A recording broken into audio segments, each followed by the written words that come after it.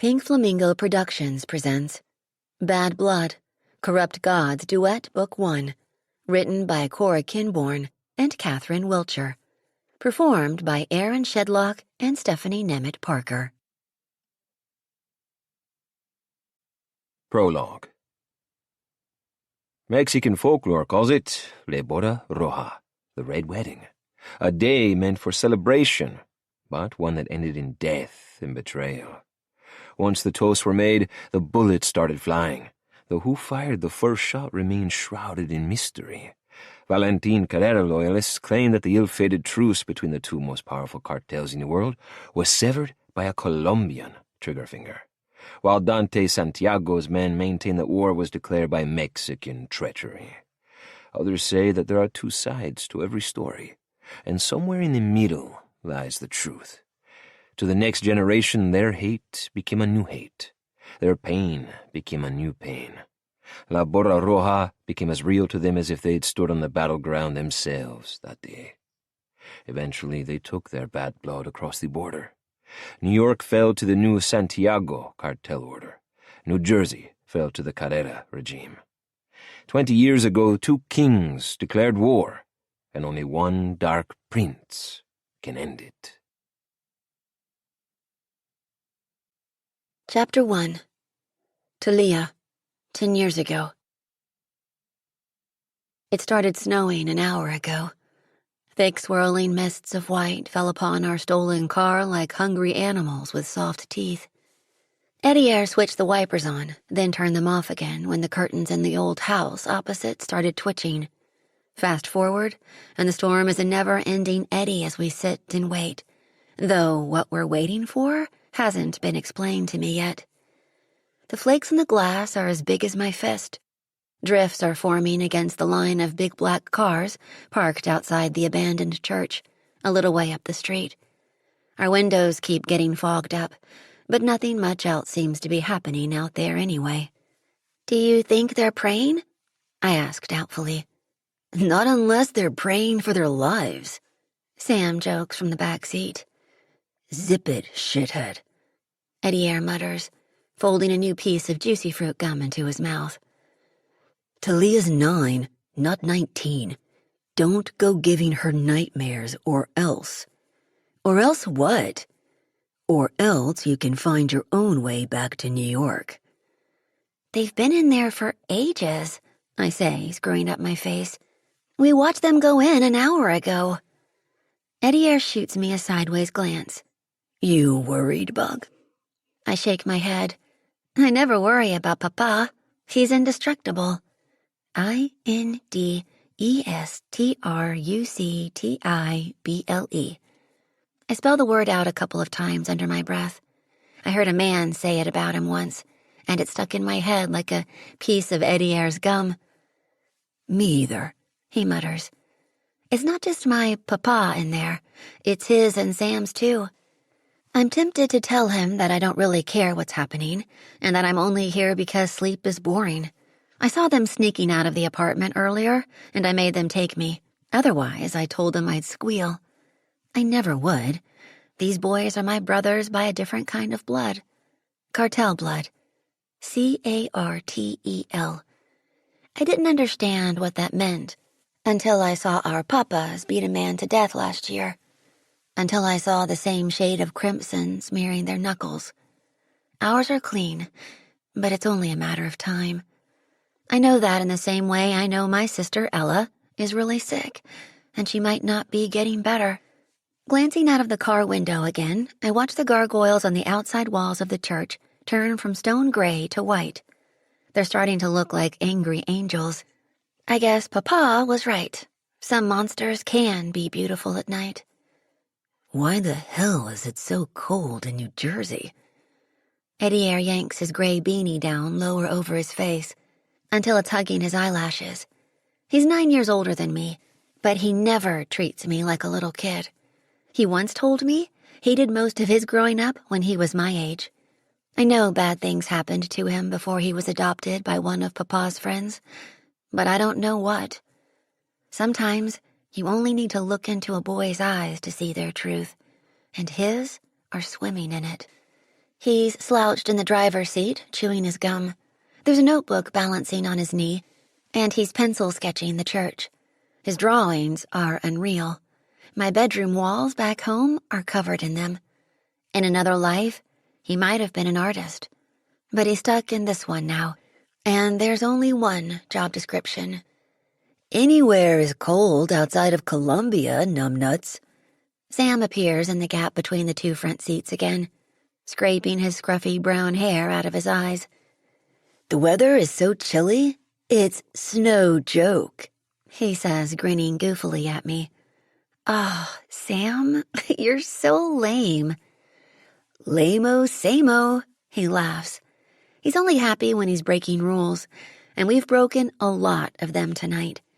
Sneaking out of Papa's apartment after a family party, stealing Eddie Ayre's bodyguard's car, driving across state lines to a place that's forbidden.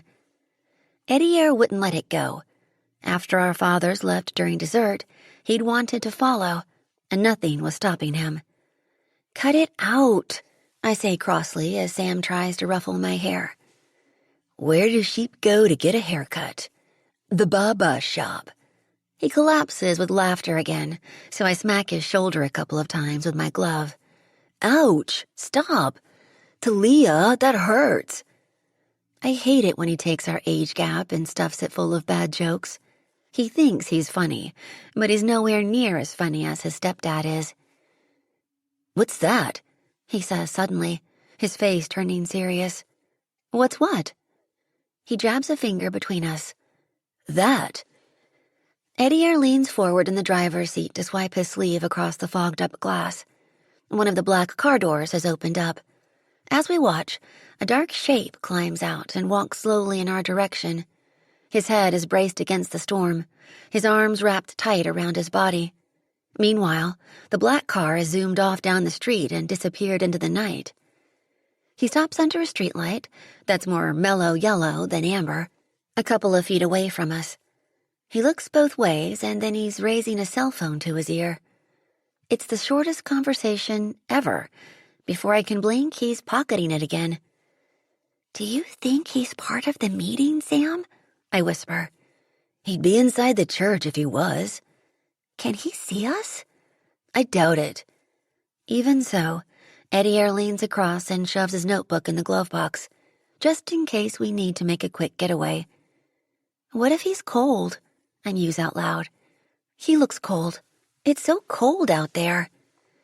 You can't tell from this distance if a person's cold or not, dummy, Sam mutters. But his ride went and left him. Just then, a violent gust of wind divides the driving snow like curtains. At the same time, the hunched figure turns in our direction, and our eyes meet in the darkness. He's a boy, I gasp in surprise. He's the same age as you, Sam. I am not a boy, he huffs out, sounding offended.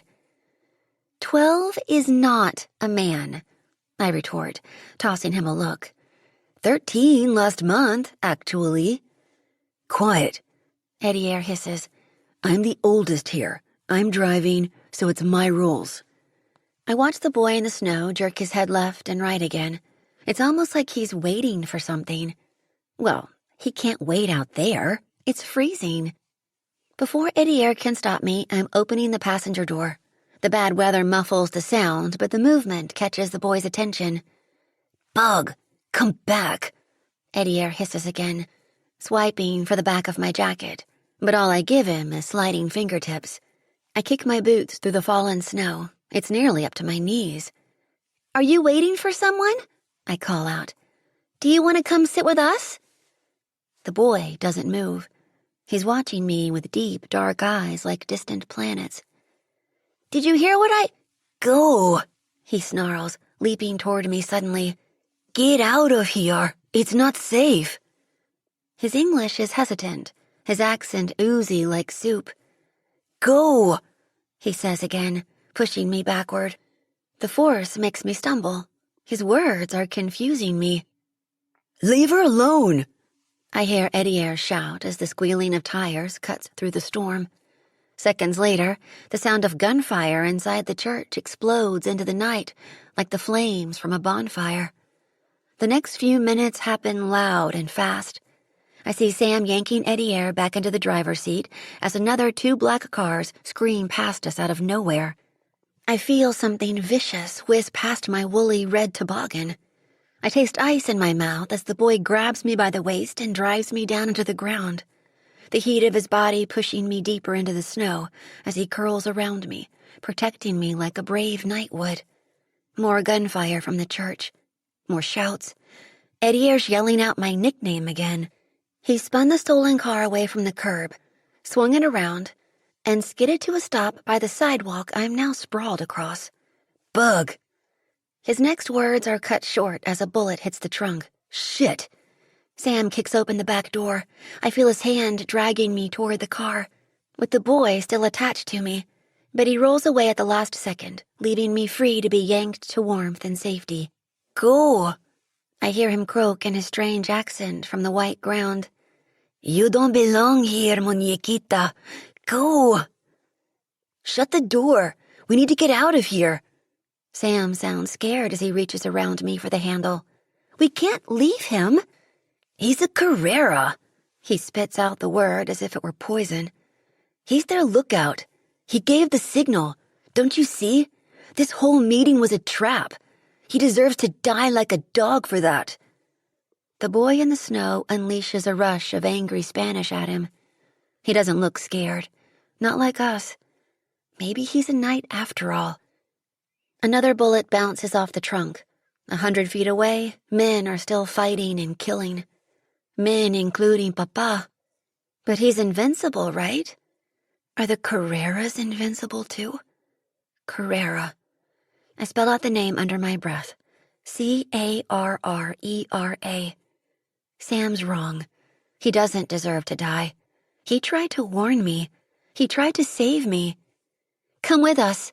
I reach out my hand to him as Eddie revs the engine in warning. The boy shakes his head, his dark eyes blinking something unreadable into mine. I can't. I won't. This isn't our war yet, but it will be soon.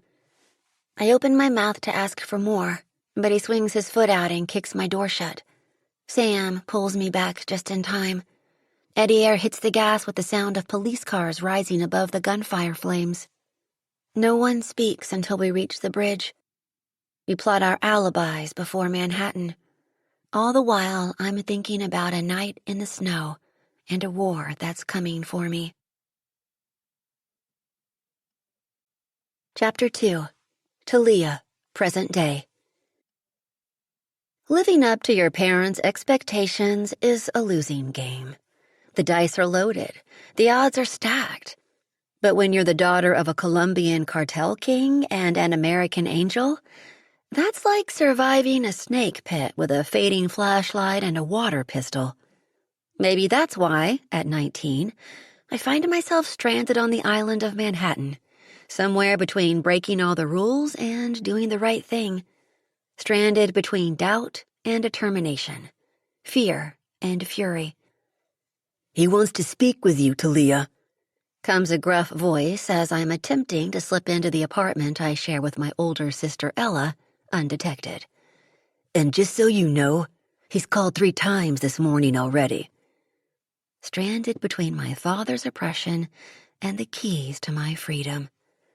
Spinning around on last night's heels, I find the tall figure of Reese Costello bruising up my shadow. He's our head of security in New York, a tough Irishman in his 50s who lost any trace of an accent around the same time he lost his hair. He's holding out a cell to me, but it may as well be a loaded gun. Call him, he urges. At least let me have a double espresso first. Not this time. Please, Reese. I clasp my hands together. It's too early in the morning to be dealing with parental disapproval. You spit in the devil's face when you keep a man like him waiting. But he pockets the cell with a grimace. I can tell it's physically hurting him to do it, though. Thank you, I whisper in relief, wishing for the 100th time that my father was more like him. There's a layer of sympathy behind those cool gray eyes, the likes of which never blessed Dante Santiago's DNA. Besides, I add with a hopeful grin. 10 extra minutes isn't going to hurt. "Wanna bet?" I watch his eyebrows knit together as he takes in my extra short, overly expensive, silver designer cocktail dress with the deep V-lace décolletage that kisses my belly button. Reese has been working for my family longer than I've been screwing shit up on this planet. So I know what he's thinking. This outfit is anathema to all the ripped skinnies and leopard print chucks I usually wear. The thing is, I'm on the edge of a life precipice, and it's throwing all my norms into chaos. If that means resorting to every cheap trick in the book, so be it. "You need to be smarter than this," he warns, leaning over to shove the apartment door open for me. "He knows you slipped your bodyguards again last night, even before I made the call." "Of course he does," I say flatly. "He knows everything. Except why I'm acting out so much. Listen, I'll deal with him later, I swear." His grunt of disbelief speaks more truth than I ever will. I haven't spoken to my father in over a month. Our last words were poisoned with blame and anger, and I can't bring myself to taste the antidote of forgiveness yet. I shift my weight from foot to offset my blister pain. "Did he give you a hard time about it?" He chuckles darkly. "Santiago's threats lose their jagged edge when they're delivered from 1,000 miles away." His grin fades. The rifts in his face deepen. "I can't keep you safe if you keep flying south on me, sweetheart. If you're in some kind of trouble..." "I'm not," I say quickly. "Where did you go last night?" "Some bar." Another lie. "You know the dangers." "I didn't cross the Brooklyn Bridge, Reese. I didn't go anywhere near New Jersey, if that's what you're implying." "Then where?" "I went hunting." "Oh, God, not for that," I groan, seeing dark things flash across his face. "Nothing occurred that was A, love-related, or B, sex-related." "Now you're talking stupid." No solutions, Reese. Bad solutions to bad problems. Like the $40,000 that's burning a hole in the bottom of my Gucci silk purse. "Have you been drinking?" he says suspiciously. "Nope. Gotta go. Have a phone call to make."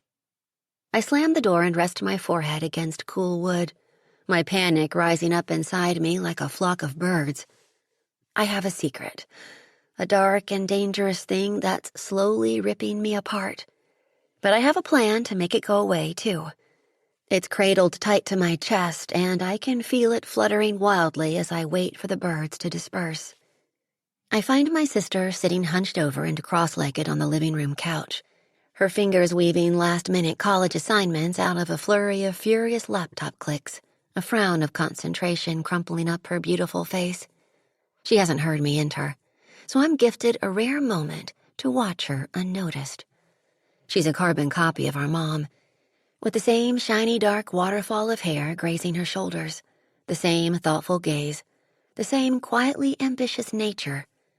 The minute we found out Mom used to be an award-winning reporter, there was never any other future for Ella. Getting accepted into NYU and then majoring in journalism were the two best days of her life. Not even the heavy crown that comes with being cartel royalty was going to crush them for her. Not even a bad secret is going to derail them. My sister chooses her family battles carefully. I fight with all of my tiger heart too, but I always come up short, even when I'm winning. I begged for years to attend a U.S. college like Ella, and then I dropped out after one semester. One whole semester. Sam calls it the freshman fuck-up special. He lasted a whole 2 years before he was tossing his frat house keys in the trash. There was only one way he was going, and that was straight into the family business. The Santiago cartel business. As for me, I'm like one of those insects that dances above treetops on a summer's evening with way too much energy and no place to go. "Good night last night?" Ella finally glances up from the screen as I stumble into the room, leaving a trail of bleeding Louboutins behind me. It was okay. I reach for the volume control on the portable speaker, hitting the mute button with a frown. You know you're the only person under 45 who thinks Fleetwood Mac are cool, right? Don't diss the Mac, she whispers in mock horror, raking red-rimmed eyes over my non-existent cocktail dress. And what the heck are you wearing? You'll give Reese a heart attack. Heck is the closest Ella ever comes to cursing. Reese was already flatlining in the hallway about something else. I go to pick up her iPhone from the coffee table. Now it's Ella's turn to cluck with disapproval. Don't tell me you ditched your security again. You know it's not safe on the East Coast. Edier warned us about standing too close to Mexican fire. She waves her hand. Or something like that. Ignoring her, I flick through the Spotify playlist for something that wasn't born and bred in the era of bad fashion sense. Does Edier know you're a flower-powered soul trapped inside the body of a 21-year-old goddess? Ella blushes. Why would Edier give a damn what I am, or what I wear, for that matter? Damn is her second closest word to cursing. Somehow, she ended up with all the good girl genes. She's making me feel guilty again. The heat on her face is like a love declaration with a megaphone. Ella's had a secret, long-term crush on another of our childhood friends, Edier Grayson, for longer than she's dreamed of being a reporter. Unfortunately, Edier doesn't know she exists beyond the parameters of their friendship. Or, if he does, he's smart enough not to cross those lines. He's another man who's fully entrenched in my father's cartel. He runs the New York Santiago territory with Sam as his second. And despite their yin and yang personalities, there's not a whole lot of mercy going on between them. Sam's the hot-headed arrogant one, with smooth dealings and fatalistic charm. Edier's like deadly nightshade in comparison, deceptively handsome but lethal as hell. Sometime over the last decade, my childhood friends turned into killers and sinners, and I guess I'm still mourning the loss of their innocence. What's your assignment about? I ask her. My sister is so out of place in this dangerous world of ours, and I worry about her constantly. The slightest knock sends her spiraling. I once heard Sam describe her as a fragile flower, trying to flourish on a mountain of shit. She has health issues, too. 10 years ago, I found her crying on the bathroom floor, curled up in a ball of agony. Every muscle in her body was on fire. Next, her knees and fingers swelled up, and then came the rash, ulcers, and the fever. After 7 doctors, we finally had a diagnosis, and our father had a new enemy, lupus. Her future is unpredictable, a lengthy remission damn near impossible. I toss the iPhone back down on the coffee table with far more force than necessary. I can't think about that right now. I can't think about an existence without her. She's the person I adore most, the one person I would do anything for. My thoughts stray to last night's blackjack table. I'm winning. I'm losing. Fascism during the Second World War, she answers with a frown. Did I mention she's a history major, too? By the way, Papa called. Fascism, huh? Oh, the irony. Speaking of which, you're going to have to speak to him sometime, Thalia. She candy coats her censure with a smile, but all I see is her sadness. She hates it when we fight, but it's the one thing I refuse to compromise on. That's unless you want him turning up here in New York. A shiver of fear hits my spine. He's too perceptive. He'll know something's wrong the moment his boots cross the threshold of our apartment. I'm going to take a shower, I say, backing out of the room. You know what your problem is? Her soft words trail me into the hallway. You and he are way too similar. I stop dead, clutching at the doorframe as a deep-seated pain takes hold of my stomach and twists. Hard. Mama's not going to let this go either. If we can see the good in him, so can you. You know what he is, right? I swing back around, fighting to keep my cool. Those scars on his chest aren't just tattoos, Ella. When he does wrong, he doesn't just shrug his shoulders and learn his lesson. He is the lesson. I suggest you make your assignment all about bloodthirsty Colombian dictators. You have a ton of research already. 21 years, to be exact. Her face pales. Drop it, Talls. Never going to happen. Chapter 3. Thalia. I cross the hallway to my bedroom under a cloud of black thoughts. Most days I feel like I'm punching underwater, though what or whom I'm punching is usually up for debate. Today, I have a face and a name. Marco Bardi. He's a small-time mafiosi from Canal Street with an even smaller dick, better known as my latest battle and the man on the cusp of my older sister's ruin. He's also blowing up my cell as I slam my bedroom door shut, his slime ball aura seeping into my life again. "How much?" he demands as soon as the call connects. 40,000. I scoop out the wads of crumpled dollars from my purse and toss them onto the bed. The notes scatter, tainting the crisp white sheets with a dirty green. "Not enough," he states bluntly. My teeth slash bloody lines into my lower lip. When all of this is over, I'm giving his name, address, and social security number to Edier. After that, Marco Bardi will never see another sunset again.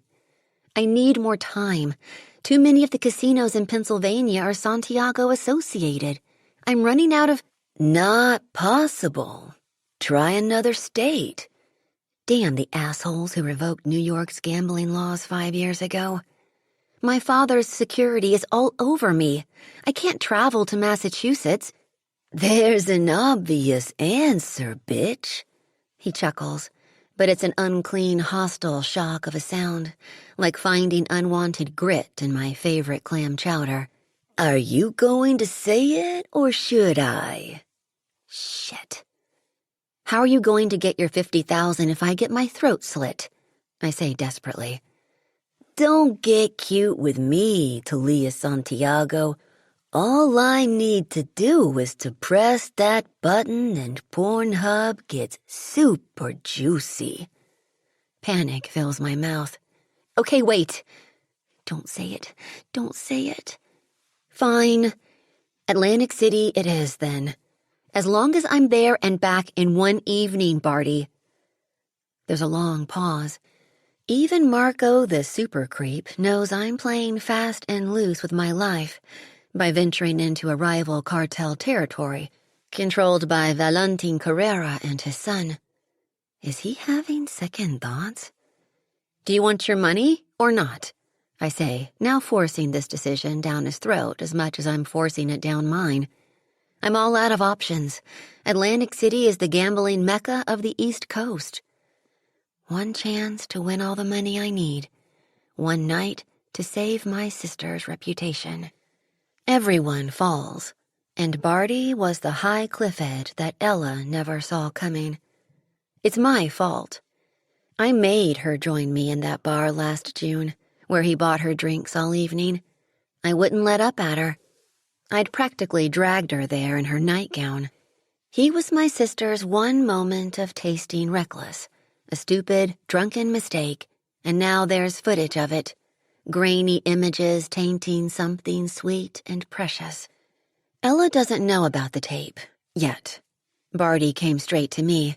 If I can somehow raise the $500,000 he's demanding, her big mistake never has to see the light of day. But, like he said, I'm 50 grand short and my deadline is 1 day away. Sam and Edier would help me in a flash, but I'm too scared to ask them. One slip up, one loose word, that's all it'll take to smear the colors of a rainbow. I know, my sister. This kind of humiliation will disfigure her with cuts that will never, ever fade. If I told Papa, he'd shoot first and dissect the consequences later. And by then, it would be too late. The footage would have bled its filth all over the internet, soiling the pages of her history forever. As for me, I don't have that kind of money. Ella and I were never destined to be playthings maneuvered around a cartel power board. But our father snapped invisible collars around us just the same. We have a cool apartment, cars, drivers, but we'll never have enough cash in the bank to lead us into trouble. Or out of it. When Barty started blackmailing me, I had no choice but to lie, to distance myself from my family, to tumble headfirst into a world that I'm not even legal enough for in the eyes of the law. Gambling. Ella must have told Barty I have the kind of memory that retains things at a single glance. Book pages, images, the patterns and sequences of playing cards. Last summer in Monte Carlo, my father let me sit in on one of the private tables at Black Sky's casino. Within half an hour, I could predict what cards the dealer was going to turn. Still, there's a 101 for counting cards and not getting caught. I never get greedy. I start small, and I only play a 6-deck game. I move from casino to casino and keep in the shadows of the big players, wearing shorter and shorter dresses as a camouflage, and the bright white smile of youth and inexperience. In 4 days, I've won $450,000. New Jersey it is, then, Barty agrees. I sit down hard on the bed, crunching loose dollars, feeling like a cornered animal. I must be insane to even consider this. Does Carrera's influence extend to the casinos? Not by choice, but I believe his son has designs. Shit. Do you know which ones? No idea. Why don't you pay the gambling commission a visit on your way in? If you drop to your knees and kiss their dicks, you might get your answer. Bastard. Like I said, do you want your money or not? You're 50 grand short, sugar, and you've one more day to get it for me. The next thing I hear are the moans and groans of a woman in the throes of the hardest fuck of her life. It might be regular porn. It might be Ella. Irrespective, it's a shotgun incentive. Meet me outside the Haven at 8 p.m., I tell him, as soon as the sex gets muted. If I'm doing this, you're driving. I'll be there. The second I hit 50,000, I want that footage, Barty. Instead of answering, the line goes dead, stranding me all alone in the wicked wasteland of no guarantees. With a curse, I chuck my cell across the room, and it hits the carpet with a muffled thud. Down the hallway, I can hear Ella chatting with one of her friends. Her laughter floats into my room, via the crack under the door.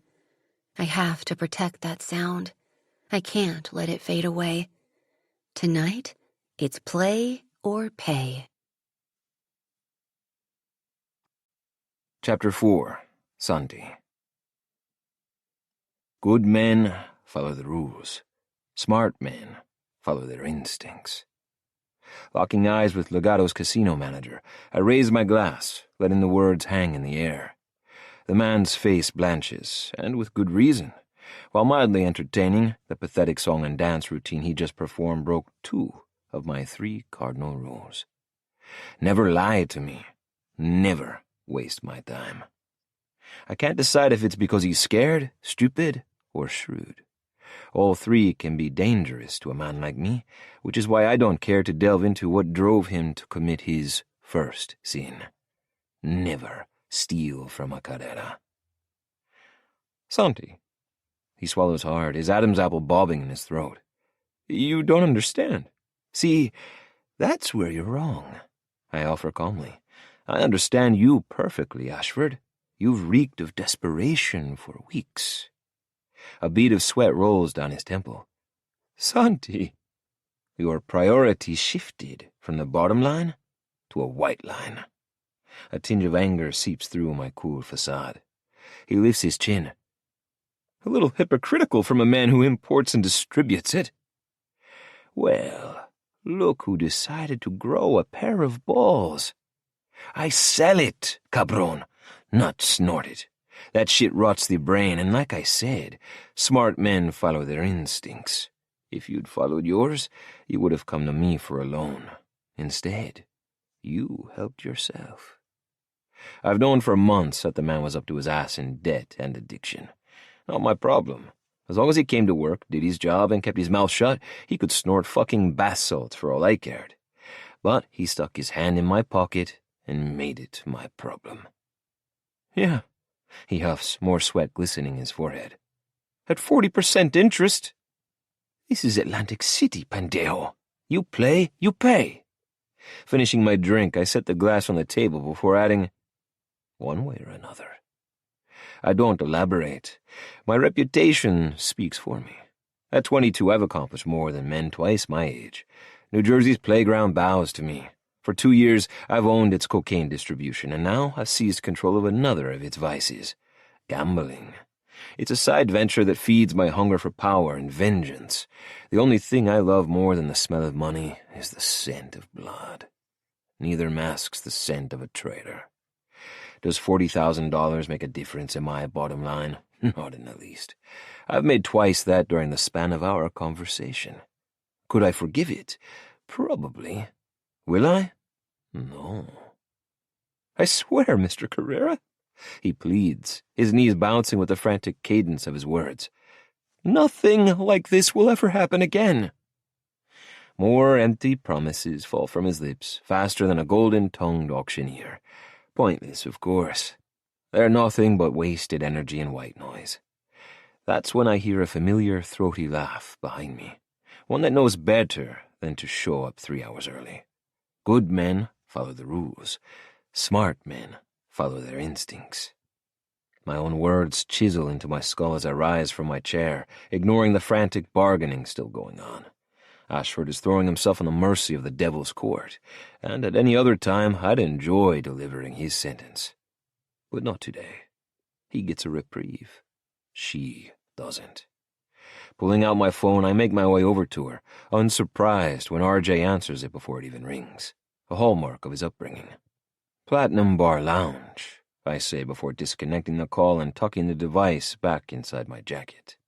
In 5 wide steps, I make my way to the counter, my hands fisted by my side. Still can't follow directions, I see.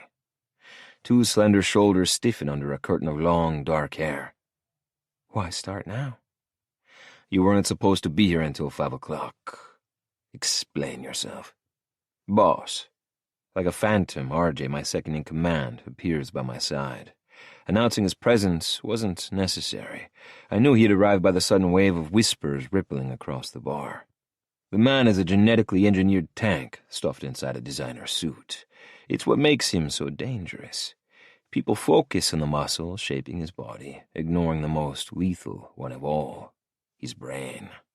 A diabolical machine with the IQ of a genius. Despite his appearance, R.J. Harcourt can blend in better than any of us. Having been born in Mexico City and raised in Houston, he's a cultural chameleon, able to look the part of a hardened narco and speak with the eloquence and civility of a silver spoon-fed CEO.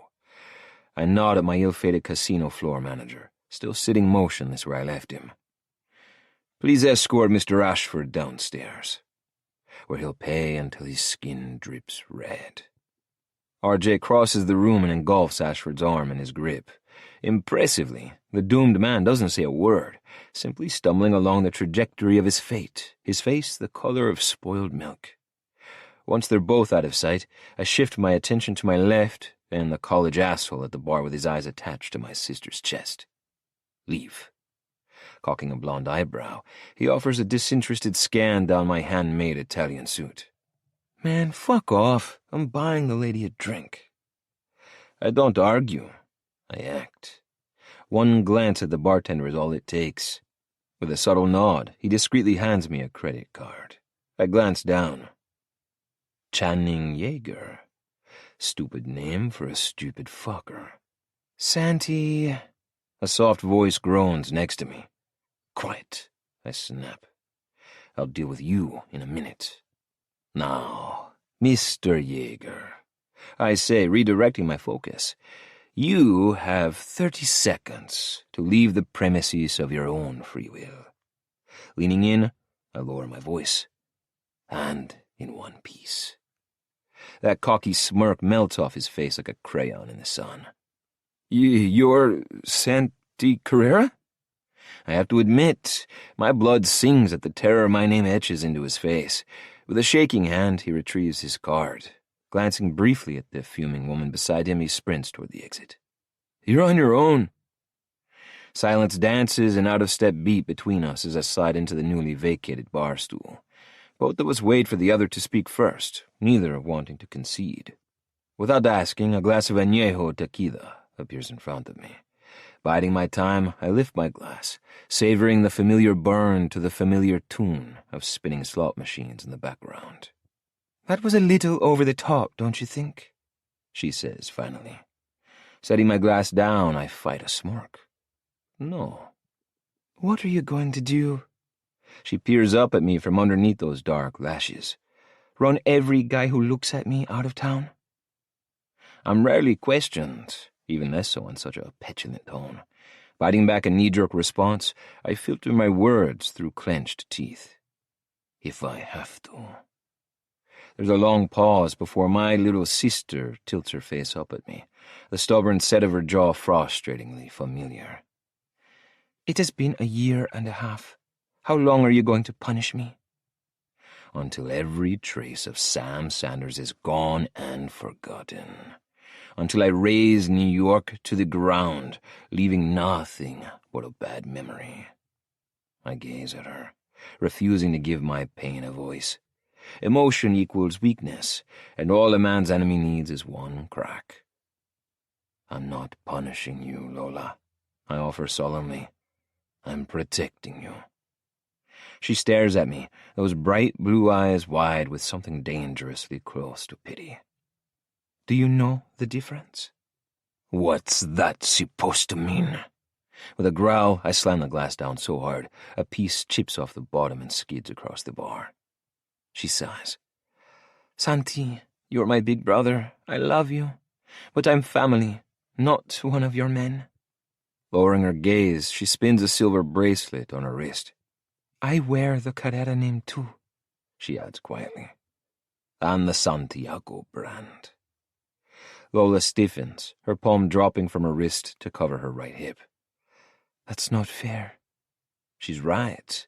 She didn't ask to get stalked and kidnapped by one of our family's enemies. She didn't carve a rival cartel's initial into her own skin. None of that was her fault. My sister may have grown up as a cartel princess, but she's hopelessly idealistic. She still sees the good in people. Life isn't fair, Chaparrita. The sooner you realize that, the better off you'll be. I brace for another argument. To my surprise, she inhales a breath and exhales resignation. I outgrew that nickname years ago, Santi." She didn't, but Shorty likes to think of herself as a cartel badass in stiletto heels. Too bad your height didn't follow suit. Groaning at the jab, she leans in and bumps my shoulder. "I've missed you, you big asshole." My lips twitch, a rare smile threatening to break across my face. "I may have noticed your absence, once or twice." "Careful," she says, lazily spinning a cocktail napkin with the tip of her fingernail. "That almost sounded like actual emotion." Anyone else would be picking up their teeth after such audacity, but my little sister is given liberties no one else is allowed. In America, I am an island, a solitary extension of Mexico's underground. An empire of one. The men in my inner circle are invaluable, but not irreplaceable. But Lola is different. Family is priceless. Other than power and vengeance, it's the only thing I live for, and the one thing I die for. And for as much danger as my sister's presence brings, it also brings comfort. Reaching across the bar counter, I tip her chin toward me. "No more surprises, okay? When I give you an order, it's for a reason. Her protection and my sanity." She nods reluctantly, so I let it go. Lifting my glass, I motion around the bar. "So, how long have you been here?" Her gaze travels toward the empty chair of my soon-to-be ex-floor manager. "Long enough." Growing up as the child of one of the most feared men in the world doesn't allow for the luxury of ignorance. She knows his fate. That offbeat silence dances between us again, and this time it's laced with tension. As if desperate to change the subject, Lola surveys the bar. Swanky place, Santi. It's different. And by different she means flashy. Un-Carrera-like. Legado Casino is a purchase my father and I didn't agree on. The kingpin of Mexico's Carrera cartel is old school. He prefers to fly under the radar, keep a low profile, remain an international ghost and blend in. Fuck that. I've run our East Coast operation his way for 2 years. All it's gotten me is a one-port cocaine distribution and ridicule on the other side of the river. Now, it's time to do things my way. I'm making noise and lighting cannons. When I'm done, everyone will know the name Santi Carrera. Different, I repeat. So is that dress. I narrow my eyes at the skimpy black material suctioned to her body like saran wrap. Where's the rest of it? Those pale blue eyes darken. Trophy eyes, my father calls them. Ones that left a string of shattered hearts and broken bones back in Mexico. Don't start. I don't plan to, for now. Come on. Placing my empty glass in the bar, I stand and offer her my hand. I'll give you a tour. Lola slides out of her chair with a grin. Does it include a free stop at the blackjack table? No, I murmur, dragging her behind me. It's going to be a long fucking summer. A half hour later, I've paraded Lola through Legado's main casino floor, 4 more bars, a world-renowned restaurant, 2 spas, and finally, the executive offices on the 3rd floor. The minute I open the door, a short, perky blonde pushes away from her desk and catapults herself out of her chair. Good afternoon, Mr. Carrera. Mr. Spader confirmed your appointment for tonight. It's about time. The Atlantic City Gaming Commissioners kept me waiting for 48 hours. That's not how I do business. People wait on me, not the other way around. Thank you, Audrey. Pressing my palm against Lola's back, I maneuver her toward my office, adding over my shoulder, By the way, you're fired. Don't... She stutters, her eyes glazing over. What did I... Do? Nothing. She's simply not needed, and I always trim excess. My focus returns to Lola as she takes a leisurely stroll around the executive office lobby. Cheerful setup you have here. She folds her arms across her chest while taking in the dominant dual color scheme, one that carries through to every single office, especially mine. Black and red. 2 colors that not only match my mood, but also hide more incriminating colors. Yet I don't owe her an explanation, so I don't offer one. So, you've kept me in suspense long enough? Circling around me, she perches on the corner of the desk. What am I going to be doing here all summer? Director of Marketing? VP of Operations? Secretary. One word and my sister's smile drops. Santi, I'm your sister, not your damn secretary. Oh, Dios mío. Did I not just order her to stop questioning me? She needs an internship for a college credit, so I'm giving her one. I'm on her in less than 2 strides, my hands gripping her slim shoulders. That's right, you are my sister, and that's why I can't have you flaunting your ass all over my casino. You're a liability, Lola. I need you in a position that keeps you out of the public eye, but always in my sight. A muffled sniffle causes me to glance over my shoulder, where I find Audrey watching us with glassy eyes and quivering lips. Why are you still here? Blinking, she backs up, nearly tripping over her own feet. You okay? Lola asks. When Audrey nods, she swings her heated gaze back to me. I don't want to spend 3 months locked in an office, Santi. It's the safest place for both of us, I say, pinching the bridge of my nose. You have to admit, you're a goddamn magnet for trouble. That's putting it mildly. Carrera women are the sirens of the underworld. Santi, you... A crash interrupts her, and we both turn to find Audrey on her hands and knees, frantically shoving the strewn contents of her purse back inside it as if her life depends on it. We watch in silence as she stumbles to her feet, clutching her bag to her chest and trembling as she closes the door behind her. Lola sighs. You're a bastard. Don't, I warn, shoving a finger in her face before turning toward my office with her right on my heels. She'll be well compensated for her troubles. If you keep treating people like that, you're going to die alone. the words snake around my neck, sinking their truth into my jugular. Didn't you learn anything growing up? I say, my tone razor thin. Carreras can't outrun destiny. Chapter 5. Thalia.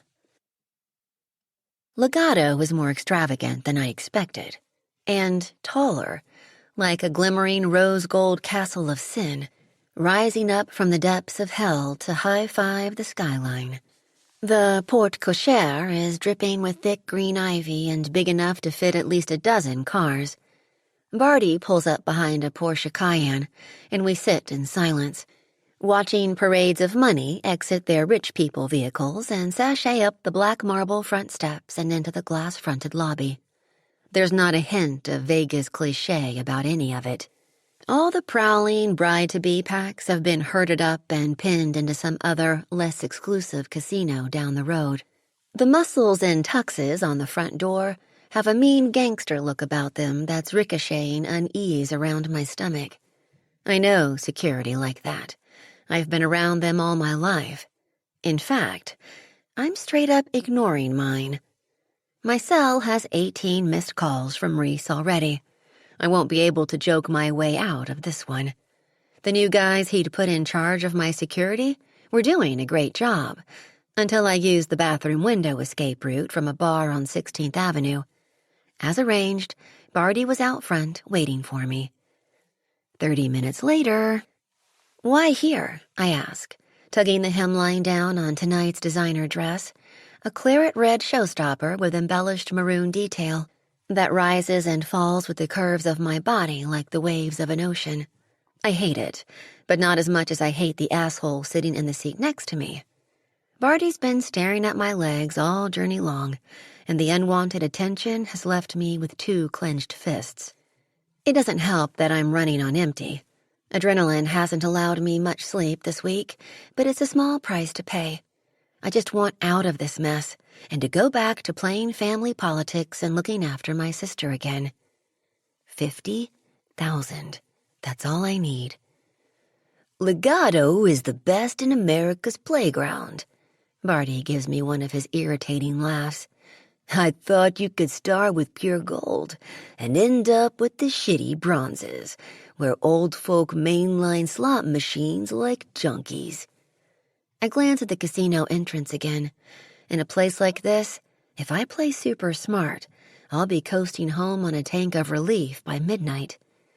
"Nice dress." He shifts in his seat, and I catch the foul odor of a fresh wave of sleaze. "Maybe we can come to some arrangement if you come up short. I suppose you'd be worth a couple of grand." I grind my teeth together before one of my fists makes another dent in his eye socket. He's 25 and not nearly as hot as he thinks he is. He's smart, though. Like backup plan smart. Like, don't fuck with me, bitch, because I'll press that button regardless smart. He knows there's no way out for me tonight, other than up those damn marble steps. "Are you sure it's not Carrera affiliated?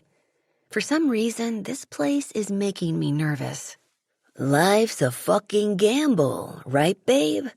He appraises me with half-lidded eyes that dare to stray southward again. "On second thought, you'll never look as hot as your sister. Now, when she wrapped her lips around my cock..." "Go fuck yourself, Barty." Angrily, I swipe at the door handle. How dare he disrespect Ella like that? How dare I lead her astray and get her into this mess in the first place? Swinging out of the passenger seat, I grind my 5-inch heels into the gray stone driveway. "Little tip for you," I say, leaning back inside the vehicle. "Keep your eyes off my legs, or I'll be showing you this real neat knife trick my father taught me." I regret my words instantly. Little tip for myself? Don't piss off the guy with my sister's reputation in his hands. "Go count your cards, Thalia Santiago," he calls out from the driver's seat. "Go make Daddy proud." With his words stinging my ears, I slam the door and make my way into the casino, tensing my stomach muscles as I pass through security. Fortunately, my fake ID checks out. They don't even glance at my face as they sweep my purse for hidden bombs. Whoever owns this place has their market by the throat. The main gaming floor is a silky smooth setup with a black and gold decor, mirrored walls, and crystal chandeliers hanging from high-domed ceilings. The acoustics are amplifying the sound of the play, making me feel like I'm entering a gladiatorial arena where success hangs on the mercy of the cards and the lions of failure are constantly prowling the perimeter. I take my time, buying up a couple of grand's worth of chips, drifting between tables, my free cocktail in hand, catching hot glances and returning them with an icy cold detachment that freezes their hopeful balls off. Eventually, I settle at a table, sliding into the third base seat of 7 and stifling my grin. It's a great position, the one I've been waiting for. I can see all the other players' cards dealt before mine, and I'm always the last to hit, split, or surrender.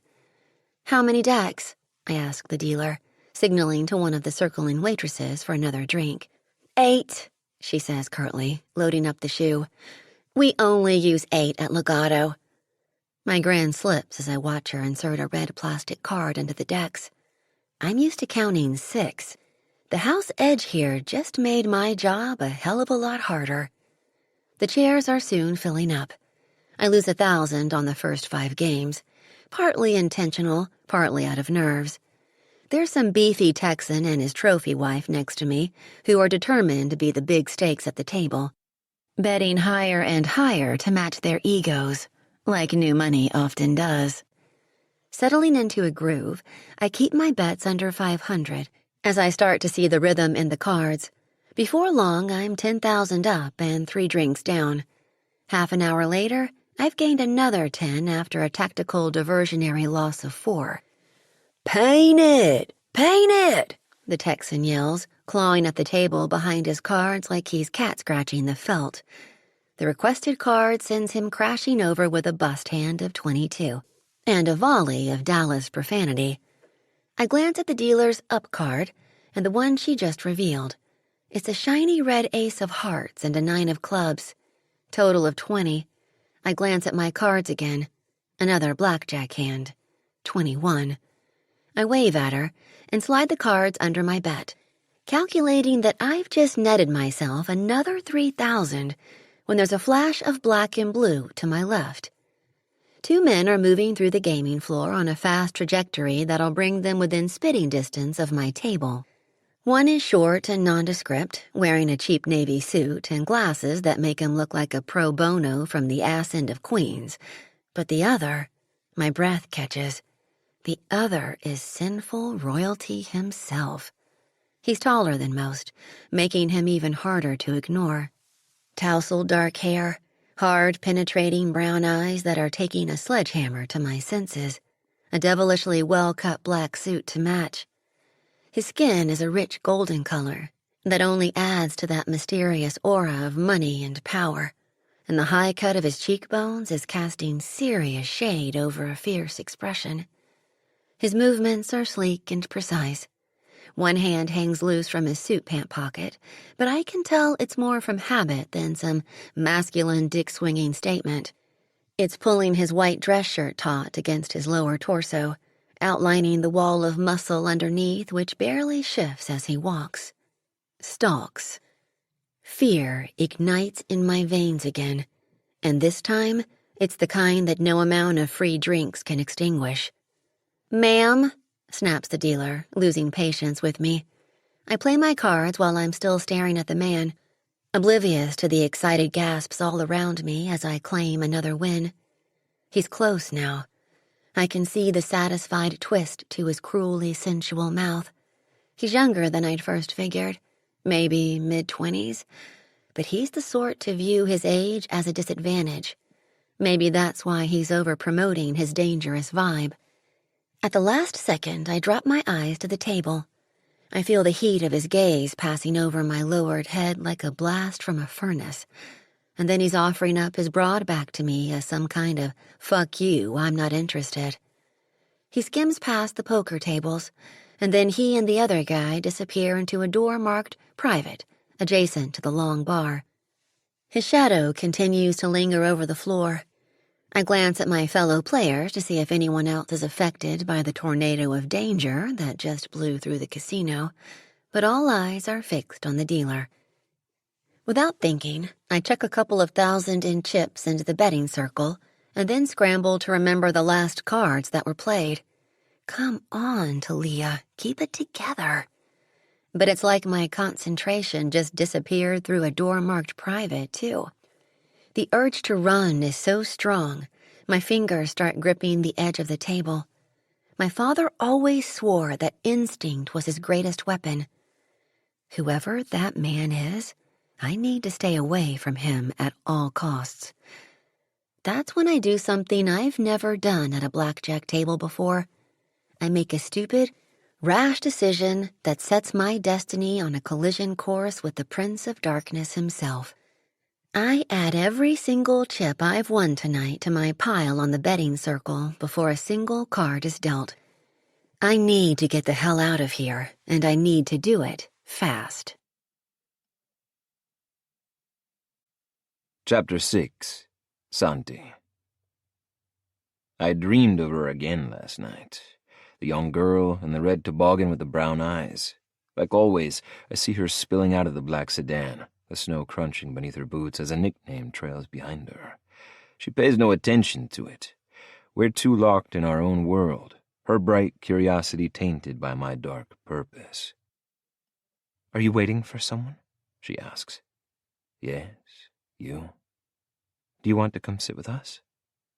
I want her to move so that I can fire 2 bullets into the car behind her, but I stand frozen, just like the barrier of snow between us.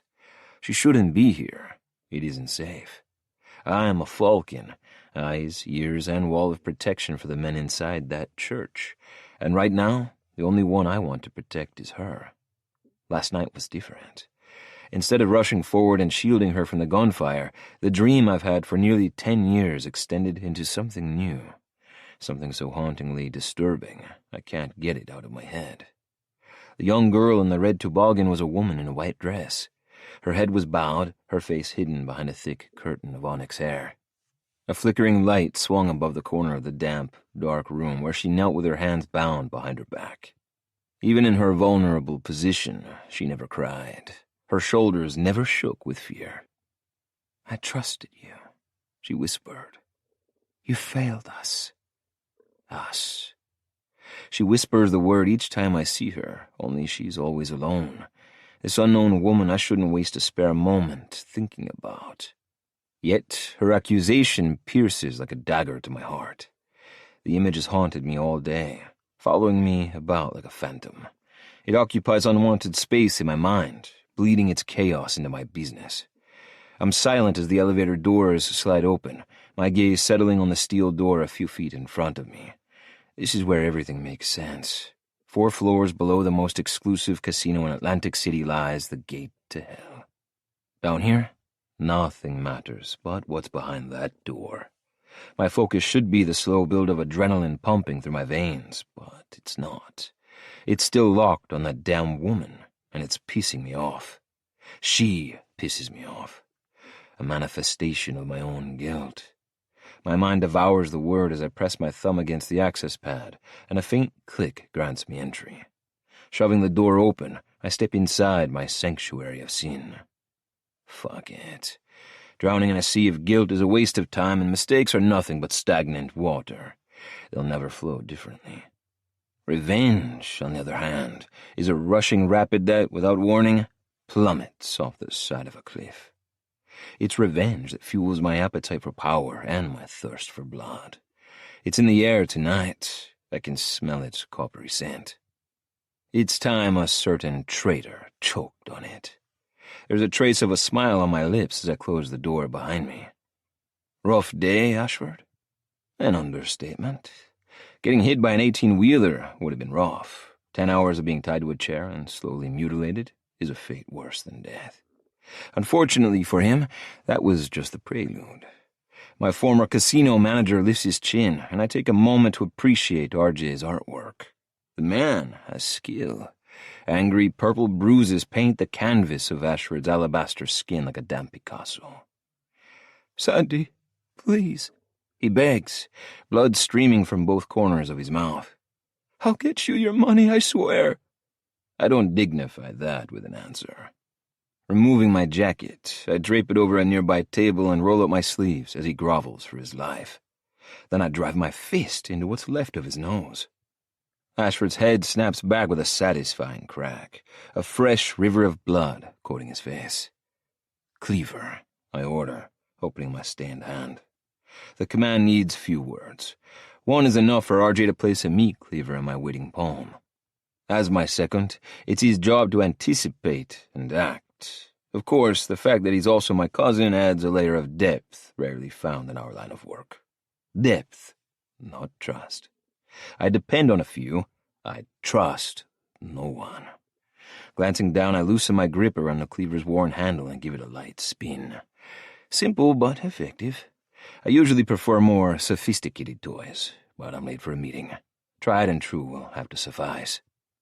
I hold it up just to watch Ashford's swollen eyes well up with tears, and a wet stain appears at his crotch as he pisses himself.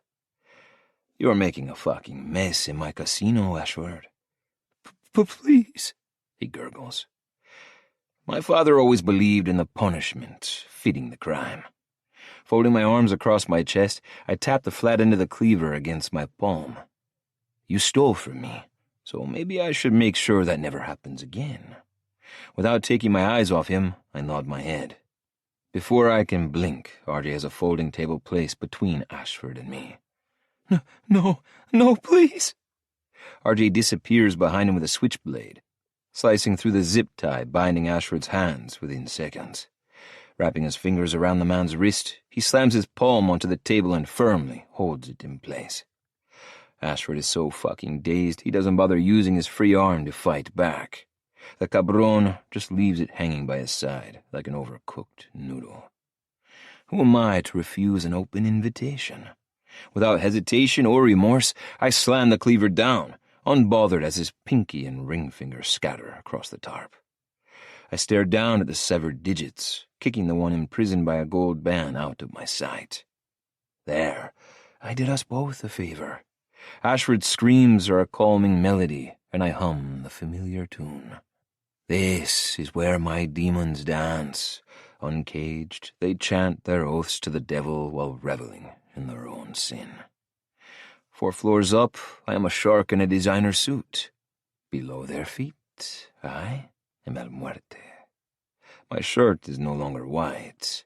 Streaks of red soak the front, sealing it to my chest like a second skin. RJ grabs a handful of Ashford's dark blonde hair, snapping the man's head back like a rubber band. Barely conscious, he stares up at me through glassy eyes. He's no longer sniveling. There's a calmness blanketing him that I don't like. It's as if he's straddling 2 worlds, and the gateway is an opaque window. Your guilt will force you to choose one day, he wheezes, death rattling in his chest. Leaning down, I flash a rare smile. I always choose revenge.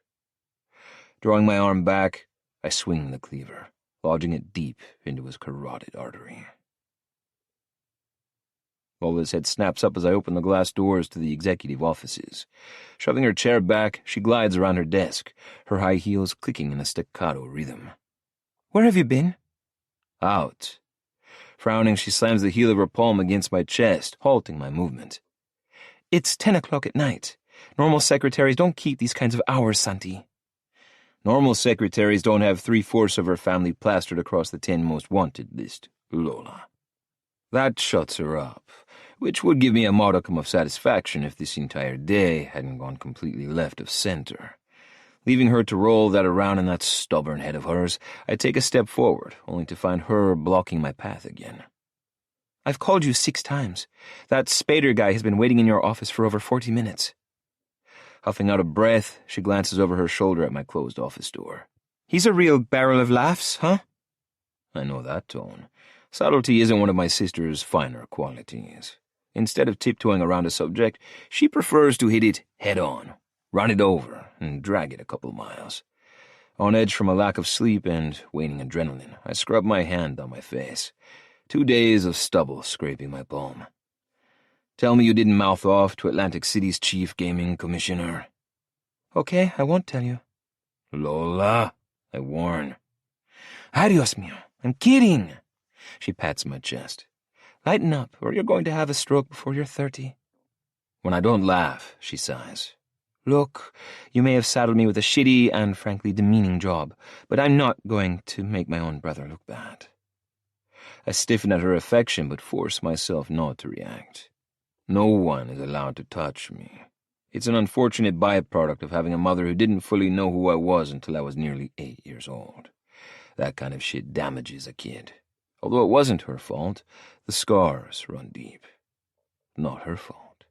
A common theme in my family with one twisted Colombian root. The smile on Lola's face slips along with her hand. I told him your meeting was running late and you'd be here in 10 minutes. Of course, that was 10 minutes ago. Her voice trails off as she tilts her head, her focus dropping from my face. What's that? What's what? You have something on your neck. Before I can stop her, she licks her thumb and scrubs at a patch of skin below my ear. Drawing her arm back, she rubs the pads of her thumb and index finger together, the leftover evidence of my sins coating her skin. As her pursed lips slowly part, I brace myself for what I know is coming next. It's nothing you need to concern yourself with. Taking hold of her wrist, I wipe the red stain onto my black suit jacket. I caught myself shaving. She doesn't answer, and with good reason. We both know I'm full of shit. My sister grew up on a compound in Mexico City surrounded by guards armed with military-grade artillery, where a day's body count was nothing more than dinner conversation. I've never hidden who I am or what I do from her. However, I prefer to keep her on the outskirts of it, if at all possible. Releasing her wrist, I slide my gaze toward my office. Smoothing the frayed ends of my patience, I push my family out of my mind and center myself on the business at hand. Clear my schedule. I instruct, following the stench of corruption and cheap aftershave into my office. Opening the door, I find Monroe Spader bent over the side of my desk, the back of his greasy brown hair bobbing as he tries every drawer like his life depends on it. They're all locked, I note, closing the door behind me. Monroe's spine stiffens as he slowly rises to his full height, all 5'8" of it. Nice try, though. Carrera, he stammers, flashing a smile as sincere as a used car salesman. I was just... Save it. Motioning for him to get the fuck out of my way, I collapse into my desk chair. I'd be more offended if you didn't try to break into my files. Any business partner worth my time would never take a man's word at face value. None that are still alive, at least. So are we... He hesitates, fisting the lapels of his suit jacket. Nerves. They always manifest whether you want them to or not. At my silence, he clarifies. Business partners, I mean? You tell me. The answer had better be a confident yes, with a lot of ass-kissing. Our proposed partnership stands to not only line our pockets, but to carve deep inroads into enemy territory as well. A deal that infiltrates the one place they aren't protecting, and all arranged by the stupid, grinning puppet staring down at me. I've known for a while that Atlantic City's chief gaming commissioner is a pious prick with his hand out. Like most politicians, Monroe's morality is a two-faced whore. One face spews political promises, while the other sits on a back-alley auction block. One who can be collared and screwed for the right price. Then again, the video footage I sent of him fucking his mistress sped things along. I don't like the imbalance of risk, Santi, he says, tugging at his collar. I cock an eyebrow. Meaning? I'm the one shouldering all of it. If this deal goes south, I lose everything. My job, my reputation. Hell, if enough violations add up, maybe even my freedom. What the hell do you have at stake? The fact that he has to ask irritates the shit out of me. Fuck your stakes. Your whitewashed political risk means nothing. Jobs can be replaced. Reputations can be rebuilt. Even freedom can eventually be reclaimed. Gritting my teeth, I jab my finger onto my desk. But if this fucks up, I don't get a reprimand, pendejo. I get tossed in the Hudson with a bullet in the back of my skull. You wanted to play in the big leagues. Well, here it is. I spread my arms wide. Welcome to the upper echelon. You either win big or lose your life. Those are the stakes. You still want to play? Sweat beads across his forehead, but to his credit, he doesn't fold. Instead, he releases his death grip on his lapels. Yeah, I still want in. Dance, puppet dance. Good. Turning, I motion across the black lacquered desk at the 2 empty chairs. Have a seat and update me on the status of the New York situation. The New York situation had been a thorn in my side for months. After successfully turning Legato into a gold-plated laundromat, it only made sense to replicate a winning formula and spread it across enemy territory. Unfortunately, a bunch of sanctimonious pearl clutchers managed to get New York's gambling ordinance revoked 5 years ago. But I don't accept defeat. I always find a way around it. I don't know how he did it, he says, shaking his head while lowering himself into the chair directly across from me. But Senator Rick Sanders managed to get another state gaming commission proposal passed through the General Assembly. After burying it deep within an 890-page Senate bill, all that's left is to get it approved by the state. Any chance they'll kill it? Not likely. Sanders has solidified a damn near unanimous vote. Unsurprising. New York's flashiest senator is used to swaying the opposition in his favor. 20 years ago, he ran New York's cocaine distribution for Thalia Santiago. These days, he hides behind that American seal pinned to his lapel while his adopted son plays bitch boy to Santiago's newest protege. Eddie Grayson, the other side of this fucked-up East Coast coin. A piece of currency he's going to wish he never stamped his face on. A smirk tugs at the corners of my mouth. It seems Slick Rick has lost his edge. For all his street smarts, the Brooklyn asshole turned political prick didn't think twice in sliding a few 100,000 Monroe's way in exchange for his expertise in crafting a new gaming bill. And in screwing me over. Well, surprise, fucker. That piece of shit's name has been on my payroll for 2 years. And he has no idea what's about to happen, I ask, steepling my fingers. Monroe's eyebrows shoot up to his hairline. Senator Sanders? No, none. And as far as Sanders' son and Eddie Grayson are concerned, this is a New York power play. Mimicking my gesture, he steeples his fingers under his chin. Once the bill passes, they're free and clear to turn their bars and clubs into high-end casinos so they can get a piece of Legato's action. I finish for him. Of course, why wouldn't they? With the current ban against any legalized gambling that doesn't involve a scratch-off, New Jersey is siphoning money straight out of Santiago's deep pockets. Pissed-off New Yorkers have no problem crossing state lines to blow their paychecks at the toss of the dice. And Legato is more than happy to oblige. Folding my hands, I tap the pad of my thumb against my bottom lip. So we are firmly on the offense. Acquisition of bar none is a solid lock, he answers confidently. I have a contact at the health department who owes me a favor. After Sanders was served a laundry list of code violations, he smirks, flashing teeth straight out of an orthodontist's wet dream.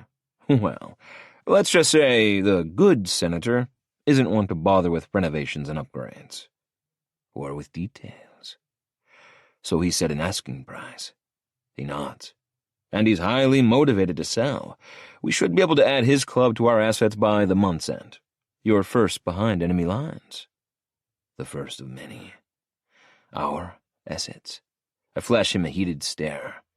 A nervous laugh escapes his crooked smile. My apologies, Sandy. It was a slip of the tongue. I meant your assets, of course. See that it doesn't happen again, Spader. I warn darkly. Or the next slip, maybe onto the floor. Wincing, he pushes his falling glasses back up his nose. There could be one slight hiccup. How slight?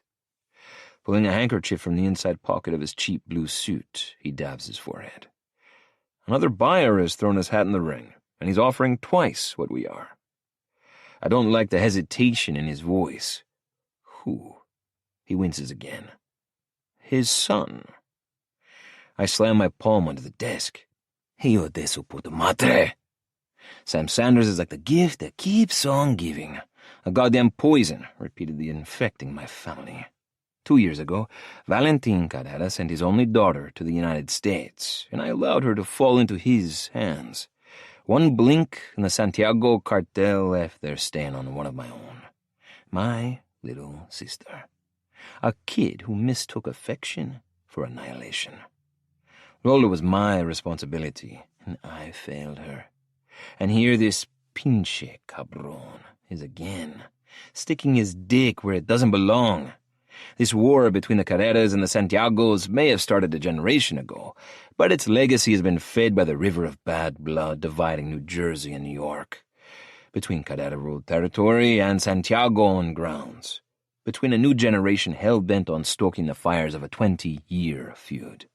Between the son of Valentin Carrera and the spawn of Dante Santiago's inner circle.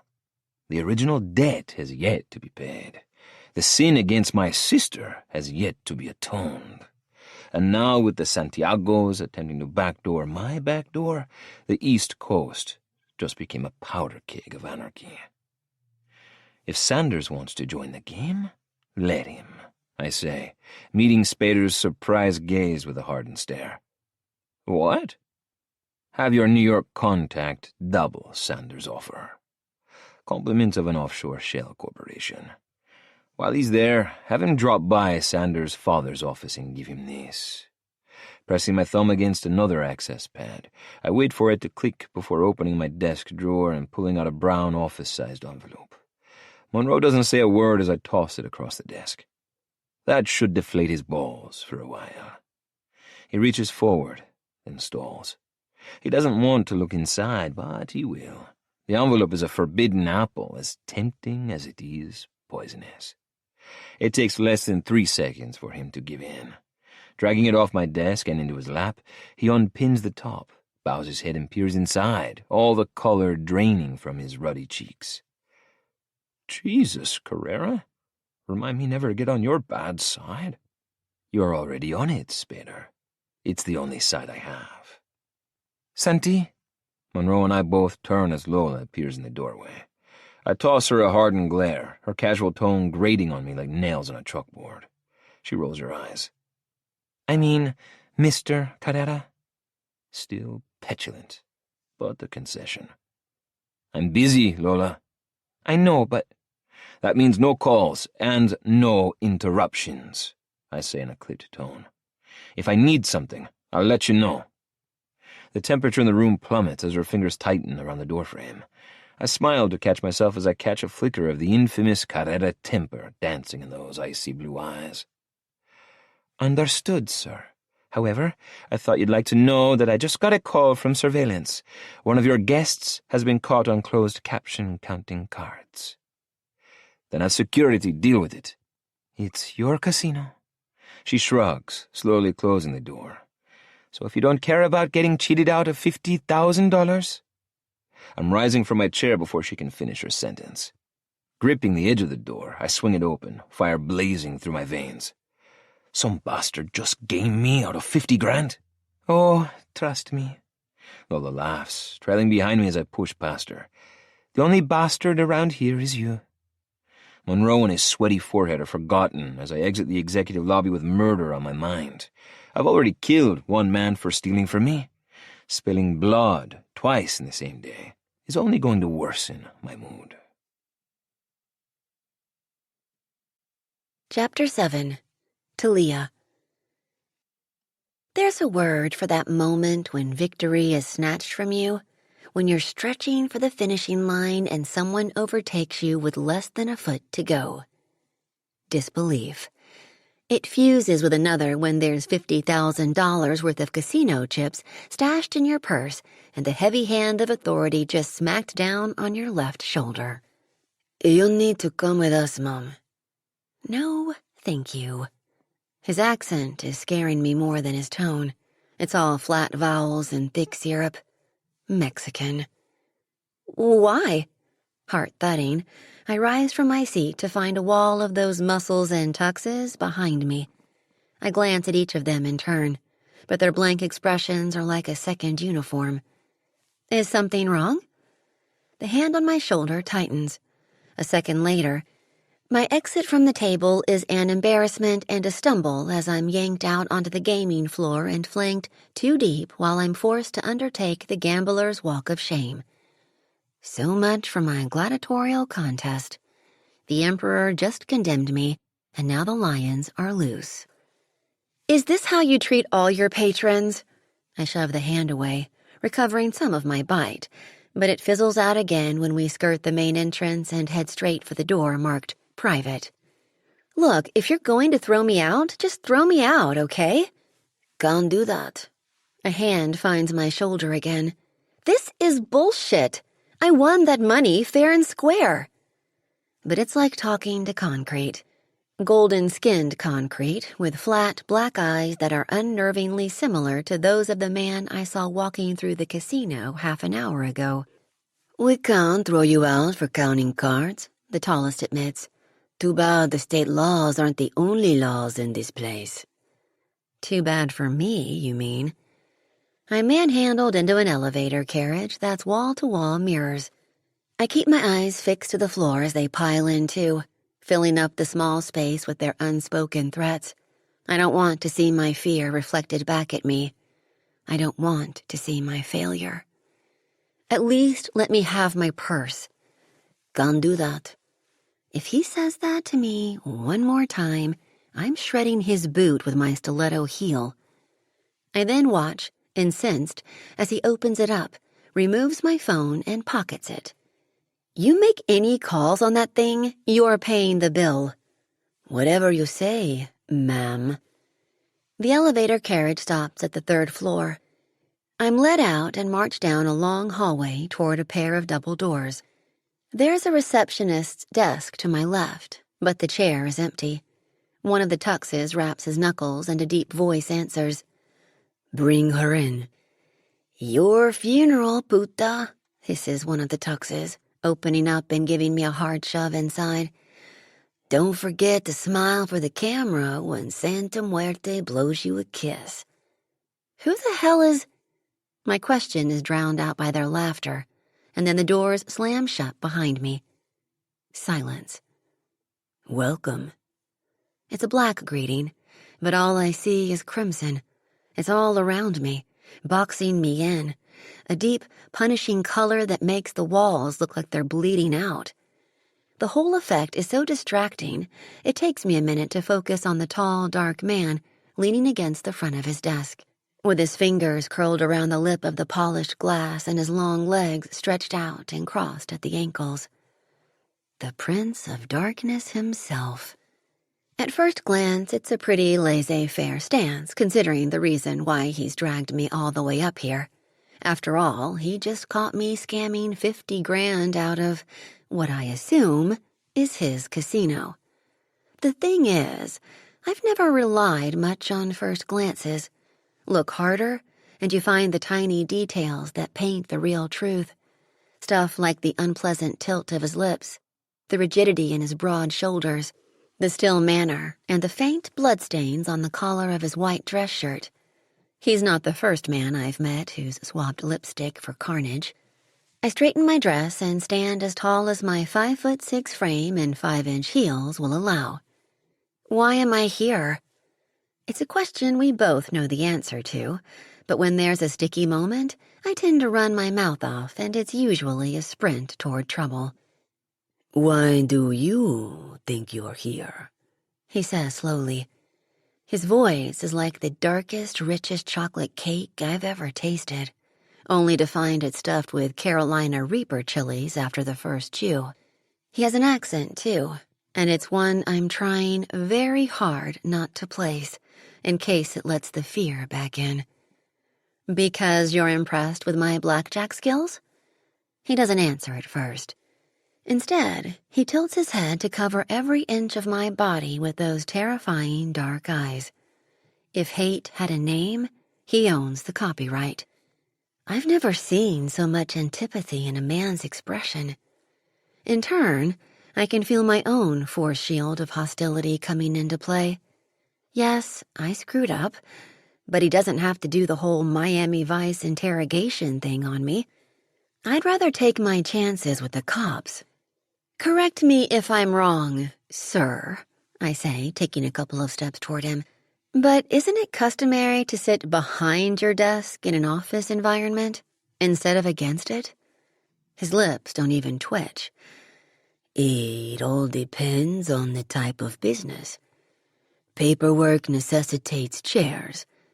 Reprimanding a thief requires something a little more inventive.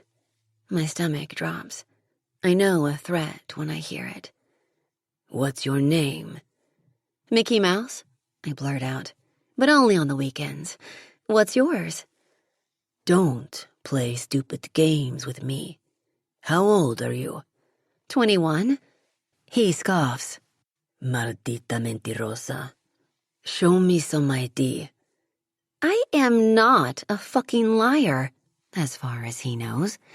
And that might be tricky, I say, glaring at him, considering your security just walked off with my purse. Stealing is a contagious disease, muñeca. But easily explainable if you're innocent in the first place, I lie, bristling at his contempt. Doll? I'm not his damn doll.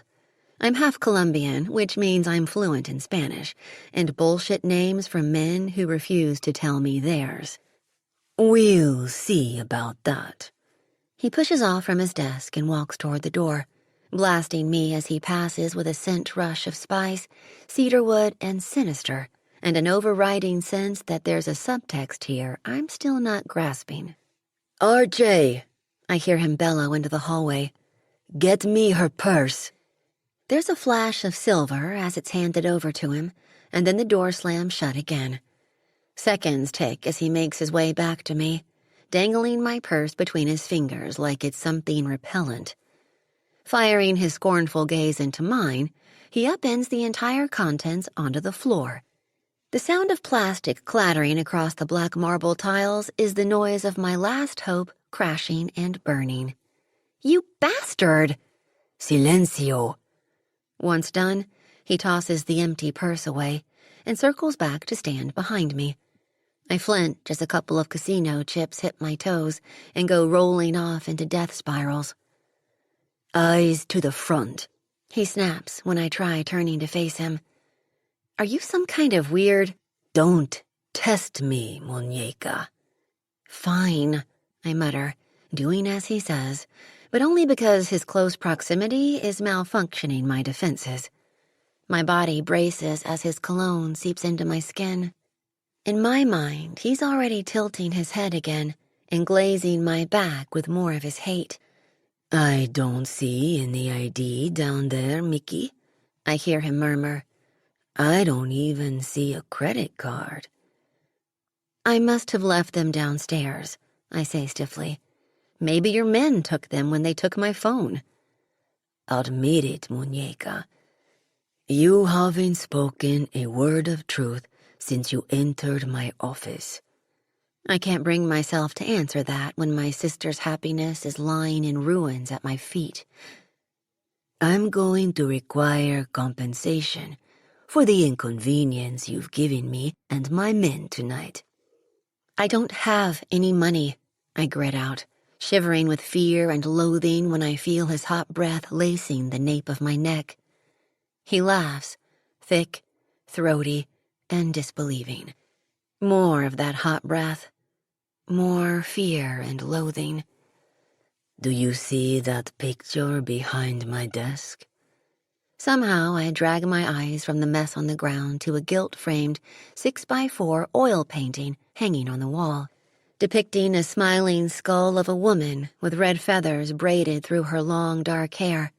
She's terrible in her beauty, haunting, intimidating.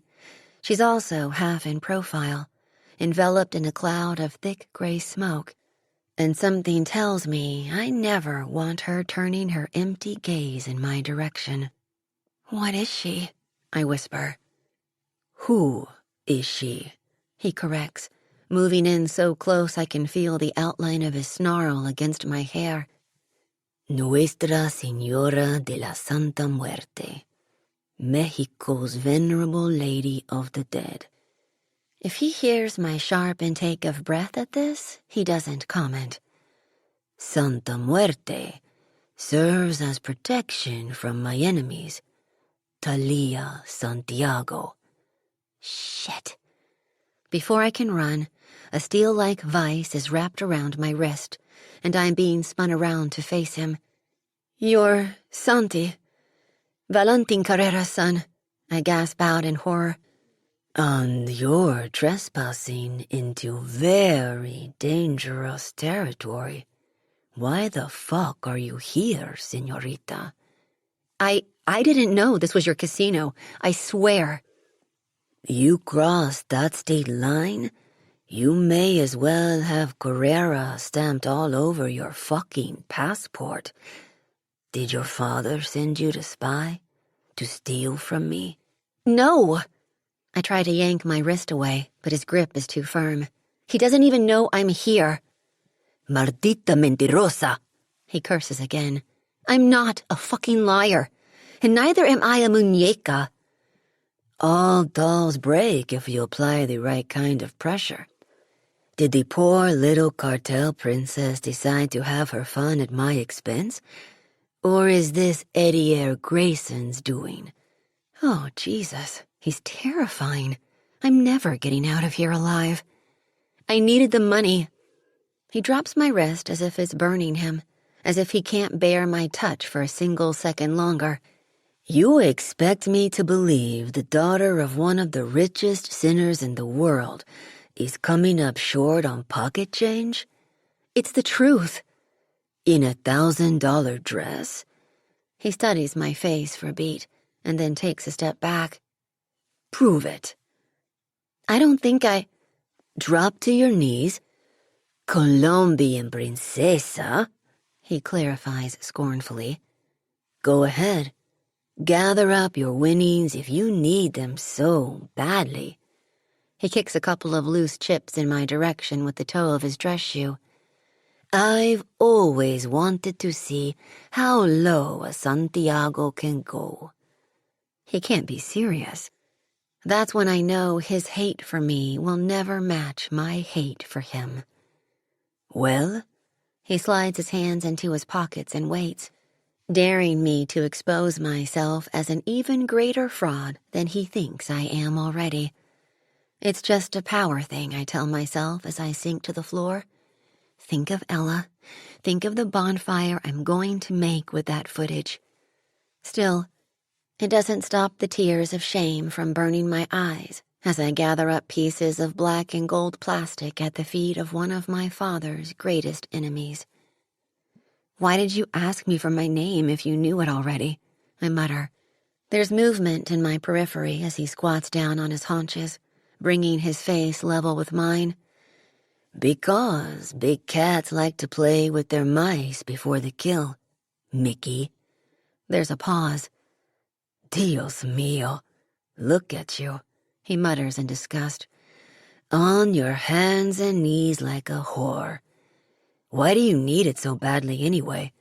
Daddy cut your allowance?" "Like I said," I rasp out, my voice trembling, "he doesn't know." I find myself staring down the barrel of a gun. "Wait!" "I'm not known for my patience, señorita," he says, slowly flexing his fingers around the grip. "If I were you, I'd start talking. Because on my side of the river, the punishment fits the crime, and I've already ruined one thief's day. Would you like to make it two?"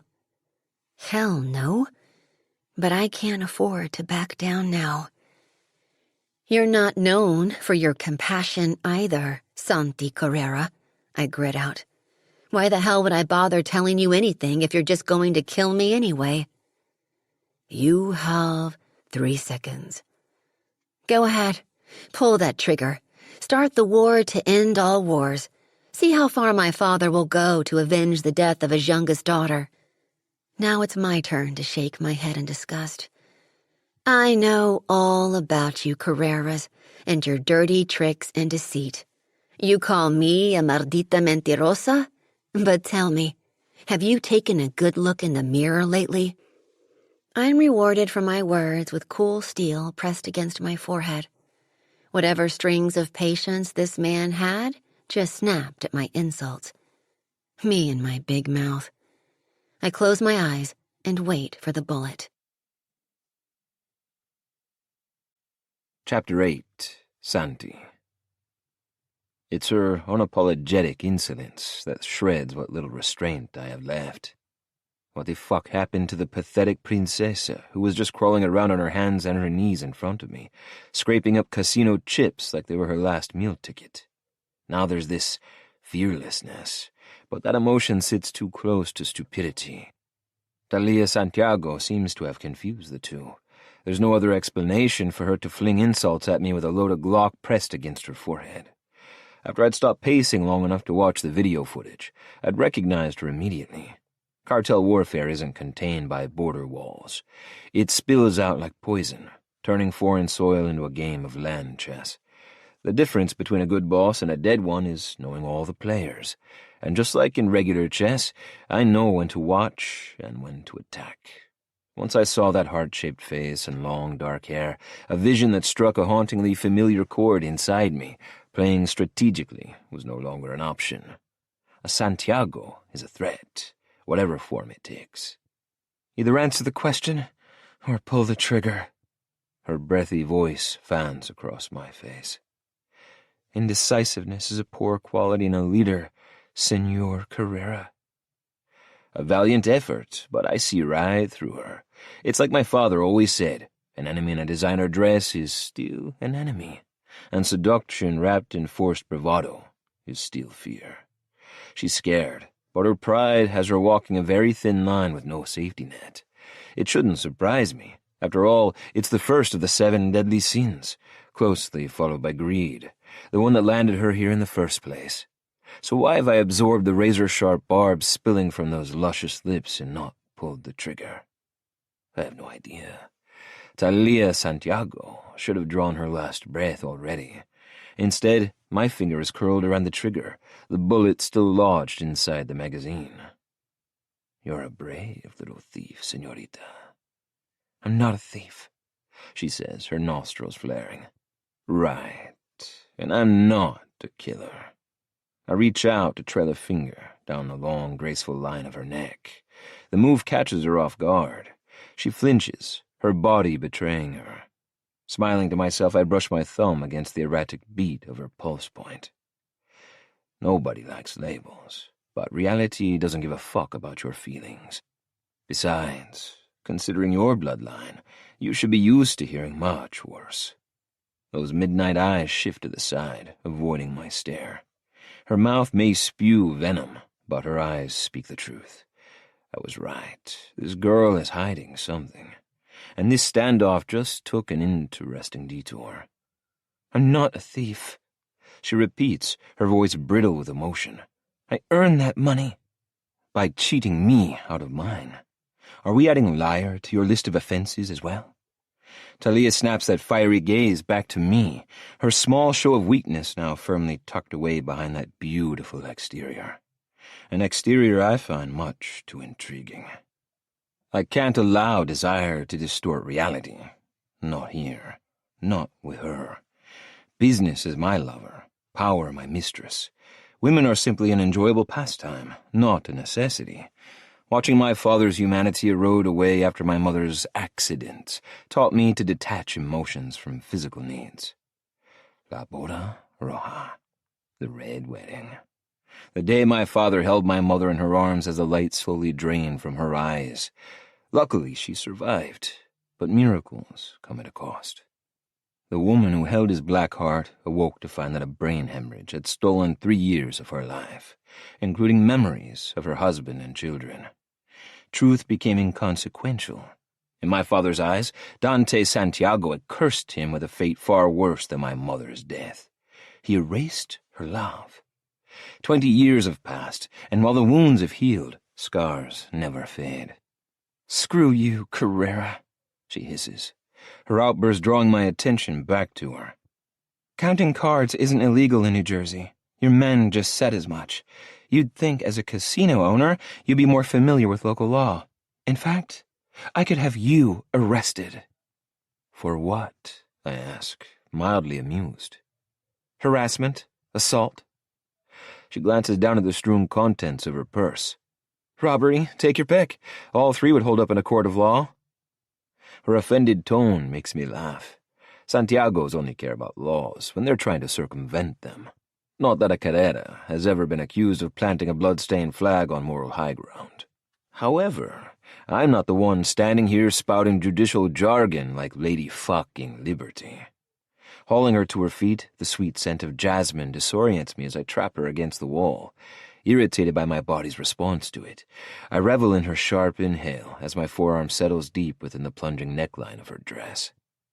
The only law that matters here, muñeca, is mine. "I told you I'm not your doll." "And I told you." The rest of my threat dies in my throat as the sound of gunfire erupts outside my office door.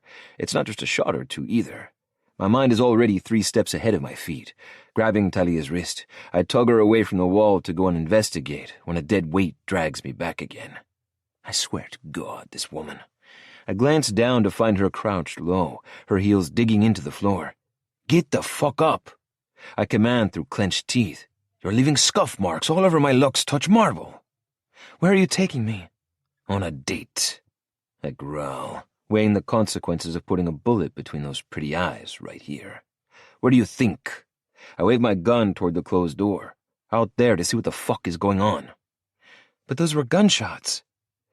And the wide-eyed innocent act continues. Pressing the grip of the Glock to my forehead, I fight to rein in my temper as another round of gunfire lights up the lower level of my casino. "Yes, and those are too." A flicker of emotion flares across her face at my sardonic tone. "If we wait another 30 seconds, they'll explode the back of our heads against that wall. Now get up!" Whether motivated by intimidation or by the thought of dying alongside a Carrera, Thalia climbs to her feet. Dragging her behind me, I storm across the lobby and barrel through the double-glass doors. Glancing to my left, I make a snap decision. There's no time for the elevator. Thalia stumbles in my wake as I sprint down the hallway and into a small alcove. Opening a camouflage square within the wall, I press my thumb against a hidden access pad. Within seconds, a sealed door opens, granting us entry to the fastest and most discreet access to the main casino floor, a private stairwell. Taking a calculated risk, I release my hold on Thalia to shove my hand in my pocket and pull out my phone. With one press of a familiar button, I lift it to my ear. After the first ring, I glance over my shoulder to find Thalia still matching me step for step. On the second ring, RJ answers, the sound of war waging in the background. "What the fuck?" I roar, my pulse matching the cadence of my steps. "Invasion," he answers, his even-keeled tone out of place among the turmoil. 10, at least 12 men came out of nowhere and started firing. There were a few AR-15s, but Santi. "What?" I snap. "Most are packing M27s. He says nothing else. We both know what he's implying. M27s are infantry automatic rifles, military grade. A fan favorite of the Marine Corps. My grip tightens around my phone as a scent of jasmine floats over my shoulder. And guess whose daddy is an ex-Marine? "Casualties?" I ask, my voice tight. "I'll deal with her later."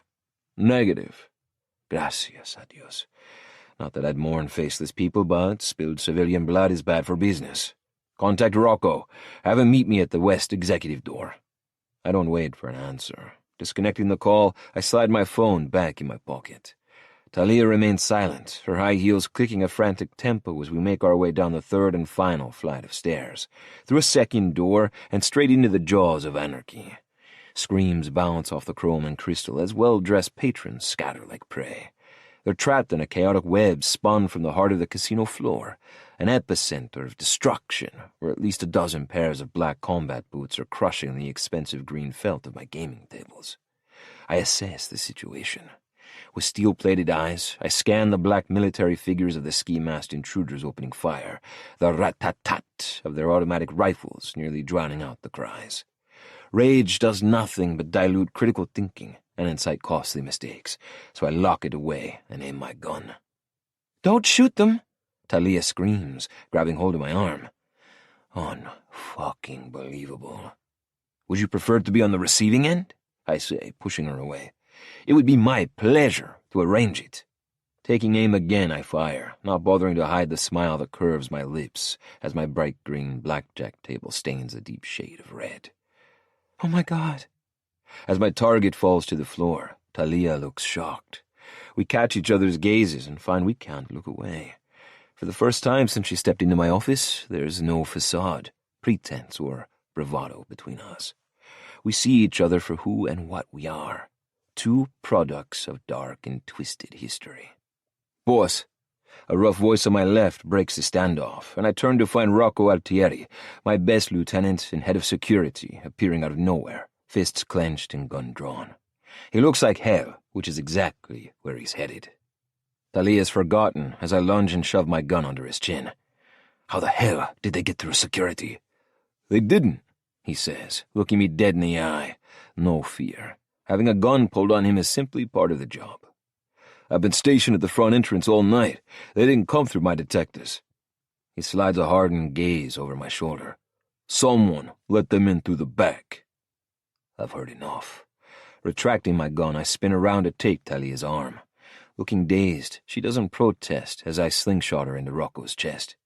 "Here, take her to my office, and don't let her out of your sight." He gives a curt nod, and I watch with clenched teeth as her delicate wrist is swallowed by his huge hand. "No, wait!" As he drags her toward the stairwell, Thalia tosses a panicked look over her shoulder. "You can't just leave me with him?" I don't offer her an answer as I turn my back and fight my way through the rush of patrons, still pushing and trampling each other toward the exit. First, I'll deal with the destruction and carnage she caused. Then I'll return and create my own. As more of my men flood the casino floor, the ambush settles to a dull roar. I fire a couple more shots, sending two more motherfuckers 6 feet under. With the main floor less congested, I survey the damage. My casino is a mess, but the only bodies littering the floor are swathed in black and cloaked in ski masks. It makes no sense. Why barge in guns blazing, only to miss every goddamn target? It's almost as if this wasn't intended to be a mass murder as much as... I stop cold. A suicide mission. The gun sits like concrete in my hand as I stalk forward, past a row of silent slot machines. As I turn the corner into one of the private poker rooms, every muscle in my body coils in hatred. Every drop of blood boils for revenge. And every instinct I had from the moment I laid eyes on that surveillance footage roars with vindication. Because that's when I see it. A declaration of war. Perfectly drawn graffiti on the back wall by a hailstorm of bullets. Its tail curled up like an exclamation point. The Santiago. Scorpion. Thalia. Icy numbness overtakes me as I turn slowly, her name a rhythmic chant in my head. Thalia, Thalia, Thalia. My mind is a spinning funnel of revenge as I make my way back through the now quiet casino. It isn't until a hand grabs my shoulder that the funnel touches down, leveling everything in its path. "Boss." The deep accented voice is familiar, but I'm too far gone to discern an ally from an enemy. "Santi," he tries again, stepping in front of me. The black haze clears, and I blink him back into focus. RJ. "Call the cleanup crew," I instruct, shoving him out of my way. "Get those dead Colombians out of my casino." "Santi. And call Chief Rinaldi at the Atlantic City PD. If that cabron knows what's good for him, he'll make sure there's no trace of a report." "Santi," he shouts. "What?" I snap, finally turning back to face him. It's Lola. For the second time in less than 10 minutes, I stop cold. Suddenly, it's no longer Thalia's name drumming a furious beat inside my head. Lola. I've been so consumed by the daughter and the attack, I pushed everything else to the side, including the whereabouts and safety of my own family. After I'd recognized Thalia on the surveillance footage, I'd sent Lola to the lobby and Monroe back to the hole he crawled out of. I needed to be alone when she was brought to me. I couldn't protect and punish at the same time, but while I bore my fangs upstairs, the wolves had already sunk theirs into a main artery. "Where is she?" I demand. His answer is to walk back toward the destruction, knowing damn well I'll follow. My own casino becomes a maze of lights and blind turns. All I can hear is the punishing thud of my heart slamming against my ribcage. My movements are mechanical as we reach the lobby. Lola is on the floor, her back against the wall, her bare legs sprawled out in front of her like a rag doll. Her eyes are closed, and her sun-kissed skin is the color of chalk. The tight, black dress I've spent all day bitching about is ripped from her mid-thigh all the way up to her hip, and coated in thick, sticky blood. I drop to my knees. "Chaparrita." Lola opens her eyes and forces a weak smile. "I'm fine." I can't think straight. The black haze is back, and this time it's suffocating me. "They'll pay, I swear," brushing a piece of drenched hair away from her face as I press a kiss to her forehead. "They'll all pay." "Santi, it's just a nick." "Flesh wound," RJ notes behind me. "Barely grazed the skin. A few stitches and she'll be as good as new." Dragging my finger through the puddle of blood staining the floor, I rise to my feet and shove it in his face. "Do you see that? That is Carrera blood. Family blood. What does that mean to you, RJ?" "Vengeance," he says solemnly. "Take her to the car." I instruct as El Muerte awakens. "I'll be there in a minute." "What?" Lola's eyes widen as I round the front desk and head back toward the main casino. "RJ, put me down. Where's he going? Santi!"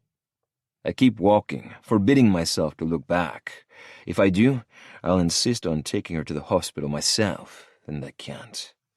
Not when I have a dark promise upstairs still waiting to be kept. Chapter 9. Santi. I kick my office door open to find Thalia pacing like a caged animal. The moment she sees me, she freezes, the breath whooshing from her chest. "Where have—" The remainder of her words are cut off. In 4 wide steps, I'm across the room with my hand around her throat. Those dark eyes flare in panic seconds before I'm pinning her against the wall. "You," I say with a growl. She claws at my hands, her toes barely dusting the floor. "You're hurting me."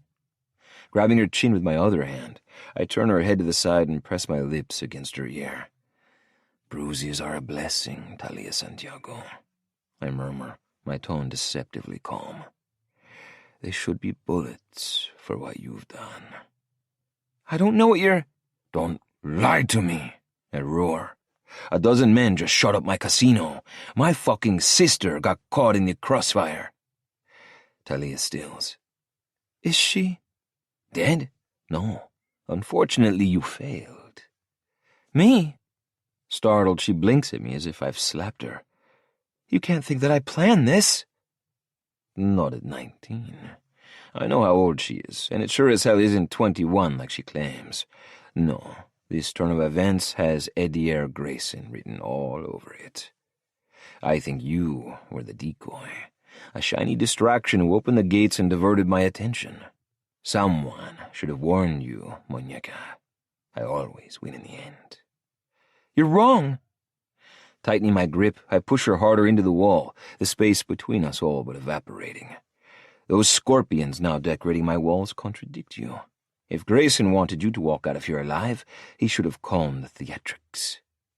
I'm pretending not to notice the softness of her breast pressed up against my chest, but my body notices.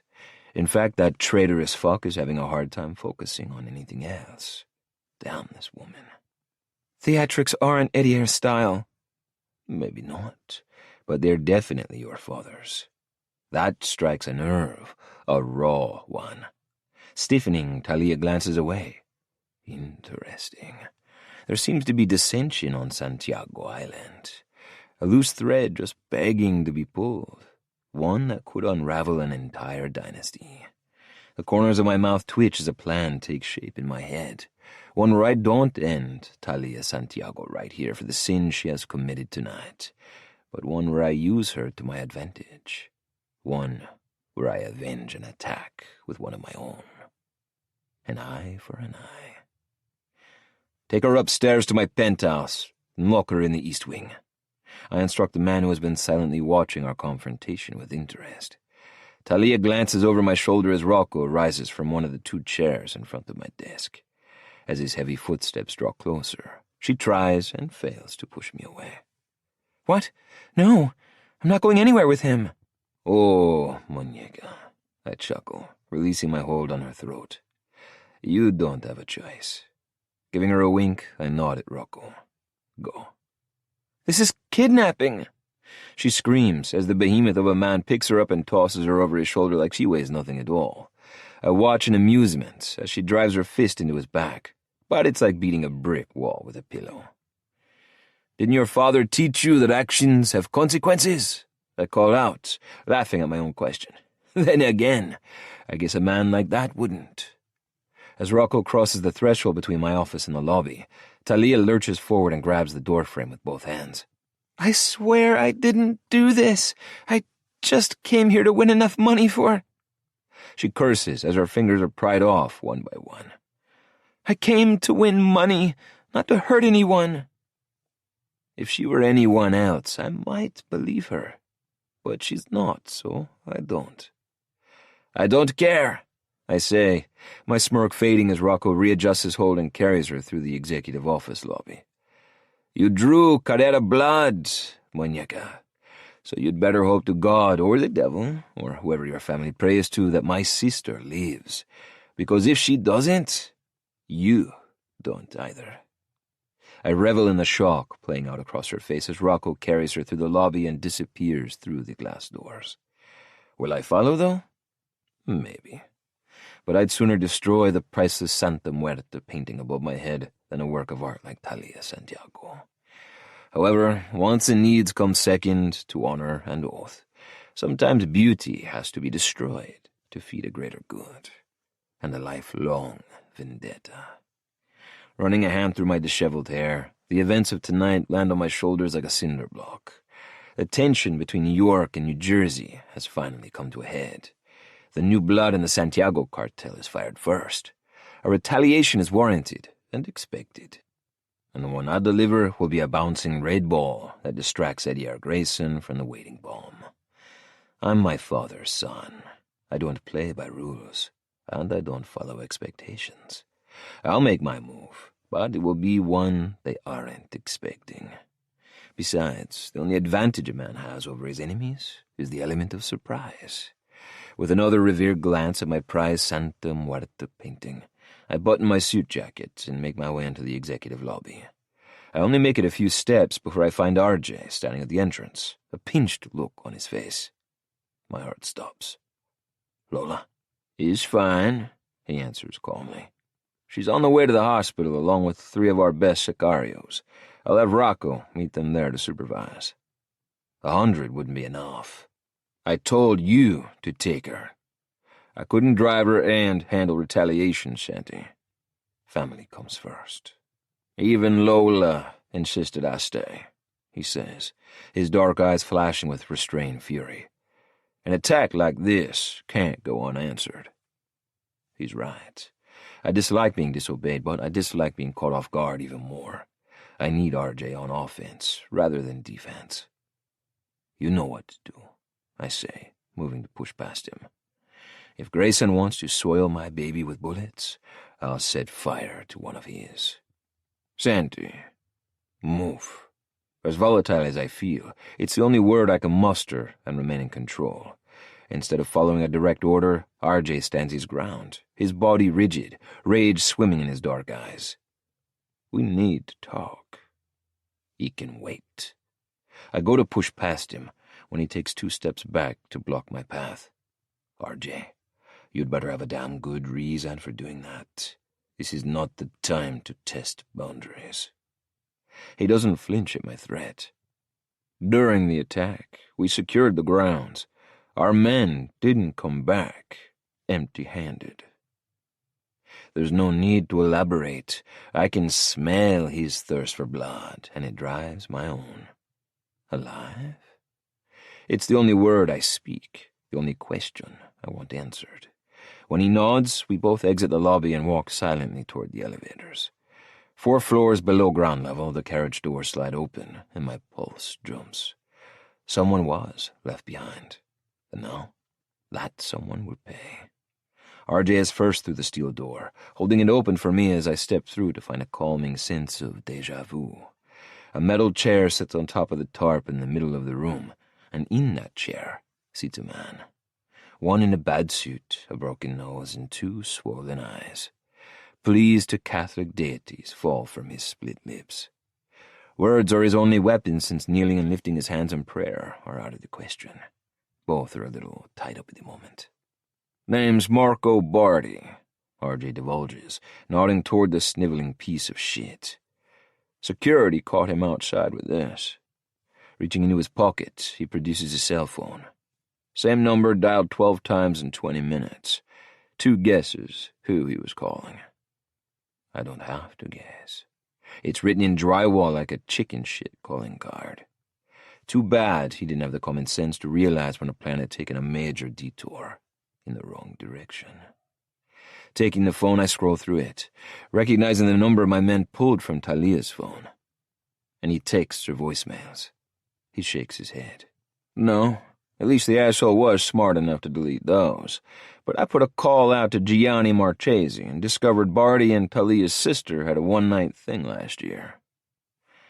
Gianni Marchesi, boss of New Jersey's extension of the East Coast Italian Mafia, and firmly planted on the Carrera side of the cartel war. Which one? Ella, 2 years older. They lived together. Well, this just got messy. Did she realize what a piece of shit he was and raise her standards? Or did he simply grow tired and make a lateral move to the more gullible sister? Either way, their taste leaves a lot to be desired. He's not only out of the Santiago sisters' league, he's a couple miles past the ballpark selling handjobs for a dime bag. Concrete proof would have expedited the hell out of these, but then again, I didn't get to where I am today by waiting for opportunity to fall in my lap. Has he broken? Not yet. RJ glares in disgust as Bardi hiccups through another snivel. Our sicarios didn't hold back, but the pendejo still refuses to talk. Oh, he'll talk. Bardi, I call out, leisurely making my way toward him. It seems you found yourself in quite the predicament. I don't know anything, Carrera. Well, that puts you at a disadvantage, doesn't it? His head flops around like a fish. What's that supposed to mean? Well, if you don't know anything, then I have no use for you. I say, my arrogance taking center stage as I hold up his phone. Because these phone calls to Thalia Santiago are all I need to condemn you. Right here, right now. Maybe I'm screwing her too. And maybe you don't need a tongue. Don't insult my intelligence. I warn, my hand clenching around the back of his chair. This is a business deal gone wrong. See, Bardi, I think you were outside my casino because you were waiting for Thalia Santiago to return. Leaning down, I offer a cold smile. With her stolen earnings, of course. It's an educated guess. I have no idea if they were working together to split the money or if there were a few more moving parts. What I do know is that Marco Bardi is a simple-minded criminal, one lacking finesse and style. He'll crumble like a stale donut if given the wrong incentive. Fuck you, Carrera. Strong insult, weak delivery. They're the words of a cornered man. He has no rebuttal, so I sharpen my knives and go for the kill. She's in my penthouse right now. Whatever you offered must not have satisfied her needs, Marco. I lie. Because when I bartered protection for truth, She threw you under the bus faster than you can say traitor. Bullshit. Think so? Then tell me why just half an hour ago she fell to her knees begging for her life while selling you out. She told me everything you're doing to her.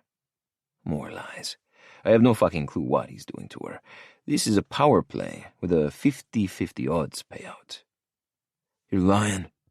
Maybe, I say, tucking his phone into my inside suit jacket pocket. Maybe not. Are you willing to take that risk? Pushing off his chair, I hold up a finger. Before you answer, let me give you a tip. There's already a deal on the table. There can be two, and you can prove your worth to me, or you can keep protecting the woman who sold you out and watch as RJ here carves your heart out of your chest. I motion behind me where RJ spins a vintage dagger in his palm. My fist aches to drive into his face, but I fight the urge, leaving the threat to detonate by itself. I don't have to wait long. Barty's frantic gaze bounces between RJ and me. It wasn't me, he sputters, spittle forming at the corners of his mouth. It was that bitch's idea to come here and steal from you. That's not what she said. Sighing, I glance over my shoulder. This is going nowhere. You know what to do. RJ advances with a nod, the dagger in one hand, a pistol in the other. That's all it takes for Marco Barty to tattle like a little bitch. His body jerks, causing the chair to skid a couple of inches. No, no! He swallows hard, sweat staining the front of his shirt. So you know about the video? No, but I do now. What do you think? His face blanches. Fine. So I may have used the skin flick of sweet little Ella as incentive for extra cash. It's $500,000 for Christ's sake. She's a fucking Santiago. It's not like they can't afford it. I control a knee-jerk reaction to put a bullet between his eyes. Jesus Christ. This son of a bitch was blackmailing Thalia with a sex tape of her sister? Is that why she was so desperate for money? Incentive, I say, walking around him like a tiger assessing his prey. Is that what we're calling extortion these days? Barty's bound hands tug on their restraints. Why do you care? I don't give him an answer because, frankly, I don't fucking have one. Was shooting up my casino part of your incentive, Marco? I told you, I had nothing to do with that. I'm opportunistic, not suicidal. Condemned men will say anything to save their own asses. Marco Barty is a waste of space who exploits women at their weakest. A wannabe gangster with the intelligence of a dish rag and the balls of a toddler. However, he didn't mastermind the attack on my casino tonight. This dumb fuck was just in the wrong place at the wrong time. So, what to do? I could kill him just for being an idiot. That'd be the easiest and most satisfying end to the night. But it's obvious how easily he's manipulated, moldable, usable. Thalia stole from me and refused to tell me why. Now that I know, it's information easily leveraged to my advantage. RJ steps forward, the knife tucked tightly in his fist. Can I slit his throat now? This pinche cabron is giving me a headache. I hold up a hand. Where's the tape, Barty? Why? Because, unlike you, I have plans for it that don't involve jerking off into a Kleenex. Barty's swollen face puckers. If I give it to you, what's in it for me? You live to see tomorrow, I say, bracing both hands on the arms of his chair. And maybe even a few after that. A defeated glaze coats his bloodshot eyes. It's in a safety deposit box in Queens. At my raised eyebrow, he sighs, adding, The bank account is under Donatella Barty, my grandmother. He sold out his own grandmother? I hated this motherfucker before, but now I not only want to cut off his fingers, but the traitorous lips of a treacherous grandson. Family disloyalty is the deadliest sin in the eyes of a Carrera. Does Nonna Donatella know her piece of shit grandson has involved her in a goddamn cartel war? No, he admits, shaking his head weakly. She didn't ask questions. Of course she didn't. I grit my teeth. Why would she? She's just another innocent life, tainted by his greed. Take a trip to Queens, I instruct RJ, my eyes still locked on Barty. Escort Donatella Barty to the bank to retrieve our stolen property. It's not stolen. Shut up, I growl, forcing myself not to ram my fist into his face. Fucking him up won't do me any favors with Thalia. Don't scare the woman. Tell her whatever lies she needs to hear in order to comply. Return with the tape, not blood. Comprende? Barty's eyes shift between us. I've given you everything you've asked for, Carrera. Now let me go. He's right, which proves he's telling the truth about one thing. He's not working with the Santiagos.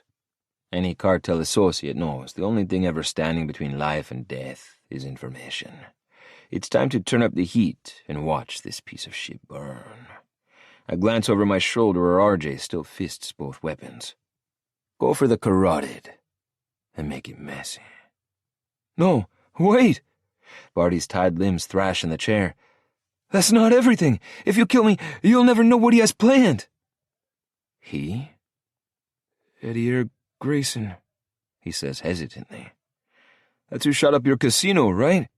There's more coming your way than just a few stray bullets hitting the wall, Carrera, and this shot will be heard around the world.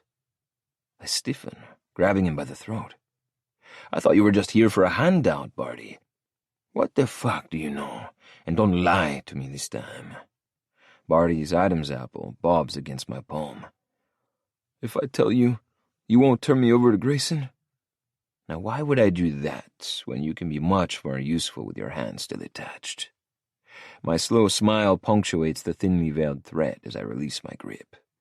If Thalia's extended family found out Barty not only filmed Ella in a compromising position, but then proceeded to blackmail her with it, his death would become Colombian folklore. Nothing I could do to him would be half as sadistic. Revenge takes a much sharper blade when family is involved. No, Barty, I won't turn you over to Grayson.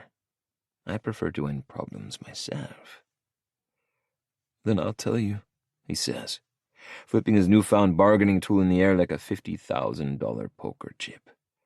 After I walk out of here and collect my money. You're a greedy little fuck, you know that? Irritated, I stroke my chin, the thickening stubble raking across the pads of my finger and thumb. He could be lying, but instinct tells me otherwise. He's balls deep in Santiago shit.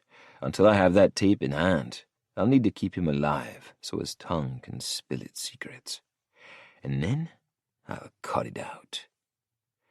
You have a temporary reprieve, Barty, I tell him.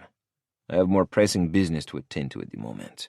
However, when I return, you and I are going to have another chat. I give his bruised cheek a firm tap. And you're going to tell me everything you know. Or, not only is the deal off, but I'll also toss you into the river, missing a few limbs. Are we clear? He nods so hard I'm surprised his neck doesn't snap. Yes, whatever you say, Carrera. Pushing away from the chair, I give him a slow, brittle smile, which he devours like it's his last meal. I'm not fooled by his fervor. A man dying of thirst will drink his own piss if he's desperate enough. I didn't lie to him. I just didn't tell the whole truth. Chapter 10. Santi. Where is she? I say, storming down the hallway of Atlantic Care Medical Hospital, with the devil coursing through my veins. Startled nurses back away as I charge forward, my hand on my gun. I'm intercepted by a looming shadow and a hand on my shoulder. That way. Rocco tips his bald head toward a room tucked away in a corner at the far end of the hallway. I don't wait for an escort. Knocking his hand away, I close the distance in 5 long strides and barrel through the door. Lola, are you? Nice of you to join us, my sister chirps, flashing me a condescending smile. Exhaling a relieved breath, I glance over my shoulder at Rocco. What did the doctor say? Hey! I turn back to find Lola snapping her fingers at me. Why are you asking him? He's the one who brought you here. And I'm the one who took the bullet, remember? she says, throwing back her blanket. Rocco was right. Her injury is barely a flesh wound. Only 7 small stitches mar her skin. It's a sight that should calm me, but it doesn't. I'm too wound up over Marco Bardi and my Colombian house guest. Exhausted, I scrub my hand across my face, and then a scuffling movement draws my attention toward the bed. "What the hell are you doing?" I say as she swings both legs off the side of the bed. "What does it look like I'm doing?" She gives me her best deadpan stare. "I'm leaving." "Like hell you are." "Santi, I've been discharged," she says with a groan. "Clean bill of health and prescriptions already filled." She motions to the side table where 2 pill bottles sit next to a water pitcher. "We could have left an hour ago, but somebody kept blocking the door." She wrinkles her nose at Rocco, who answers with a hand gesture. "You're not going anywhere." "But Santi—" "Don't push me on this, Lola. I'm not in the fucking mood." Having her discharged poses a major problem. She's living with me at Legato, where I have Thalia on lockdown. I need time to figure out what the hell I'm going to do with her before adding yet another irate female into the mix. 1 call to the chief of medicine. That's all it will take. Every key player in this town owes me a favor, and he's no exception. Giving her a quick kiss on the forehead, I turn to Rocco. "Don't let her out of your sight until RJ gets here." "Got it, boss." "You can't do this," Lola says angrily as I step into the hall. I pause in the doorway. "I can do anything I want, Chaparita," I tell her calmly. "I own this motherfucking city." "You can't keep people locked away against their will, Santi." "Watch me." Giving her a deliberate smile, I close the door behind me. Traffic is nearly at a standstill on the Atlantic City Expressway connector, but I'm weaving in and out of both lanes like I'm threading a needle, Lola's protests ringing in my ear. "You can't keep people locked away against their will, Santi." That's where she's wrong. I can, and I have. More than one, in fact. I hit the gas harder as my mind drifts to the Colombian princess locked away in my penthouse on the top floor of Legato, which is precisely the moment my phone rings. I don't have to look at it to know who it is. I've been expecting this call. Any man remotely connected to him couldn't take a shit in Siberia without word crossing the border. Hell, he probably knew what was happening by the time the first bullet hit the wall. Exhaling a hard breath, I hit the answer button. "Good news travels fast." "How are Santiago's men able to infiltrate Legato?" A thick accent growls over a staticky connection. My father is asking me? He's Valentin Carrera, Mexican kingpin and a god amongst thieves. If anything, I assumed I'd get my ass handed to me for allowing his sworn enemy's daughter to walk through the door of my... He doesn't know about Thalia. Interesting. I should tell him what she did, where she is, and my plans for her. I've never lied to my father. The Carreras operate better as a machine, not loose parts, but the anger in his voice drives a sharp knife straight into everything I hold sacred. "What are you going to do?" he bellows, breaking my internal tug-of-war, the one between upholding my oath and fulfilling a need. "What do you think I'm going to do?" There's only one way to cut off the head of a snake, and that's to become the snake. I'm going to leverage my 2 assets and infiltrate from the inside. But I don't say any of that. Instead, I clench my jaw as a dangerous chuckle rumbles in my ear. "This is the 2nd time your sister has been hurt under your watch, Santi. Si esta vez no te vengas, en nombre de tu hermana, estarás acabado." What the hell do you mean? If I don't get revenge, I'm finished. "Exactly what I said, son," he says, matter-of-factly, as if he didn't just drop a bomb on me from 2,500 miles away. "Carreras protect their own. It's the first lesson I taught you, remember?" Do I remember? He never lets me forget. It's my first memory as a child. Most kids got bedtime stories like Goodnight Moon. I sat in my father's lap listening to tales of revenge, blood, devils, and destiny. "I remember," I answer coolly. "Then if I can't trust you to uphold our family's most basic rule, how am I supposed to trust you to run an entire cartel?" And there's the dangled carrot. The promise of an empire outside of American borders, one that spans the globe, built off the backs of 3 generations of Carrera men. The Santiagos will suffer for what they've done. I swear it through clenched teeth. It's a vow I'll honor with my dying breath, which, if what Bardi claims is true, may come sooner than later. See that they do, because Santi, if they don't, I'll have to assume I made a grave error in judgment. He offers no other words and no goodbye before there's a subtle click and the line goes dead. My grip tightens on the steering wheel. He means New Jersey, a grave error in handing me control of the East Coast. My father may be the head of this cartel, but I'm not some wide-eyed teenager who worships the ground he walks on anymore. I respect him, and I'm a man now, and New Jersey is mine. The only way I'll be returning to Mexico is in a body bag. No one is going to take what I've spent the last 2 years building, even Valentin Carrera. An eye for an eye. To prove myself, I'll take more than a life to make the Santiagos pay. I'll find another way to rip at the heart of their seams. Something more personal. Something that will brand the Carrera name into their legacy for generations to come. Carrera. As my own name rolls off my tongue, my pulse roars with the shape of a new plan. A plan so dangerous, it will either make me a god or destroy everything.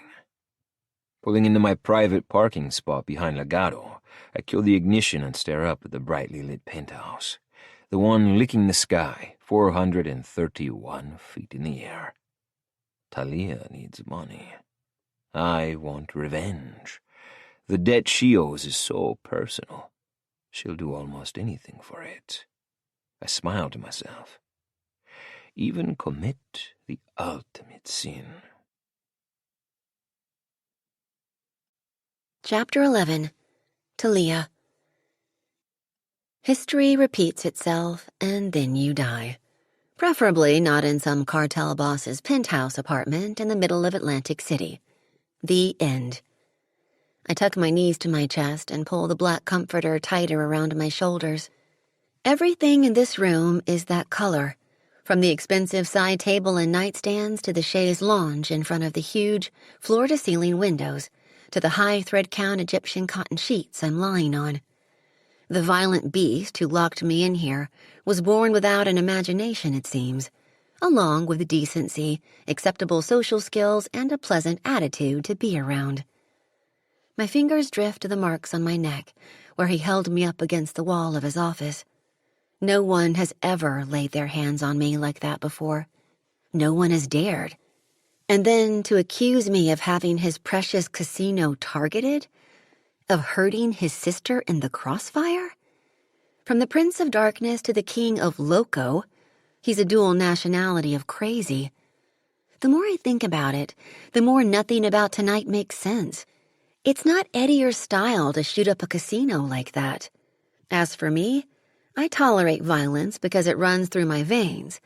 It scorches the edges of my life like a match to paper, but I never seek it out, except when they deserve it.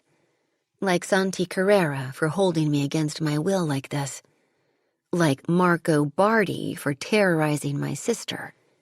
My heart jolts unpleasantly when I think about the sleazy Italian.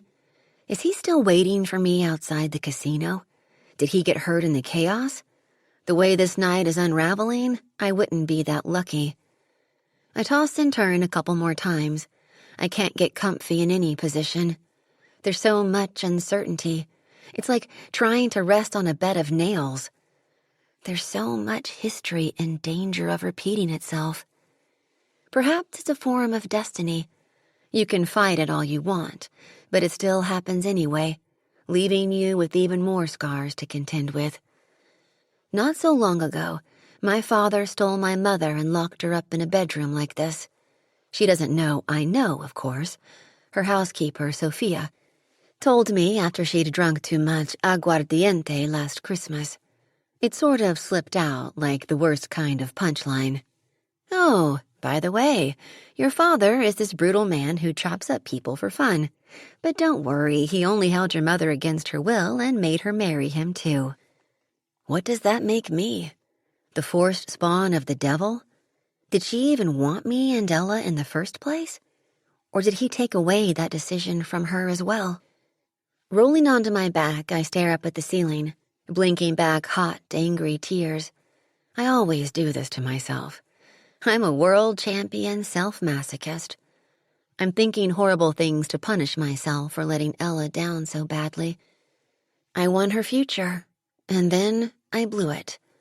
I counted cards, but I never counted on him ruining my plan. Santi Carrera. I shiver at the memory of those first moments together in his office. Who knew hate could spark electricity between people? Who knew dead eyes could glint with flecks of gold, like hidden secrets in a pool of darkness? Outside, the first colors of dawn are painting carnage onto the horizon, and worse is to come. Reese won't have kept quiet about my latest escapade. My father is most likely plotting World War III with Edier already. And Ella? I scrunch my eyes up as tightly as I can. I'm so sorry, Ella. There's the sound of footsteps in the hallway outside. The lock on my door clicks open, and the soft reds and pinks illuminating the far wall are snuffed out by a tall, dark shadow. A shadow who smells far better than he ought to. Get up. His voice isn't chocolate and chili cake anymore. It's Mississippi mud pie with a twist of arsenic. Throwing off the black comforter, I scramble to my feet as the shadow reveals the man who is currently sharing the top spot on my worst man alive list. Sleep well?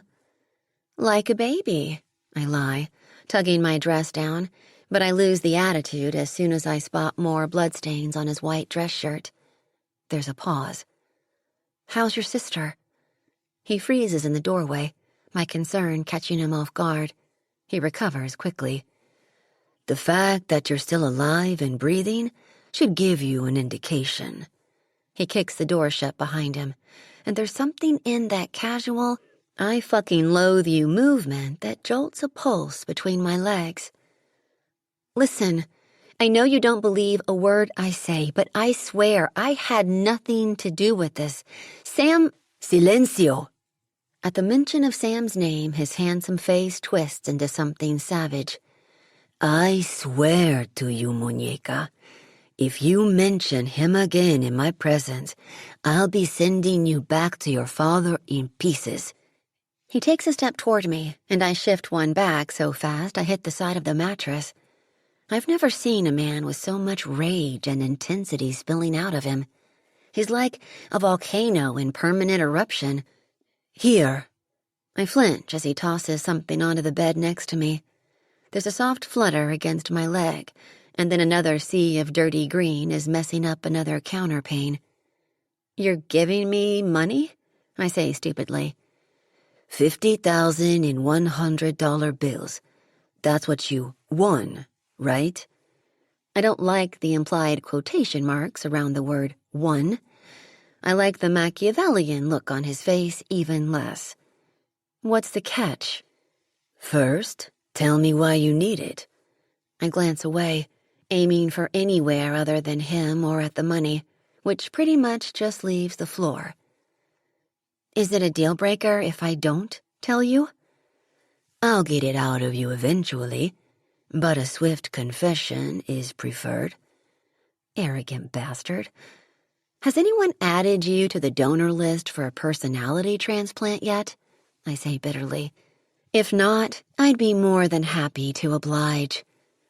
His resulting smile resembles that of a cold, dead fish. I'm not the one who dropped to the floor over a couple of casino chips. Sell your soul often? At least I still have one to sell. His next step toward me is a threat in an expensive suit with bloodstains. You have an unfortunate mouth on you, Thalia Santiago. One of these days it will carve your name into the side of a bullet. Really, senor? I say, losing my temper again. All threats and no decorum make the Mexican cartel boss an even bigger piece of shit. He stills a couple of feet away from me, as still as a statue and as brittle as a pyre, Come on, then. Explain my investment in this deal, I say, nodding at the money. Investment, solution, same thing, different colors. I'm sure nothing comes for free around here. What glorious indignity will I have to suffer for it this time? Pick the bills up with my bare teeth? Strip naked on top of them with rainbows shooting out of my ass? There's the briefest tug at his mouth, and then it's gone again. The rarest of things. Now I'm intrigued. Is there another man dancing beneath his surface? One who doesn't act like a character from the Godfather Hall of Fame? Before you ask, I'm not giving up information about my family, I warn, pouncing on the obvious trade-off before he has a chance to speak it. Who says you'd have to do anything that dramatic? He saunters closer, but this time I stand my ground. He's at least a foot taller than me without my heels on. Most of that is hate. You need the money, and I need revenge, señorita. Some might say that's a match made in hell. I don't need it that badly, I lie, feeling a rush of impending doom. Oh, yes, you do. You can't count your cards out of this one, muñeca. I can smell desperation a mile off. In my office, you fucking reeked of it. I have a question for you, I say shakily. Do you hate me more for my name, or for what you think I did last night? Muñeca, you will never know how much I hate you. All of you. There's not an abyss in this world that is deep enough to contain it. I recoil at the bite behind his words, the sureness. Now, I have a question for you. Are you planning to wear white to your forthcoming wedding? Wedding? I bow forward slightly, certain I've misheard. What wedding? He offers me another of his Arctic smiles. In sickness and in health, señorita. He gives me a wink that's more a threat. Let's make your papa really mad, shall we? Oh, my God. The air lodges at the back of my throat and it doesn't shift. You really are insane, I whisper, scanning his face for mockery, but seeing only blank certainty. 1 minute you're siding me with Hitler, and the next you want to... I can't even say the words, let alone breathe in oxygen. Then I remember why I took this trip to Atlantic City in the first place, and suddenly the future is paved with black and gold and mutual animosity of the murderous kind. There must be another way, I stammer. You either take the money and accept, or I can end it all now. He opens the left side of his suit jacket to reveal his gun and holster. More blackmail? What a week. This isn't a choice. This is basement extortion. Congratulations, Carrera. You just created a new bullying low point. I start to sway. I think I'm going to faint. Get used to that name, muñeca. In 24 hours, you'll be wearing it too. Thalia Carrera? My heart lurches in protest. Look at me. Lunging forward, he holds my face prisoner, inches from his own. I feel the bite of his touch, but it's nothing compared to the sting of his indecent proposal. You're right. You don't have a choice, so I won't waste words trying to spin this into something it's not. I'm 19, I gasp out. Girls my age think about marrying Henry Cavill, not the devil. You can set a fucking precedence then, can't you? He lets go of me, and this time I lose my balance in my haste to get away, sprawling backward across the mattress and covering $100 bills in shock, shame, and a crushing inevitability. You want that money? He stares down at me with that same look of distaste on his face that he wore last night. Then this is my price. I hate you too, I croak, as a crimson jewelry box is tossed carelessly down next to my head. Prince of Darkness, King of Loco, Soul Crusher Extraordinaire. I take it that's a yes. I hope the ring fits, fiancé. I hope you rot in hell, I hiss, scrambling to sit up and regain what little dignity he's left me with. I'll defer that honor to your father and his sicarios in New York. Oh, fuck. My father.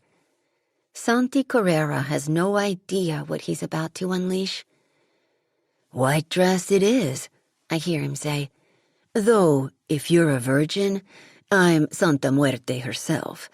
Santiago gave you too much freedom. I won't be making the same mistake. Maybe we'll start with a wardrobe that doesn't pussy flash every man in the room. How dare you? I seethe, lobbying the first thing I can lay my hands on, which happens to be a Legato-branded notepad on the nightstand. With no weight behind it, it fizzles to a pathetic nosedive between us, which, to be honest, is a pretty good representation of how much control I have over my life right now. He lifts a withering eyebrow at me. Either way, we'll find out soon enough. Don't tell me I'll have to share a bed with this monster as well. Turning on his heel, he starts walking toward the door. We'll marry tomorrow. You'll live here with me. I'll release that money to you in exactly 1 week. And don't bother running. There's 100 armed guards between you and your freedom. A week? Panic blooms in my stomach. Barty's deadline is already passed. In that time, you will be respectful and dutiful to me, and everyone who works for me.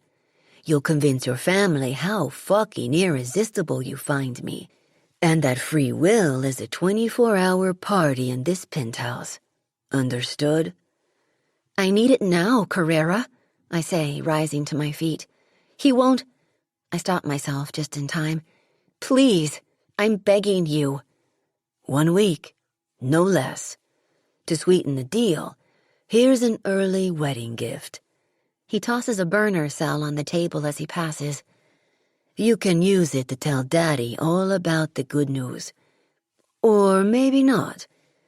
When's the last time you spoke to him again? Without waiting for an answer, the door slams shut behind him. A beat later, I'm grabbing the cell and dialing out Barty's number. I feel like crying when it clicks straight to voicemail. Barty, it's me. I have your money, but I need a couple more days. Meet me at that bar you picked me up outside yesterday at 9 p.m. next Friday. Look, I'll even take a photo of it, so you know I'm not bullshitting you. I glance at the dirty dollars on the bed. I know it's a lot to ask, but I'm begging you not to do anything stupid with that tape until you speak to me. Please. Damn, call me. I ring off as my voice starts to crack. I slide down the wall in a crumpled heap of anger and confusion. Not only have I been kidnapped at gunpoint, but I'm also being forced to marry against my will, just like my mother did. History really does repeat itself. But this is where it ends. I'll play his stupid games. I'll wear his stupid ring, but as soon as Barty is paid off and I get that footage, I'll be serving Santi Carrera with an annulment so fast, he'll be bleeding out from all the paper cuts. Chapter 12. Santi. Driving is becoming a reckless endeavor. Barty, it's me. I have your money, but I need a couple more days. Meet me at that bar you picked me up outside yesterday at 9 p.m. next Friday. That's the 3rd time I've listened to her begging that Italian piece of shit to call her back. I have to tighten my grip on the steering wheel just so I don't drive my fist through the windshield. She sounds desperate, panicked, so fucking broken. She was telling the truth last night. She didn't toss Barty whatever information he's clinging to like a lifeline. Even so, an innocent Santiago is the living definition of an oxymoron. Still, I think of how she'd stood up to me in my office last night, with her attitude and confidence, how she'd absorbed my threats, choosing to face her fate head-on with dignity instead of tears. I think of the woman who'd sashayed into my casino in a crimson dress, laying her life on the line to salvage her sisters. I listen to it again. Hearing the pain in her voice makes me crave to hear him beg, to break him like he broke her. I have no idea how to reconcile the urge to protect Santiago with the hate I'm supposed to feel for her. I knew she'd call him. I'd counted on it. My plan can't proceed without a scheduled rendezvous between my bride-to-be and the man who betrayed her. Thalia has no idea I'm pulling all the strings in this puppet show. Now that there's a confirmed date, all that's left to do is open the curtain and make my marionettes dance. You know the definition of insanity, Santi? Lola asks, nodding to where Barty's phone is still plastered to the side of my head. Picking you up instead of calling Uber? Cocking her head, she wrinkles her nose. Cute, but no. It's doing the same thing over and over and expecting a different result.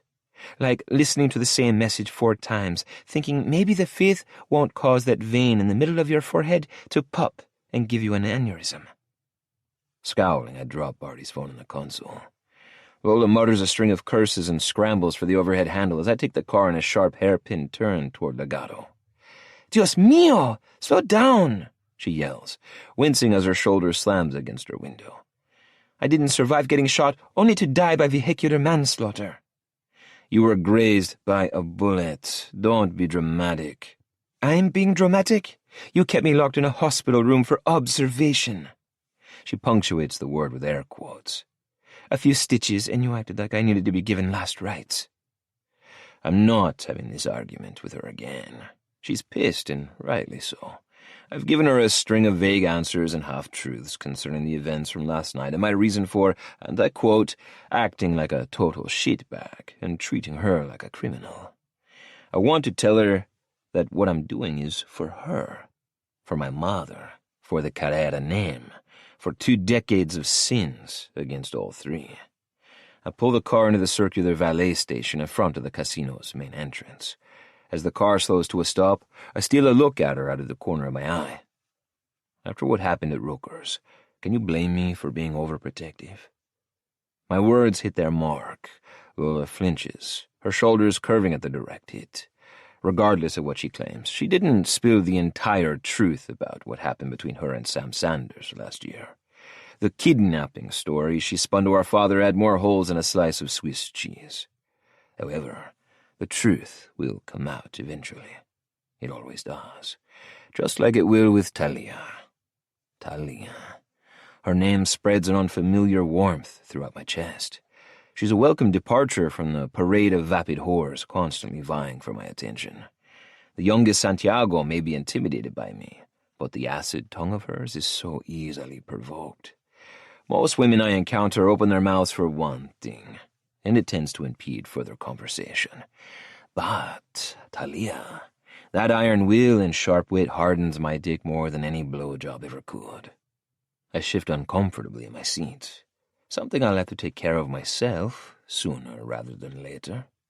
More memories of her efforts to stand her ground last night bring a ghost of a smile to my lips. My little thief is holding her cards close, but she forgets that this is my casino, my playground, my rules. Last night she agreed to the highest stakes game of her life, and I never sit at the table without an ace up my sleeve. I think of the horror on her face when I toss that diamond ring at her. Perk of owning a casino? There are always drunken assholes willing to tie the knot over the spin of a roulette wheel. Legato caters to their every need, as long as their credit is good. A chapel, a justice of the peace, a florist, a boutique, and a jeweler. Thalia looked as sick at hearing the words as I felt saying them. Marriage? I'd never intended on marrying anyone, much less a Santiago, the fucking root of all evil. However, a couple of vows and a piece of paper isn't what's important. It's what it all symbolizes. Possession. My father demanded revenge, but staining my hands would simply be a warning flare. A short-term solution to a much bigger problem. The Colombians would retaliate, resulting in a never-ending seesaw of death and loss, and lack of retribution. Blood and bullets are temporary, but betrayal, well, that's forever. And there's no greater betrayal to a father than his daughter taking the name of his enemy. Marco Bardi gave me the perfect bargaining chip, and if the events of the last 24 hours have revealed anything, it's that Thalia will sacrifice everything to protect her sister, including herself. I'll keep my word. I'll pay her debt. I'll salvage her sister's reputation. But my generosity comes with a price. A plant in the heart of New York. Thalia Santiago will suffer in a way he never imagined, and his daughter will orchestrate it all. Lola glares down at the offered crutches in my hand like they just insulted our mother. Are those really necessary? Is this whole goddamn conversation really necessary? Unless you want to walk with a limp for the rest of your life, yes. Now stop arguing. Snatching the crutches out of my hand, she scowls while muttering to herself in Spanish. Still, she flops onto the crutches without protest and hobbles toward the front entrance of Legado. The moment we enter the grand foyer, her breath catches. Whoa! A sentiment lacking in eloquence, but accurate nonetheless. Construction crews are crammed into every available corner in a state of perpetual motion. My Legado, the most luxurious and high-end casino in Atlantic City, has gone from the epicenter of opulence to a hub of demolition. While Lola gapes, I settle my gaze a few feet away, where RJ stands talking to a stocky man I assume to be the crew foreman. I'll be right back, I say to her over my shoulder, not waiting for a response. As if sensing my presence, RJ stiffens, giving the worker a curt nod and then sending him away. Frowning, I tap the sole of my Santoni dress shoe over a missing chunk of marble. I'd ask how it's going, but I'm not sure I want to know. Repairs should take no more than 72 hours. I raise an eyebrow. Expedited work usually comes with a hefty price tag. I'll have to do a rinse and spin on a few offshore accounts to cover the cost. But if the bullet holes are gone, and there's not a drop of Santiago blood staining my marble anymore, it's worth it. And the Nona situation will be handled by tomorrow. Procuring things delicately isn't a usual practice, Auntie. Delicate isn't a familiar word to any sicario. We want, we take, by any means necessary. Pasting on an ingenuous smile and sweet-talking little old ladies isn't a tactic in our wheelhouse. I don't tolerate delays, but this is one concession I'm willing to give. Besides, there are more pressing matters to discuss. Did you do what I asked? He crossed his arms, a smirk playing on his lips. Sanders' club got lit up like the 4th of July. You should have come along. You could have roasted marshmallows and watched it burn. I'll give it to him. The man is efficient as hell. Not only that, he also takes pride in molding even the simplest acts of violence into a work of art. Maybe some other time. Because if Barty is telling the truth, there will be many more opportunities. What about the other thing? RJ offers a hesitant nod, his fists clenching. Jesus. The man has zero poker face. He wears his disapproval like a cheap suit. If body language had a voice, RJ's would be a string of obscenities hurled right in my face. He thinks I'm making a mistake. If anyone should be ready and willing to charge into battle, it should be him. After all, Thalia Santiago murdered his birth father in cold blood, a brutal fact that left him orphaned at 3 years old. R.J. Harcourt would probably be dead right now if my tia, Adriana, and Tio Brody hadn't taken him in, eventually adopting him. I don't care that he grew up in Houston. His loyalty is tied to a falsified document buried deep within the borders of Mexico. Wipe the judgment off your face, I warn. Your job is to be my second, not my conscience. He scoffs. You don't have one. Something you should keep in mind, Primo. The stressed cousin isn't a familial term of endearment. It's a subtle reminder. When he doesn't respond, I take that as a silent acquiescence. Good. Then I'll expect everything to go as planned later. I want double the security. At his raised eyebrow, I palmed the back of my neck in frustration, in case 2 cold feet try to do something stupid. He knows how to read between the lines. There will be no runaway bride today. Leaving him to handle the details, I turned back toward the front desk, only to collide with a 5'3" tornado, holding a steel crutch like a samurai warrior. Shoving a hand through my hair, I exhale a sigh. We need to work on your inability to follow instructions, Chaparita. What the hell was that all about? Lola demands, jabbing the rubber-tipped end of her crutch into my chest. I know she overheard pieces of our conversation. The question is, how many, and were they enough to cause a problem? I have no doubts where my sister's loyalties lies. However, I don't trust women. I especially don't trust women with commonalities. 2 cartel princesses. 2 daughters of sin. 2 women whose lives are controlled by the very power that created them. I've already determined it's best if Lola is introduced to our new sister-in-law after the ink dries on our marriage certificate. Business, I answer curtly. By the way her lip curls, I might as well have told her we were trading DIY tips. I'm both irritated and impressed. She's acting like a Carrera, which is exactly the problem. She's acting like a Carrera, suspicious, ruthless, and relentless in getting what she wants. Don't give me that bullshit cartel king rhetoric. I was shot in the leg, not the head. I look away to keep from laughing. It's not funny. The crutch jabs deeper into my sternum. I'm serious, damn it. I am too. Keeping my impending nuptials from my sister is a strategic move, not a punitive one. Eventually, I'll have to inform my parents of my actions and then weather the repercussions. It's safer for Lola if she's as blindsided as the rest of my family.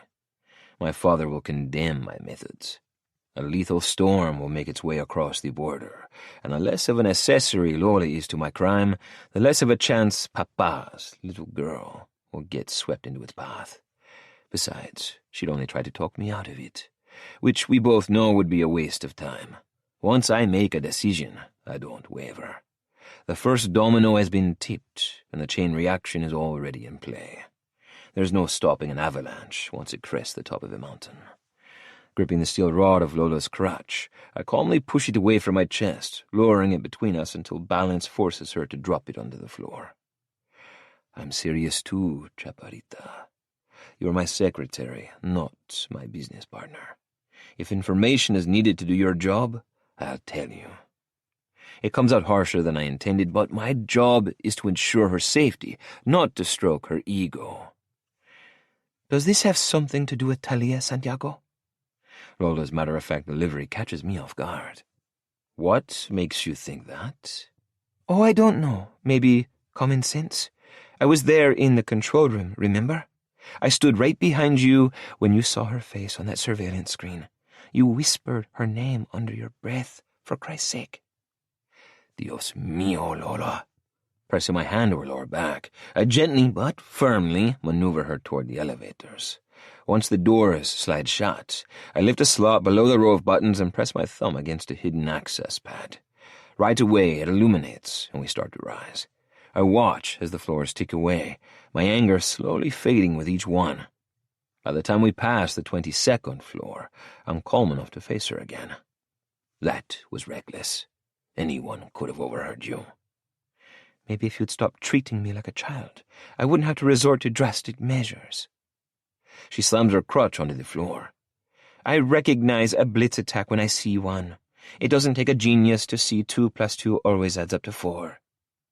Sighing, she leans her head back against the elevator wall. I know you, Sandy. If Dante's daughter is responsible for turning Legato into a goddamn turkey shoot, you're not going to sit back and take it. Folding my arms across my chest, I stare at her, straight through her clipped words to the tremble on her lips. Her nerves are showing, along with her humanity. There's so much of our mother in her. Why do you care so much? I don't, she stammers, my question catching her off guard. I just don't like being forced on the outside of my own inner circle, that's all. Before I can answer, the elevator dings, and the doors slide open, revealing the entrance to my sister's summer home, an extravagant apartment 1 floor below mine. "It's late," I say, guiding her across the threshold and into the lavish accommodations.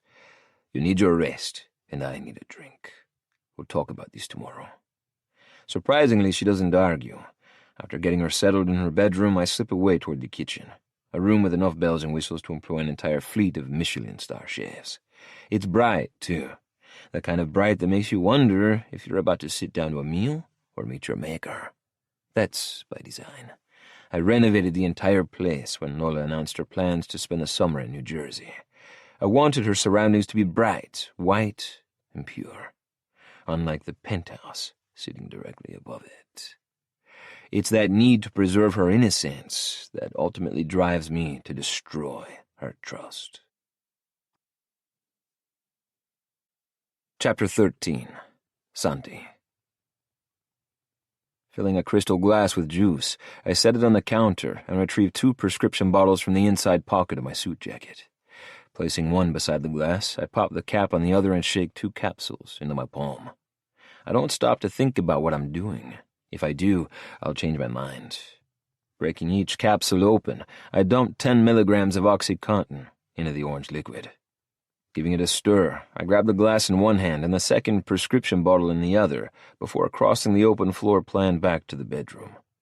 Lola is tucked under the covers, stress and fatigue already claiming her. "Here," I say, offering her the glass and the pill bottle.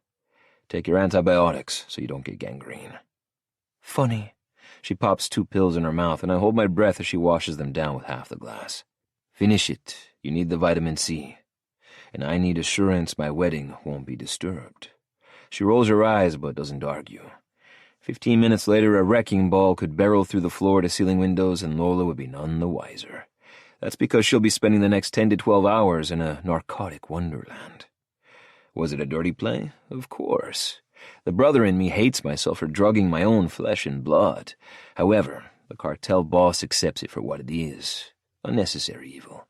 This is a war, and sometimes the ends justify the means. As I stare down at my sister, her face clean of makeup and her dark hair strewn across her cheeks, I'm struck with how young she looks. Barely 20. Older than Thalia, but still younger than Ella. My chest flares with rage at the thought of anyone trying to hurt her. I turn the heavens black and the seas red in order to protect her, just like Thalia did for her sister. At that moment, my hate for Marco Bardi becomes a living, breathing thing. Thalia Santiago could have easily been Lola Carrera, and then a sister's jaded desperation would have become a brother's unholy crusade. I can't excuse her methods, and I won't ignore her role in what I still believe to be a planned attack on my casino. But, as a devoted brother, I respect the lengths Thalia was and still is willing to go to in the name of family. Turning out the light, I kiss Lola's forehead. "I'm sorry," I whisper.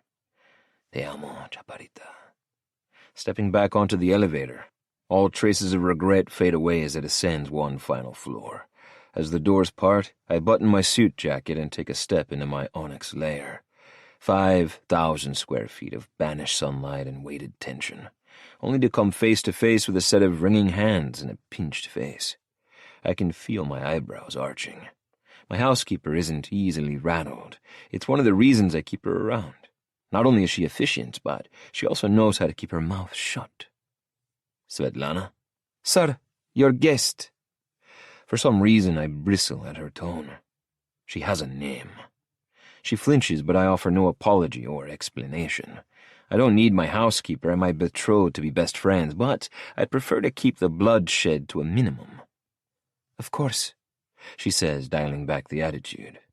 "Miss Santiago refuses to eat.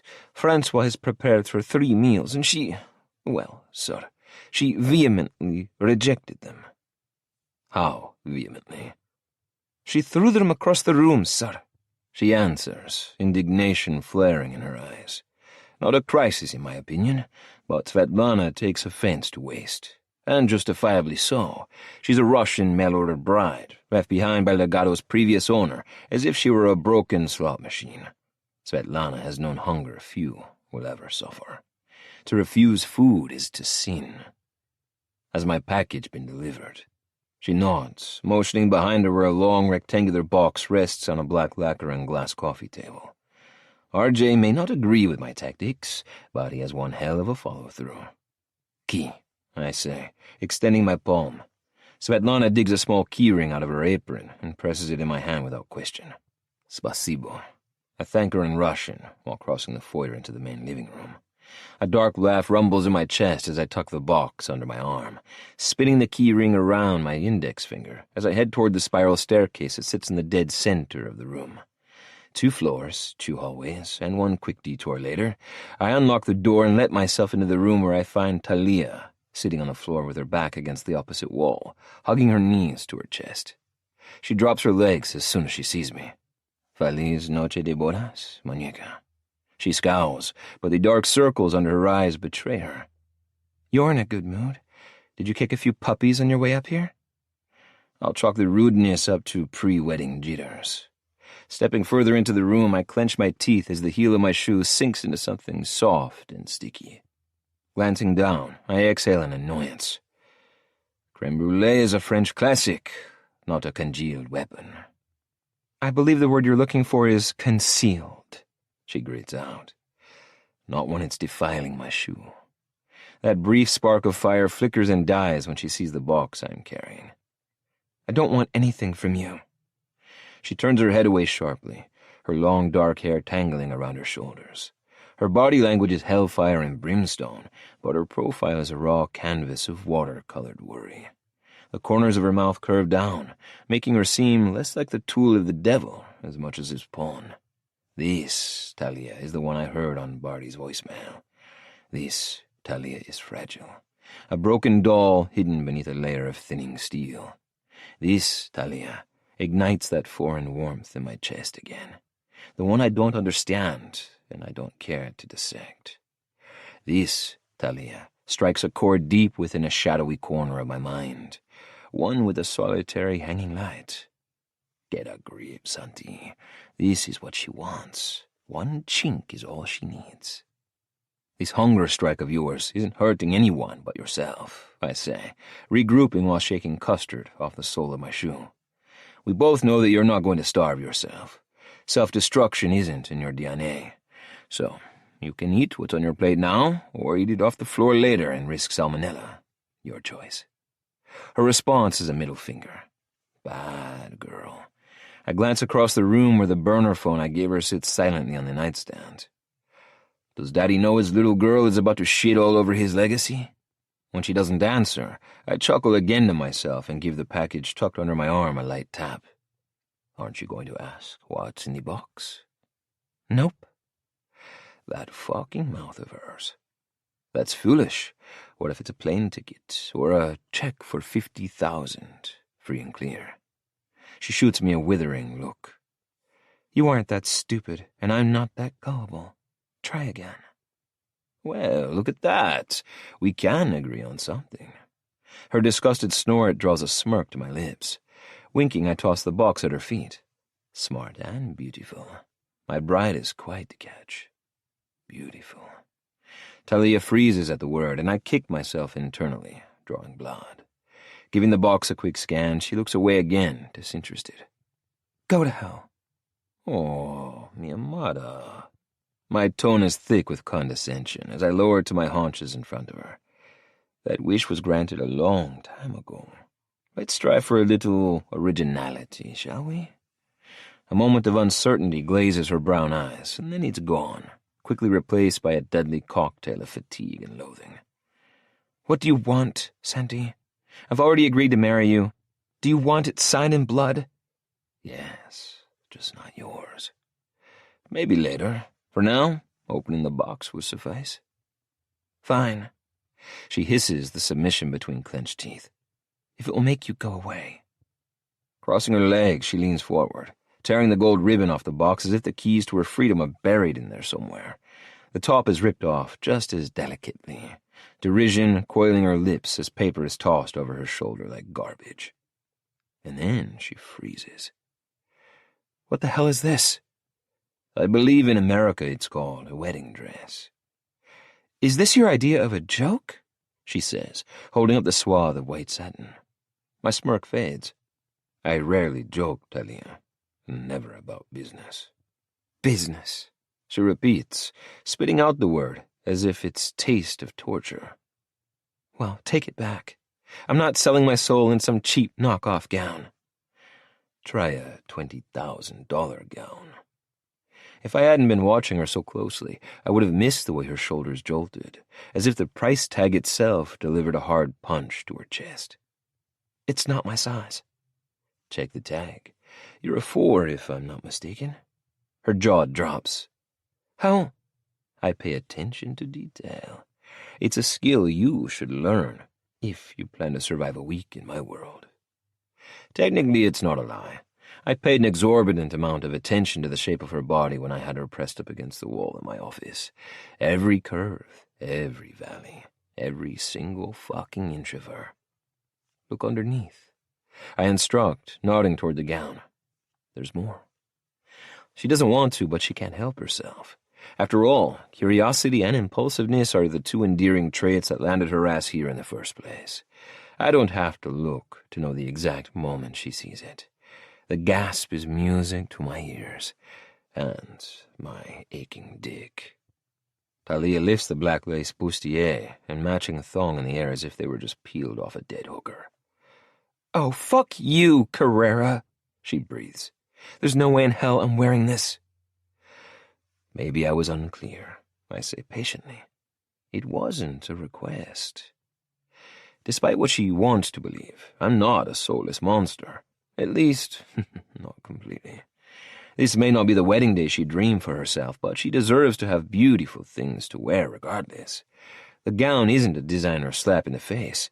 It's an attempt to counteract the cheapness Barty made her feel. However, the lingerie? That's to show her that even though we're standing on opposite sides of the battle line, I'm still a man who can appreciate a confident woman. However, the color isn't for her. It's for me. It's a symbol of dark, consuming light. A reminder that while heart and innocence may radiate on the outside, underneath all that satin and crystal, sin and lace wrap around her in blasphemy. Blinking away her shock, she climbs to her feet. This isn't a dream wedding, Santi. This is... Her words trail off as her eyes settle on the lace dangling from her outstretched hands. This is matrimonial terrorism. She exhales dramatically, and then she blushes as the sexy lingerie flutters under the force of her breath. The truth stains her cheeks like a scarlet letter. Basic animal instinct can't be controlled. It knows no boundaries, and doesn't give a fuck about crossing enemy lines. Right now, Thalia is imagining me ripping this off her tight little body. I don't even try to stifle my laugh. You think this is funny? She says, the blush on cheeks darkening with anger. No, Thalia Santiago, nothing I want to do to you is funny. I told you, I never joke, mi amada. I'm not your beloved. I'm your prisoner, and this, bowling her fists, she hurls the scraps of lace at my chest, is revolting. If you think a couple of meaningless vows entitles you to anything other than a cold shower, you're very much mistaken. You lay a finger on me, and I'll break it. Dislodging the thong hooked around one of my shirt buttons, I step forward, erasing all but an inch of space between us. Big words for such a small woman. I expected her to crumble under my wicked torture, but I should have known better. This girl is no wilted daisy. She's a wild rose with thorns the size of her petals. Haven't you ever heard that dangerous things come in small packages? No, I'm used to handling large things. I lower my eyes toward my tailored pants. As if pulled by an invisible tether, hers follow. The innuendo isn't veiled. It's framed by a flashing neon sign. Her lips round in shock, and I let out another laugh. It's a gift, Thalia. A simple gesture. Composing herself, she kicks the lingerie in the box across the room. You want to be generous? Bring me a long black dress and a veil. It's a wedding, not a funeral. Semantics. Okay, that's it. I've indulged her tantrum long enough. A low growl rumbles in my throat as I stalk toward her. A startled gasp escapes those tempting lips as Thalia takes a step backward, right into the wall. Placing a palm on either side of her head, I cage her in with nowhere to go, nowhere to run. You want to talk funerals, Muñeca? Last night, you came within an angel's breath of being the guest of honor at your own. The only reason you still have breath in here? I don't ask for permission before dragging a hand from the wall and placing it between her breasts. Is because I allow it. But you chose life, Thalia. You chose our unholy union. You chose debt over loyalty. So don't act like you're doing me any favors by following through. She's quiet for a moment, her heart thumping wildly beneath my palm. You still don't believe I had nothing to do with the attack last night? It's not a question. The word of a Santiago means nothing to me. And the promise of a Carrera means nothing to me. Raw hate flares in her eyes, turning the warmth in my chest into a goddamn inferno. You're a bastard. And you're soon to be $50,000 richer. So what does that make you, señorita? I may as well have struck her. As my words sink in, Thalia visibly deflates, any lingering boldness dissipating in a cloud of truth and deceit. Nobody likes having a mirror shoved in front of their face, especially when the reflection isn't pretty. I need to get out of this room, Santi, she whispers. At least let me go home and offer up an explanation to my... Do I look like a fucking moron to you? They'll be looking for me. They'll trace me here, and when they do... Let them come. My challenging tone is as dark as a starless Mexican sky. You won't be the only thing I take from them. It's only a matter of time before New York is mine as well. The moment Thalia says, I do, I'm lighting a fire under Monroe Spader's ass. If Grayson thinks he can keep me out of New York, he has a surprise coming, regardless of what he might have planned. For the second time since she stumbled through the doors of my office, my bride-to-be drops the queen bitch act. That scorched gaze dims, only to be filled by unshed tears. Please, she chokes out, pressing her hand against my chest. I know you. One touch. One simple touch sparks a deadly live wire. My skin sizzles under my shirt, the pressure of her hand burning a permanent tattoo on my chest. Everything distorts. Wrapping my fingers tightly around her wrist, I pull her hand away and slam it against the wall above her head. Don't touch me. I growl, my voice razor thin. Don't ever touch me without my permission. I'm sorry, she stutters. I didn't know. How could she? I'm the heir to a cartel empire. I don't explain myself to anyone. I need to get out of here. Twisting around, I drive both hands into my hair as I stalk toward the door. Santi. I pause with my back to her. I don't acknowledge her, but I can't seem to walk away either. Stuck in fucking limbo, as usual. What's in this for you? She asks softly. What's in this for you? I counter, flinging her own words back at her. What does my 50 grand buy? Neither of us answers. Be ready in an hour. I turn to leave. I'll have Svetlana bring makeup and a brush and whatever the hell else it is girls need to look presentable. And if I'm not, then you'll need that black veil after all, I warn, locking the door behind me. Chapter 14. Thalia. I've never considered myself to be a rebel. It's hard to break the rules when you spend the first 18 years of your life on an armed island compound in the middle of the Pacific Ocean, surrounded by more guns than fun. Even my words don't carry that much of a shock value anymore. My mouth has always been a box with a broken lid. That's until Santi Carrera left me all alone with an expensive wedding dress and a pair of nail scissors I just found in the bottom drawer of the ensuite's vanity unit. Now, dissidence is my New Jersey state of mind. Kneeling down on the cool tiles, I pick the scissors up and examine them again, sliding my fingers into the eyes and feeling how snug the metal fits against my skin. They're too blunt to cause any real damage, but they're sharp enough to make a scene. And that's the aim of the game now, to slide myself like a piece of glass underneath Carrera's surfaces until I bleed his patience dry. Beyond my father's protection, I'm learning that rules can be bent by the subtlest of mutinies. I won't push Carrera so far that my money comes into jeopardy, but by the end of this week, he'll be begging me to leave. Walking back into the bedroom, I stare down at the silky white material spilling out of the box on the floor. And this cost him $20,000? I grind my teeth together in frustration. That's nearly half the money I need to pay Barty off. The wedding dress itself screams money and status, from the intricate Swarovski crystals sewn into the neckline to the detailed stitching on the bodice. Even if I felt a modicum of emotion for him, which I don't, I wouldn't be caught dead in something so flashy. This man wouldn't know refinement if it smacked him over the head with a loaded Glock. It takes me over an hour, and by the time I'm done, my forefinger and thumb are throbbing with pain.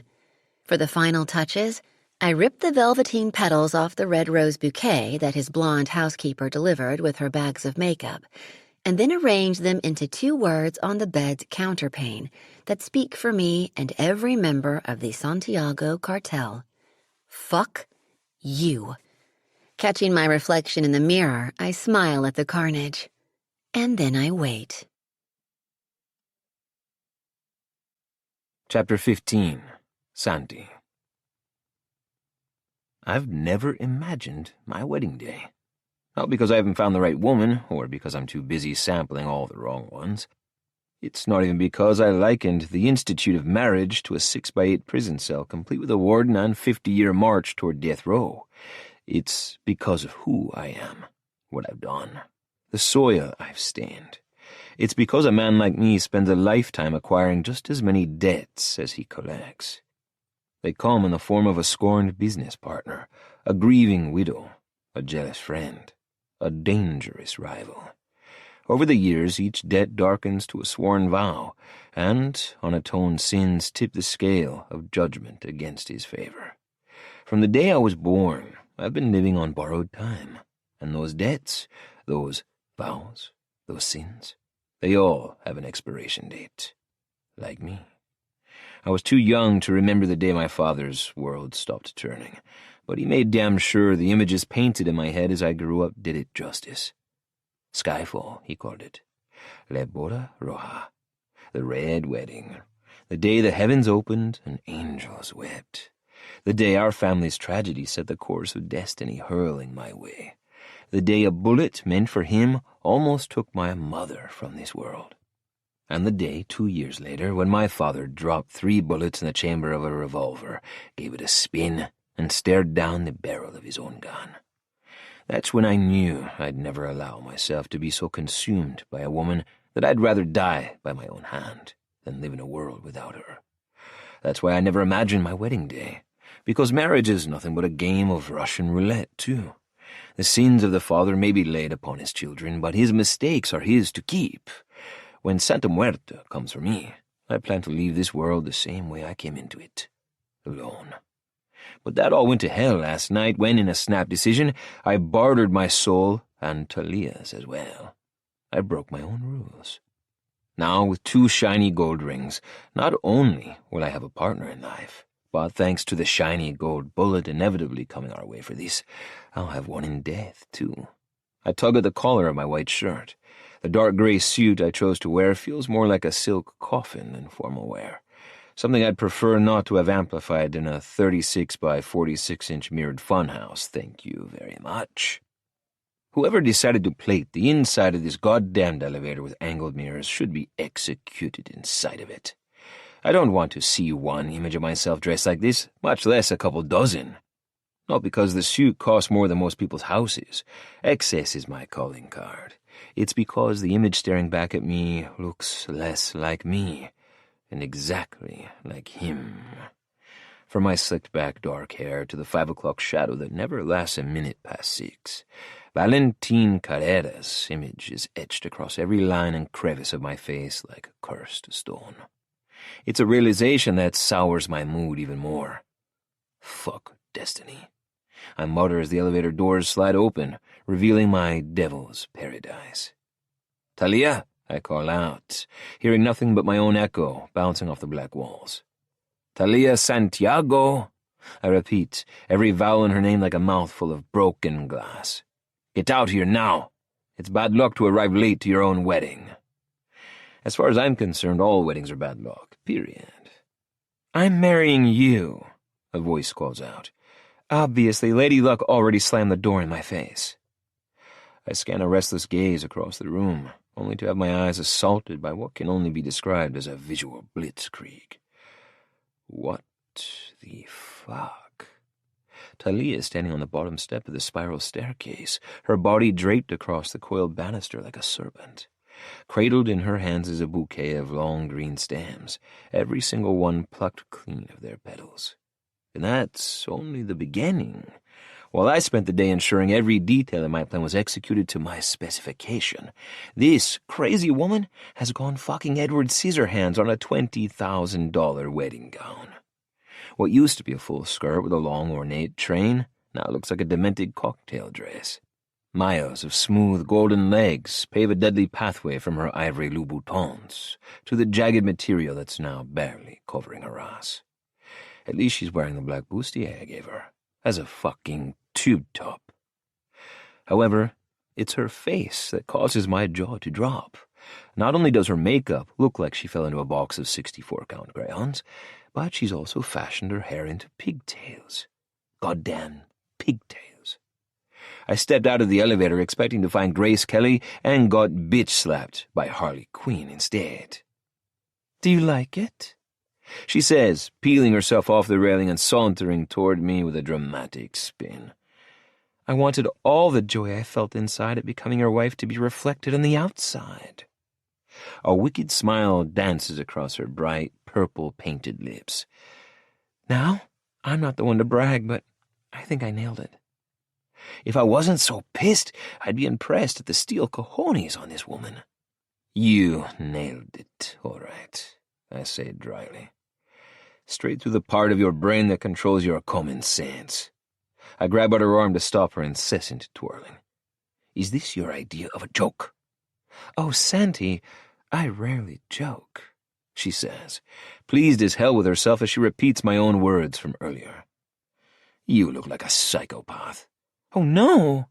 Grasping dramatically, Thalia presses a hand over her heart. My betrothed is displeased, but I work so hard to look the part of a Carrera. Watch it, I warn, swallowing the string of Spanish obscenities resting on my tongue. Her little insults are becoming a big problem, one I plan to address after the ceremony. I inherited my father's temper, but I also know when to pick my battles. Thalia's act of defiance was a commendable effort, but a complete waste of energy. This woman thinks that by shredding her gown and then covering it with the bustier like a confused whore in a brothel, I'll assume she's loca en la cabeza and send her on her merry way? Hell no. Thalia wants me to lose my temper so she can hate me even more. She wants my anger. She wants my hate and her fear all twisted up and displayed in all its fucked up glory. And she almost had it. My initial instinct was to drag her back into the ensuite bathroom and force her to change after scrubbing all that shit off her face. But why? This isn't a real wedding, at least not in any traditional sense. It's nothing more than a binding agreement, a gold shackle that ensures her a front row seat to her family's destruction. If Thalia wants to walk down the aisle dressed like a circus freak, so be it. Her act of rebellion is nothing more than an eyesore. The Colombian princesa is about to get a lesson in playing with fire. It's short, I note, my eyes tracing the uneven cut barely grazing the top of her thighs. I thought I told you to stop pussy-flashing my man, Muñeca. What's wrong, Carrera? She purrs, batting those long eyelashes. Don't you like what you see? Like it? I could devour it. Even a package wrapped in a shitty attitude still shines. If the blood of my enemy didn't flow through her veins, I'd happily wreck that pretty little cunt she keeps parading in front of my face. However, I'd chop off my own dick before I'd fuck a Santiago, despite my unspoken thoughts to the contrary. It definitely makes a statement. She pauses, clearly taken off guard. Wait, you're not mad? Should I be? That proud jaw tightens as I step closer. You're toying with me, aren't you? I catch the faint scent of jasmine as I lower my mouth to her ear. Not yet, I whisper, that charged electricity crackling between us again as I call her bluff. I'm saving that for our wedding night. Reveling in her breathy gasp, I bend my elbow, offering her my arm with a salacious grin. Shall we, mi amada? I'm not your beloved, or your wife, she mutters, looping her arm around mine before sinking her bright yellow nails deep into my skin. At least not for the next few minutes.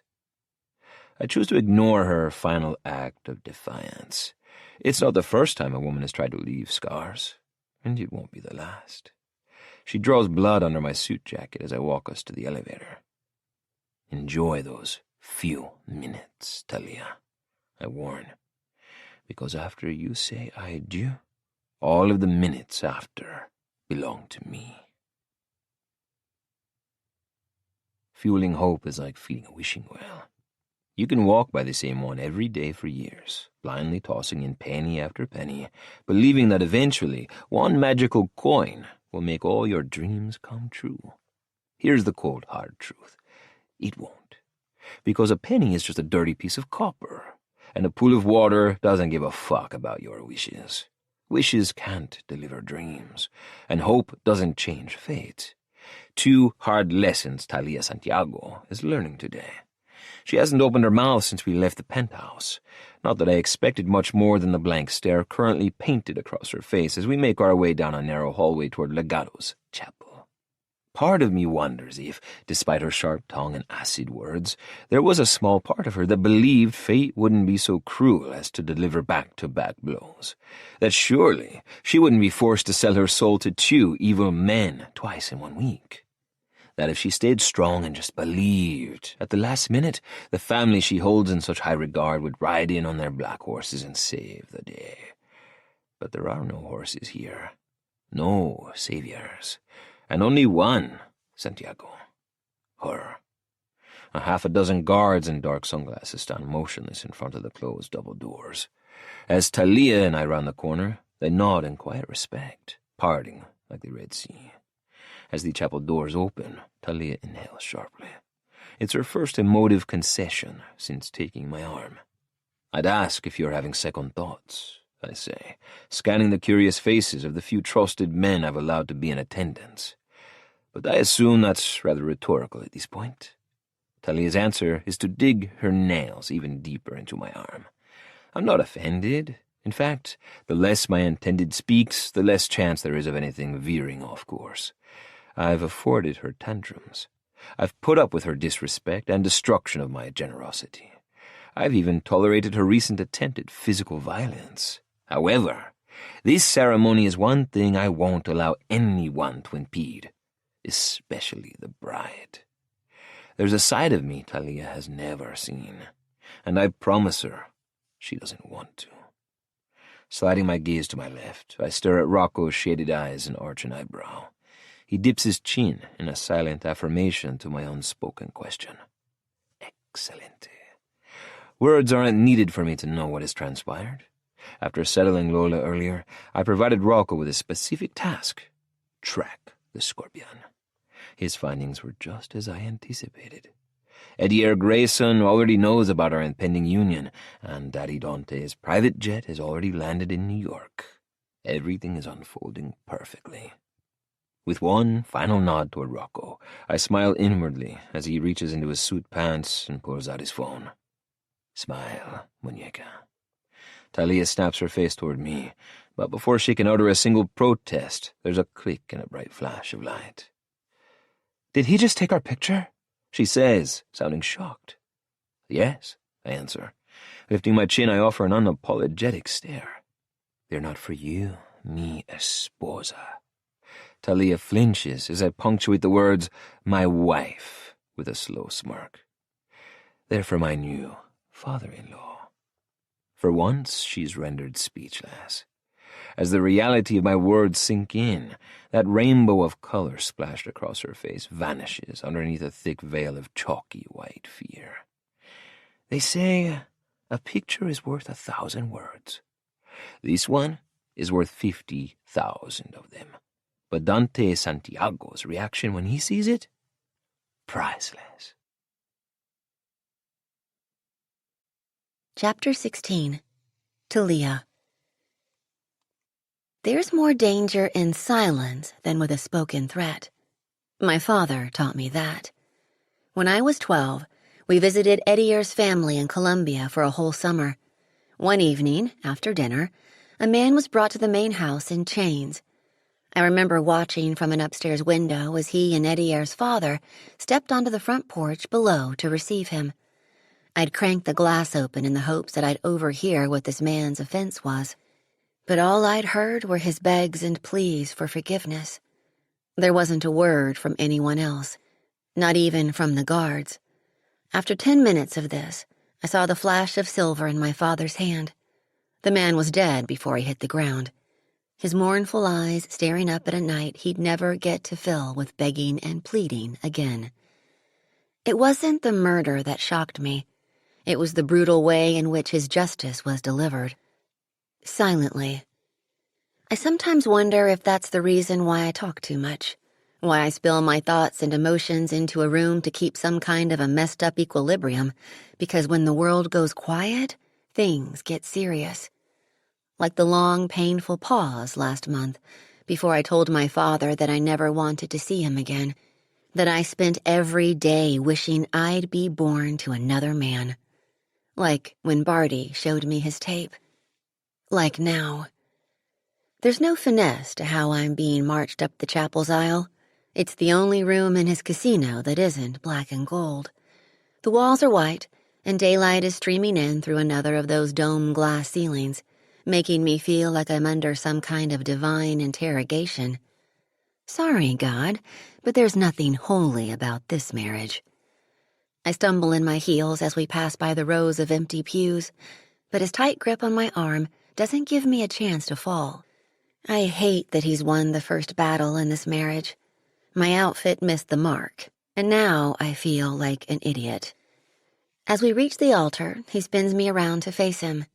"Well?" he says irritably. "Well, what?" "I'm bracing myself for your last stab of hostility as an unmarried woman." Stab? I yanked my arm free, refusing to acknowledge how the cut of his dark gray wedding suit is doing strange butterfly-like things to my stomach. "That's an interesting word to use with your partner in hate, and it will be my pleasure to disappoint you, señor. I'm all out of words." "Except for the ones that count in a place like this." "I'm a liar, remember?" I say through gritted teeth. "This should come easy to me." He lifts a slanted eyebrow, but he doesn't comment. There's a scuffling noise behind us as a couple of his muscles and tuxes enter the chapel and take their seats in the furthest pew. Trailing behind them is a short man in a blue suit with a pinched face and thinning brown hair. I recognize him as the man I saw walking through the casino a couple of nights ago with Santi. "Ah, the witness," he says, nodding at the justice of the peace who's been staring in open-faced horror at my face and outfit. "You can begin." "Wait." All heads turn toward me. A flash of annoyance dances across Santi's face, but he kills it, stone dead. "I figured as much. Come on then, spit it out." "No, it's not that."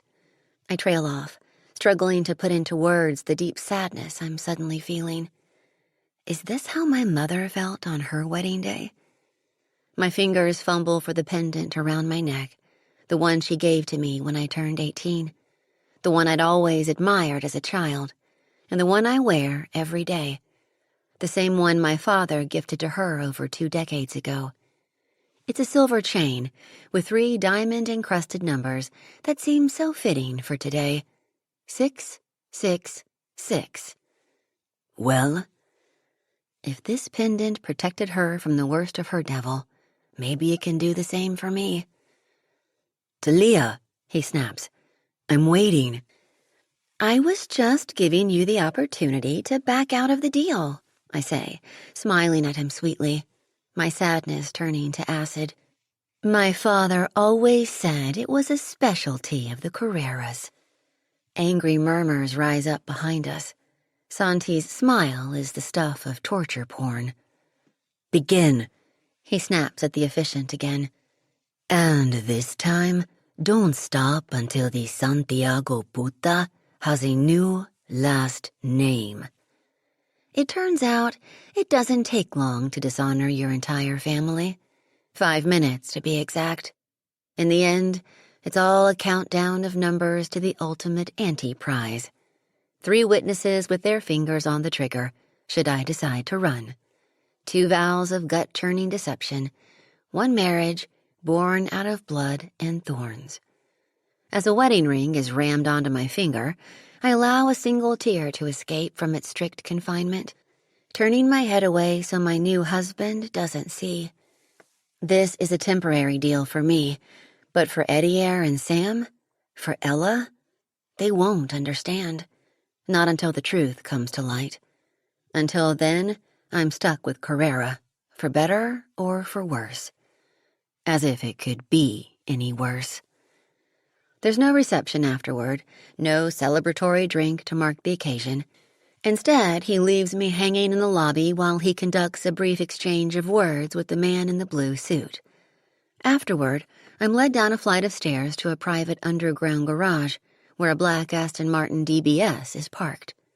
Trust him to drive a car as beautifully brutal as he is. "Get in, mi esposa."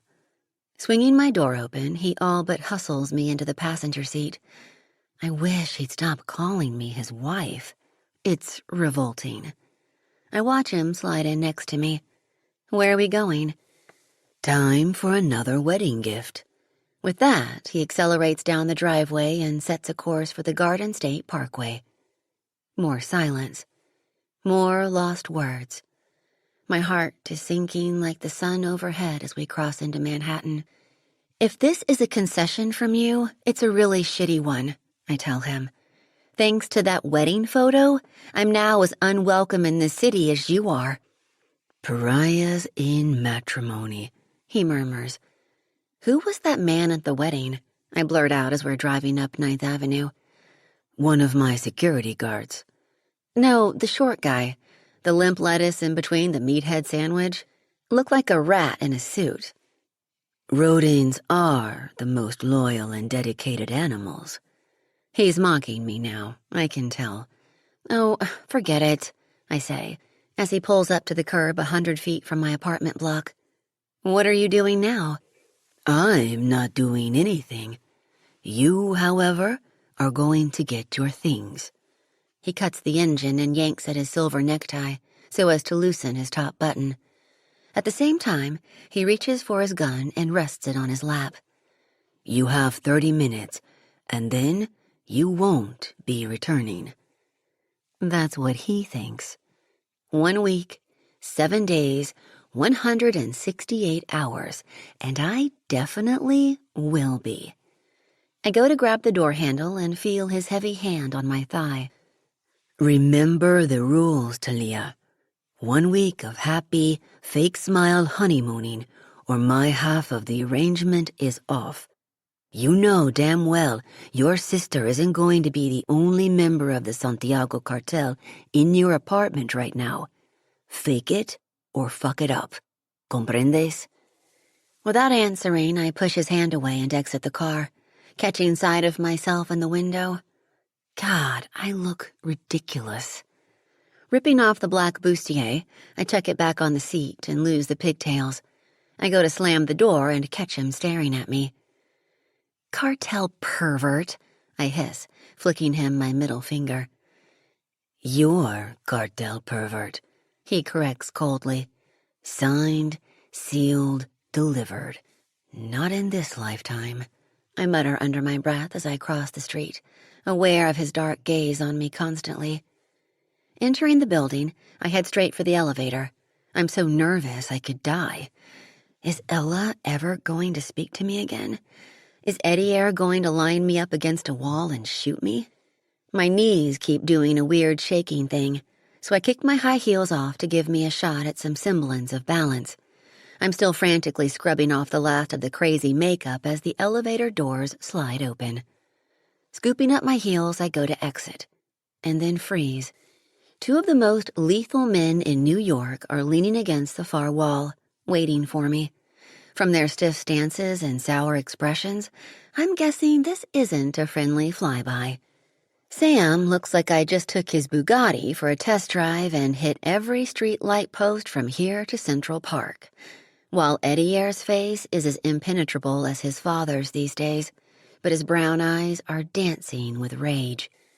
That's when I know the next 30 minutes are going to be the longest of my life. "What the fuck have you done, Thalia?" Sam roars, leaping away from the wall to slam his hand across the closing doors. "You just took this war to the next level." Edier pulls him back again as I shrink against the carriage wall. "Leave it," he murmurs, authoritative as always. "She'll explain herself when she's ready." "Damn right she will." Taking a step back, Sam flings open my apartment door for me. "Get inside and take that stupid dress off. You look like a clown." "A clown, huh?" For a second, I'm so angry I can't speak. "Try walking a mile in these, Sam Sanders." I surge forward to shake my Louboutins in his handsome face. "Believe me when I say you'd break your fucking ankles before you hit the sidewalk. Do you have any idea how much trouble you've caused? Why don't I take an extra long shower and then you can tell me all about it?" His gaze dips to what's left of my wedding dress again. "You can wash all you want, but you'll still stink of Carrera. Tell that to your dick after you screwed his sister last year." "Cut it out." Edier snarls at the both of us. "Don't let that Carrera bastard divide us any more than he has already." That's when it hits me. The weight of this bad blood was always going to drown us. But standing here in this hallway, with two boys I used to steal cars with, for the first time I can feel our heads slipping under. We're all connected now, whether we want to be or not.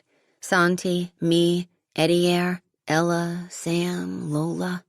It's a generational fuck-up, like a computer glitch in our matrix.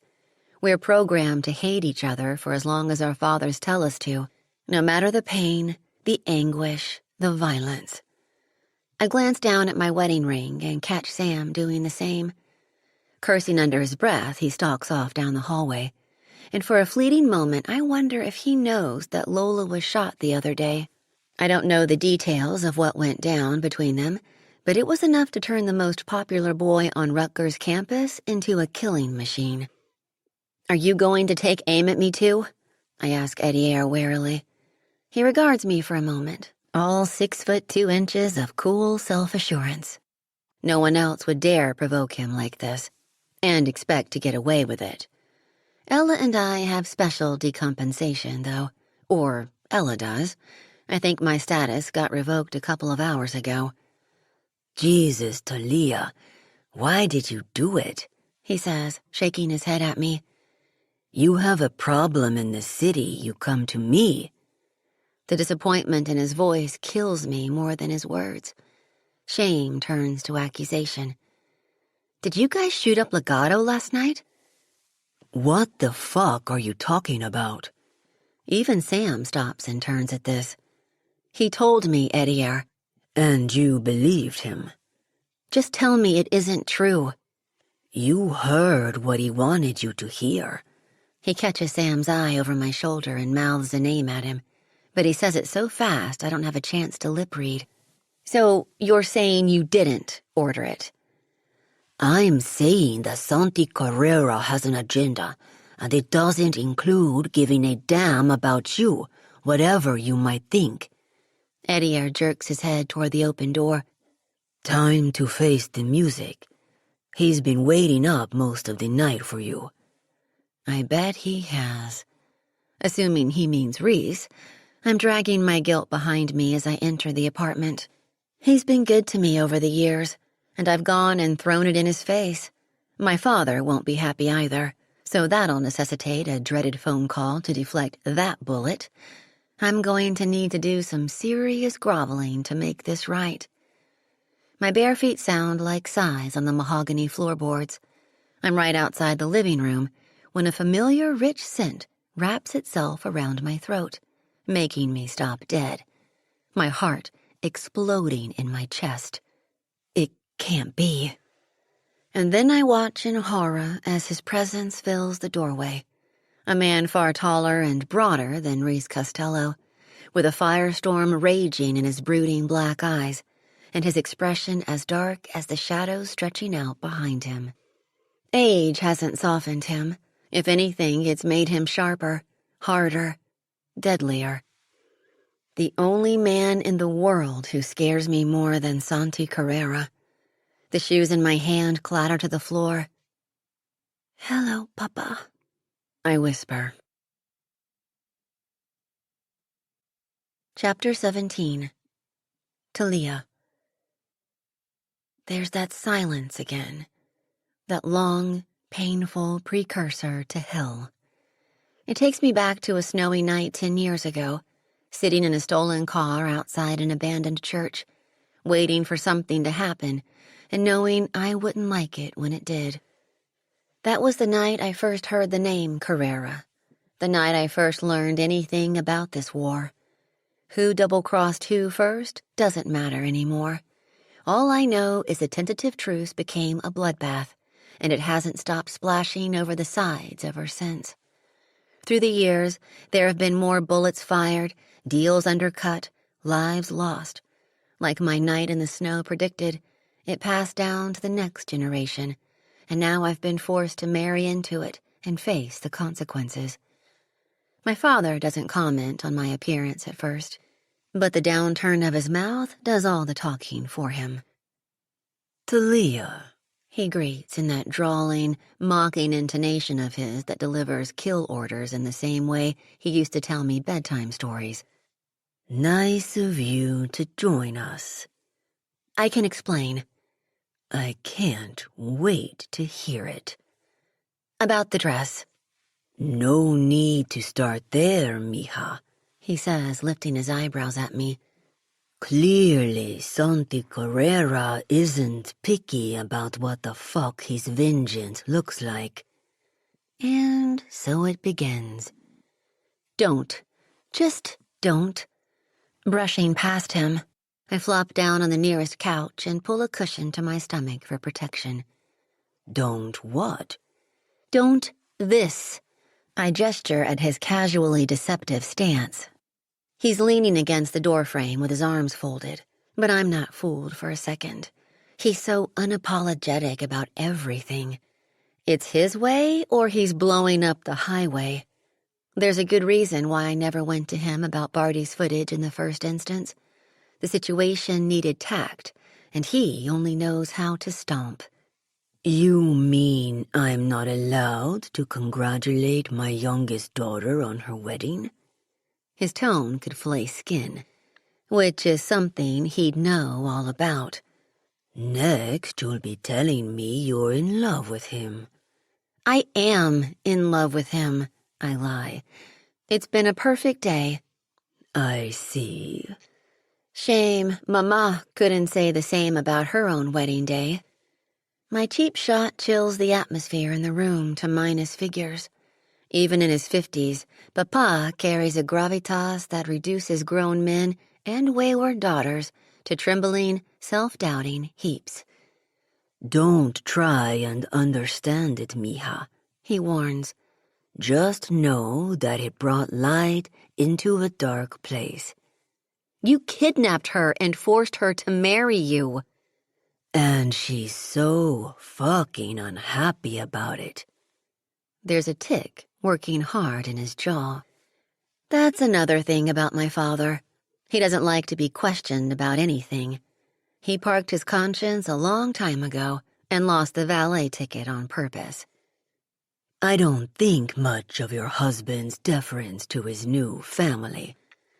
Taking a step toward me, he tosses his phone onto my lap. Is this meant to be some kind of reverse dowry with spikes? Glancing sideways, I suddenly see why Sam was so angry. What happened? I whisper, knowing how much he loved that place. The Barfly was Sam's favorite property in Manhattan, the bar his father gave to him on his 21st birthday.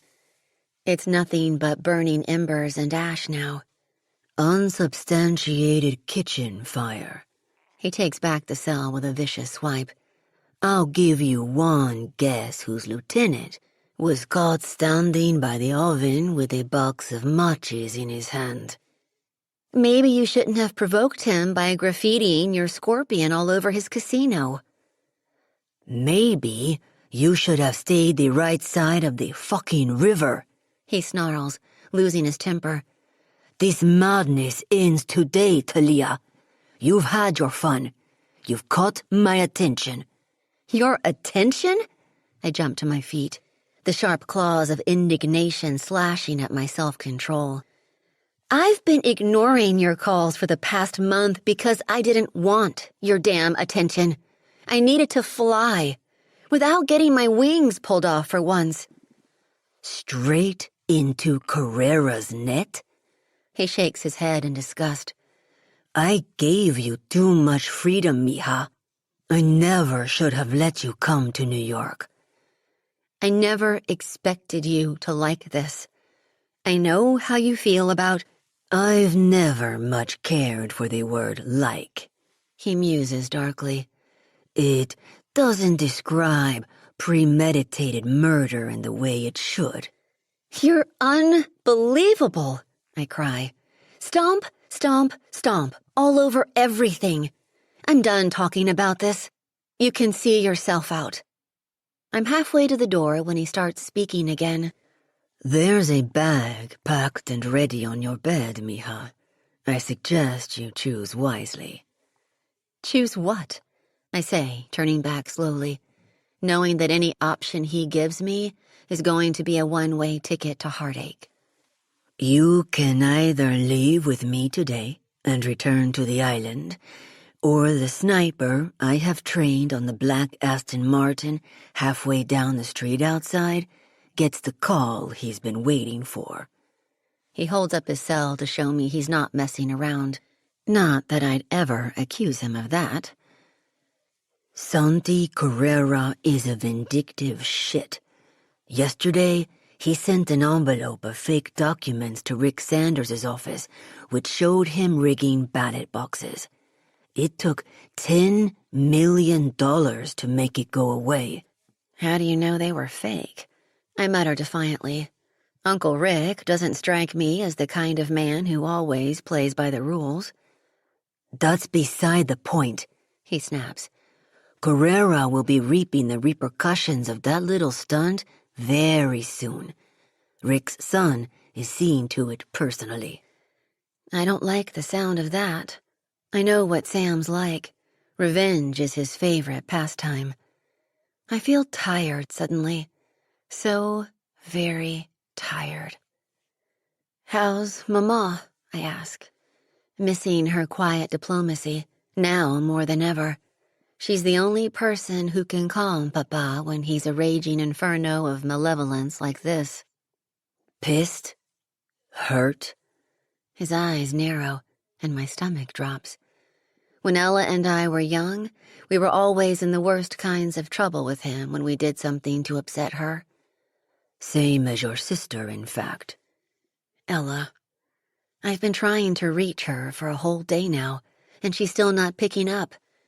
I glance around for her stuff, but there's no laptop, no speaker system. None of her clothes are draped over the back of the couches. Where is she? I say, feeling panicky. It's not safe for her in New York. Not now that her sister has lit a bomb under a box of fireworks. But she has her finals next month. She won't graduate. Oh, God. It's like Barty just demanded another $500,000 from me. And whose fault is that? Don't do this. I reach out to touch his arm, to have some of the distance between us for Ella's sake. Let her come back. I'll speak to Santi. Call a truce with Valentin Carrera before it wrecks all our lives. Have you lost your fucking mind? He roars. The sooner you come to your senses and hire a fucking divorce lawyer, the sooner she can return and graduate. Is there anyone not trying to blackmail these days? Where's Reese? Redeployed, he says viciously. Did you hurt him?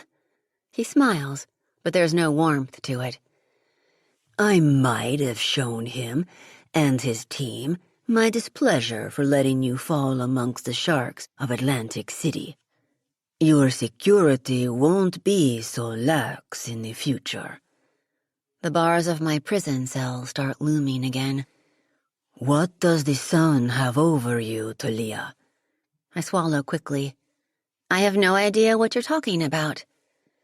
I want the truth, mija, so I can ram it into his chest before I rip his heart out. Shit, shit, shit. I knew he'd see through this wedding in a hot minute, but I refused to ruin my sister's life any more than I already have. Don't bullshit me, mija. The marriage is real, I croak. My life is in New Jersey now, with him. Shame.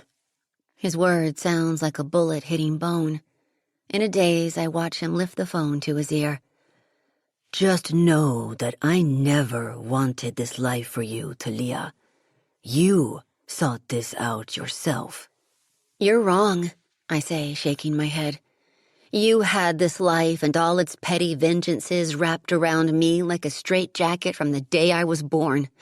I couldn't escape it, even if I tried, so I had to adapt.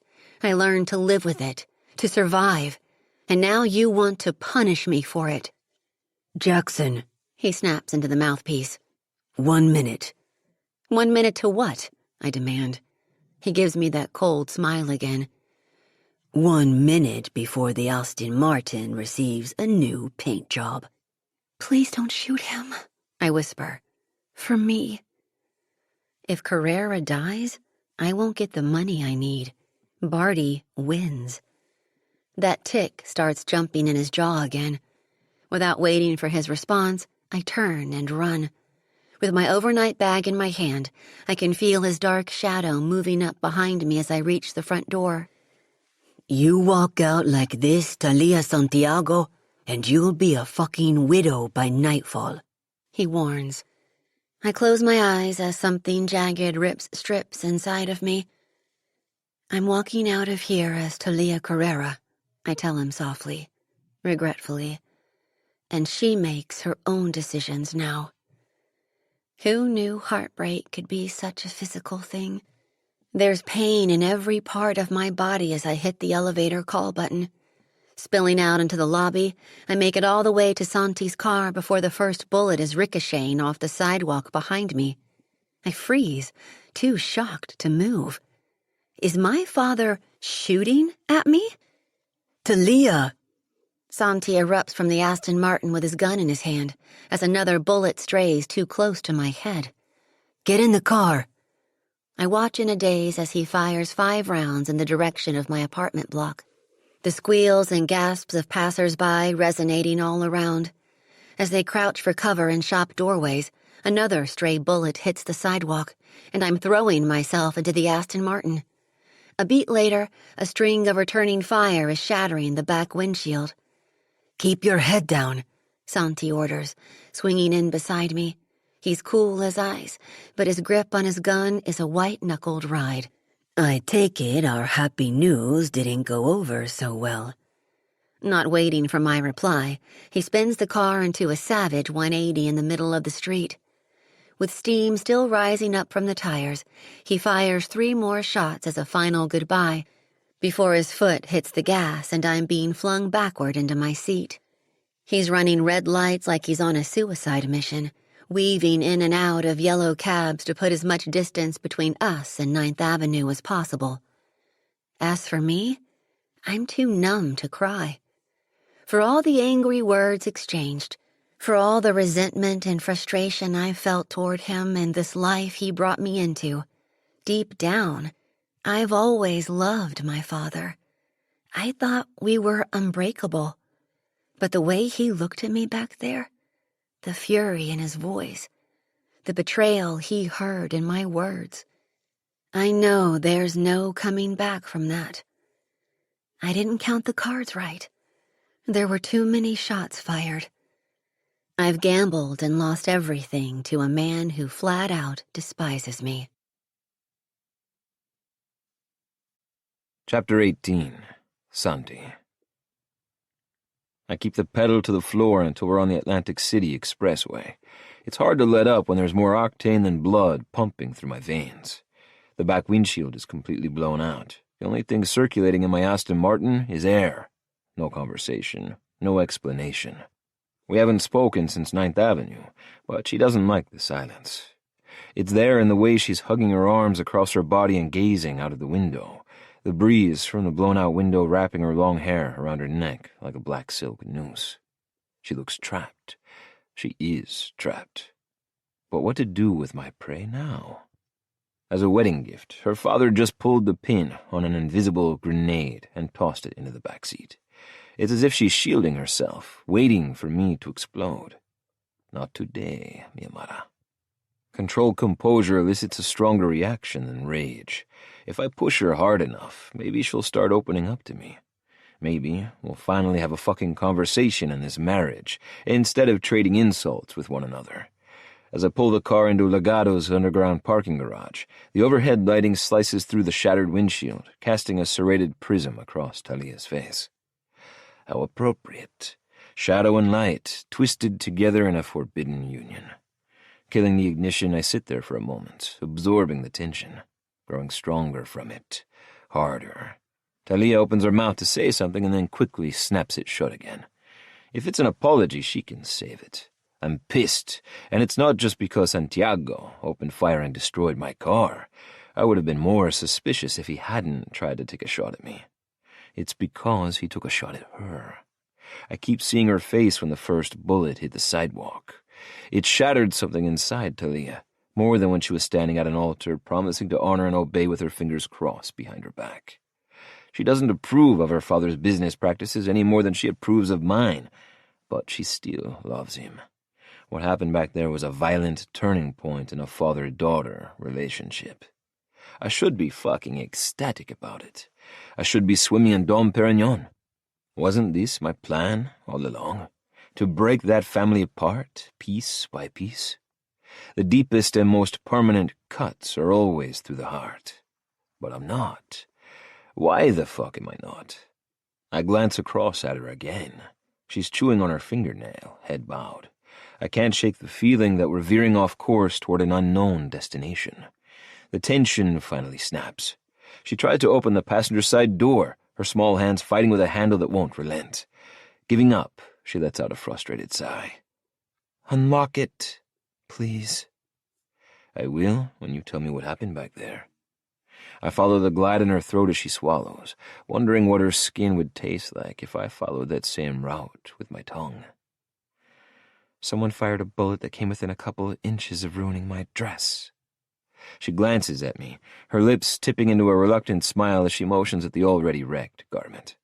"Oh, wait. Too late." "I'm serious, Thalia." "What would you like me to say? That my father was there waiting for me? That when his tough love tactics didn't work, he resorted to more drastic measures?" I can hear the vulnerability seeping through her cracks of confusion. "God, you must be loving this." "Far from it. That's not what... Those bullets were meant for you." Her tone is sharp, but the false certainty woven through it is all too familiar. Children of criminals are so fucking proficient at lying, especially to themselves. Shooting me a dirty look, she starts beating her fist against the passenger side window. "Unlock this door, Santi. You got what you wanted. At least let me go inside so I can lie down, close my eyes, and pretend it's all a bad dream." Offering comfort isn't a part of my skill set. I'm usually the one inflicting pain, not soothing it. But something compels me to reach over and tilt her face toward me as gently as possible. Let's just say the celebration is on hold. "Why? Because you feel guilty?" She jerks her head away, letting out a scornful laugh. "Can a Carrera even spell that word?" She's lashing out with good reason, but I'm not a reasonable man. She can insult me all she wants, but never my family. That's what I get for giving a shit. Unlocking the doors, I climb out of the Aston Martin, slamming mine behind me. I make it all the way to the elevator before I feel her fingers close around my bicep. Just that small impact is enough to cause a short circuit in my brain. Fire. Her skin feels like fire burning me. Before I can react, she curses and quickly releases her hold. "Shit, I forgot. No touching." Silently, I reach for the call button, her shallow breaths falling into rhythm with the chaotic beat of my heart. What the fuck is happening to me today? "Look, I'm sorry. That was disrespectful. All the stuff I said about guilt and the Carreras, well, it's not like I have the moral ground to be throwing stones." Her voice trails off again, and she lets out a sigh. "Can we call a temporary truce and go back to hating each other tomorrow?" I give her a curt nod in response. "I'm sorry about your Aston Martin, too." She steps into the carriage beside me, looking even more like a doll without her shoes on. "Though my mama always told me that big, expensive cars were an overcompensation for something." I catch a small smile twitching at the corners of her mouth. "I hear your father is quite the collection." That same smile disappears, and I'm suddenly angry at myself for mentioning him. "Still," she says, her tone stilted once again, "it's a good thing he hit the side of the car rather than the side of your head." I arch an eyebrow. "I'm surprised to hear you say that, Miyamada. You've already stated your preference for a black veil over white lace. I assumed being given the opportunity to wear it would have been the perfect ending to your day." She drops her eyes to the floor. "Not if I'm $50,000 short." Because it's all about the money, right? And revenge. Let's not forget that beautiful, toxic cherry. My phone beeps. Glancing down, I find more missed calls from my father than I can count, and a short message from Monroe. The bill passed. I type out a quick reply. "Excellent. Meeting at Legato, 10 a.m. tomorrow." It seems Rick Sanders can check off another box on his corrupt political scorecard. A prepaid victory. Not only has he already bought his constituents' votes, but he's now purchased the rights to his fellow senators' opinions. A couple more insignificant steps and the bright lights of Vegas will shine on the Big Apple once more. New York is reopened for business, and mine for the taking. When we reach the top floor, I hang back to allow Thalia to exit first. She turns in mild surprise when I don't follow her out. "Business," I murmur, sliding my hands into my pockets and reaching for the button again. As they close, I swear I see a flicker of frustration on her face. Dropping one floor to Lolo's apartment, I'm relieved to find my sister fast asleep. Even under sedation, she's a creature of habit. Ever since she was a little girl, she slept in the fetal position. Autodefensamental, my father calls it. Defense mechanism. He claims it's due to the residual trauma still floating around in her subconscious from almost dying in utero, thanks to another of Santiago's bullets. He got real philosophical after my mother's accident. There was a lot of talk about fate and scars and destiny. He started to believe that all sins committed were reenacted over and over on a continual loop, in a realm between dreams and reality. Like reincarnation, only no one ever learns. No one repents. All that's waiting there is a never-ending punishment. The sins of the father are to be laid upon the children. Like a war that stains a new generation, and the next, and the next. For the second time, I brushed the hair away from my sister's face. Autodefensa mental, he would say. Even in sleep, the soul remembers. Hopefully, she won't remember being drugged by her own brother. I'm guessing I have another 4 or 5 hours left before the narcotics wear off, and she comes looking for answers. Hopefully, by then, I'll have some. A shrill ring fills the quiet room, causing Lola to stir. Shit, I mutter, reaching for my phone again.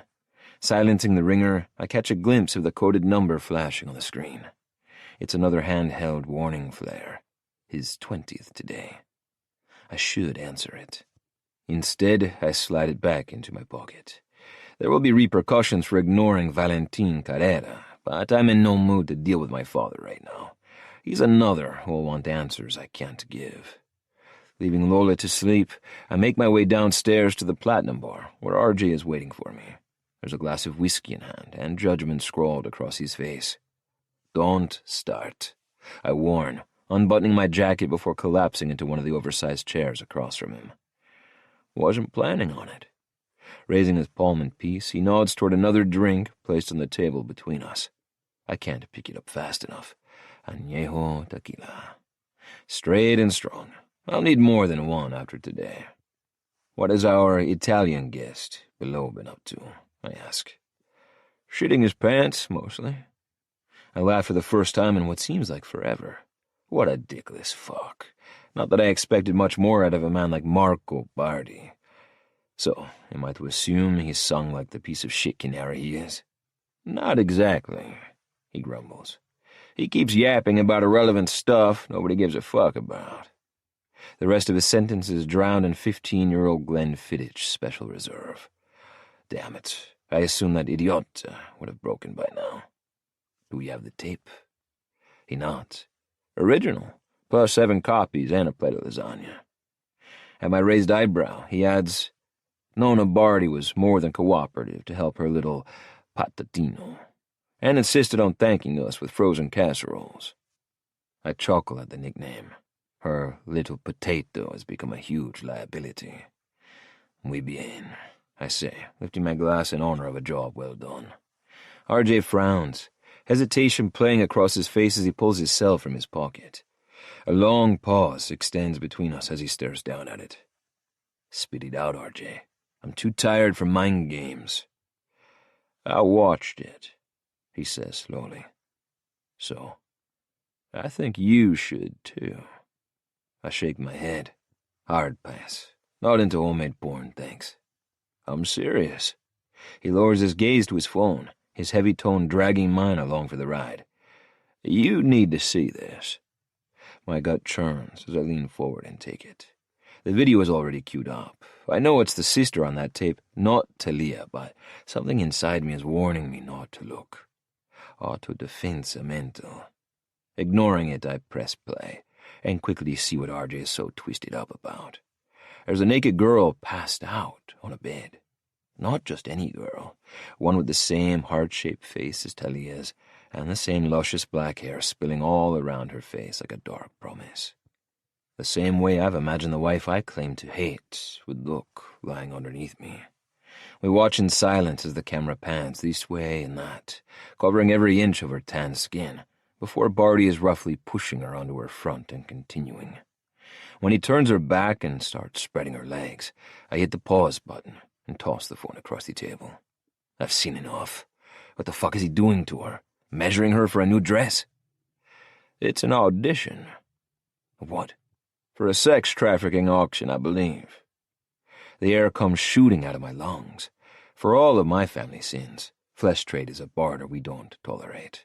A few thousand kilos of cocaine couldn't care less how it's caught or defiled. But a human being, a woman, whose only crime was to exist, never recovers.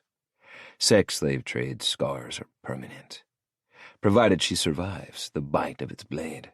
Hijo de su puta madre. I bite out between clenched teeth.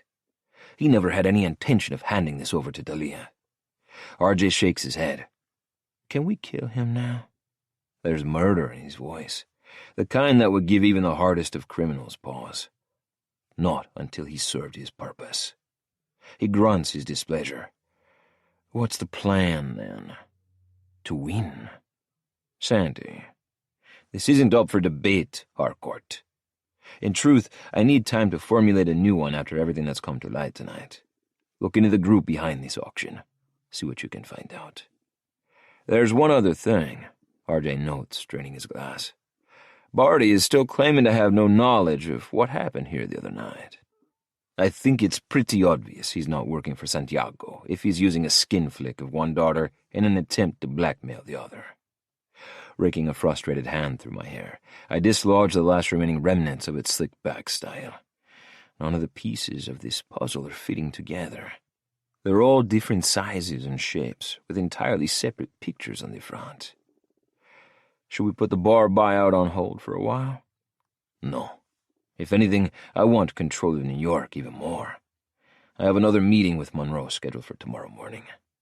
In the interim, this should cheer you up. RJ flicks through his phone again and holds out a photo of the burning wreckage that used to be Sam Sanders' flagship bar, the Barfly. Tell Rocco he did well, I say with a grim smile. Send him an extra $1,000 as a bonus. Is this what finally made Santiago snap and fire a daddy gunfire special at his youngest daughter? The thought makes my lips flatten in a tight line. Thalia has requested to meet with Barty on Friday night. Speaking of which, reaching into the inside pocket of my suit jacket, I pull out the Italian's phone. It's time my new bride receives the answer she's been waiting for. Happy fucking wedding day, Thalia Carrera. Draining the last of my tequila, I type out a short text, mentally punching that asshole's face as I hit send. It's about time, Friday at 9. Don't be late, bitch. I'm about to pocket the phone when I change my mind and type one final line. Nice peek of my money. Next time, send me one with your legs open. Disgusted, I hit send and toss the phone back onto the glass table, quickly ordering another drink to dilute my guilt. RJ lowers his gaze, chuckling as he scans the text. Are you asking for Marco or for yourself? Fuck off. Swiping the phone off the table, I flip him my middle finger as I rise to my feet to head back upstairs. I don't touch Colombian pussy. I marry it, and then I ignore it. Chapter 19. Santi. There's a rock sitting in the pit of my stomach as I prowl the black hallways of my penthouse apartment.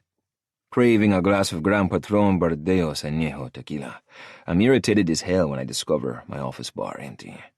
Striding into the kitchen, thinking dark thoughts about my housekeeper, I'm greeted by the sight of a perfectly rounded ass and a pair of denim cutoffs, with the seams stretching in all the right places. Ah, la verga. I'm going to need something stronger than tequila. Can I help you? Thalia's head quickly reemerges from the refrigerator. She straightens and turns with a jerk, her cheeks flushing. What are you doing here? I thought you were out for the evening. She glances at the door. Do you want me to stay in my room?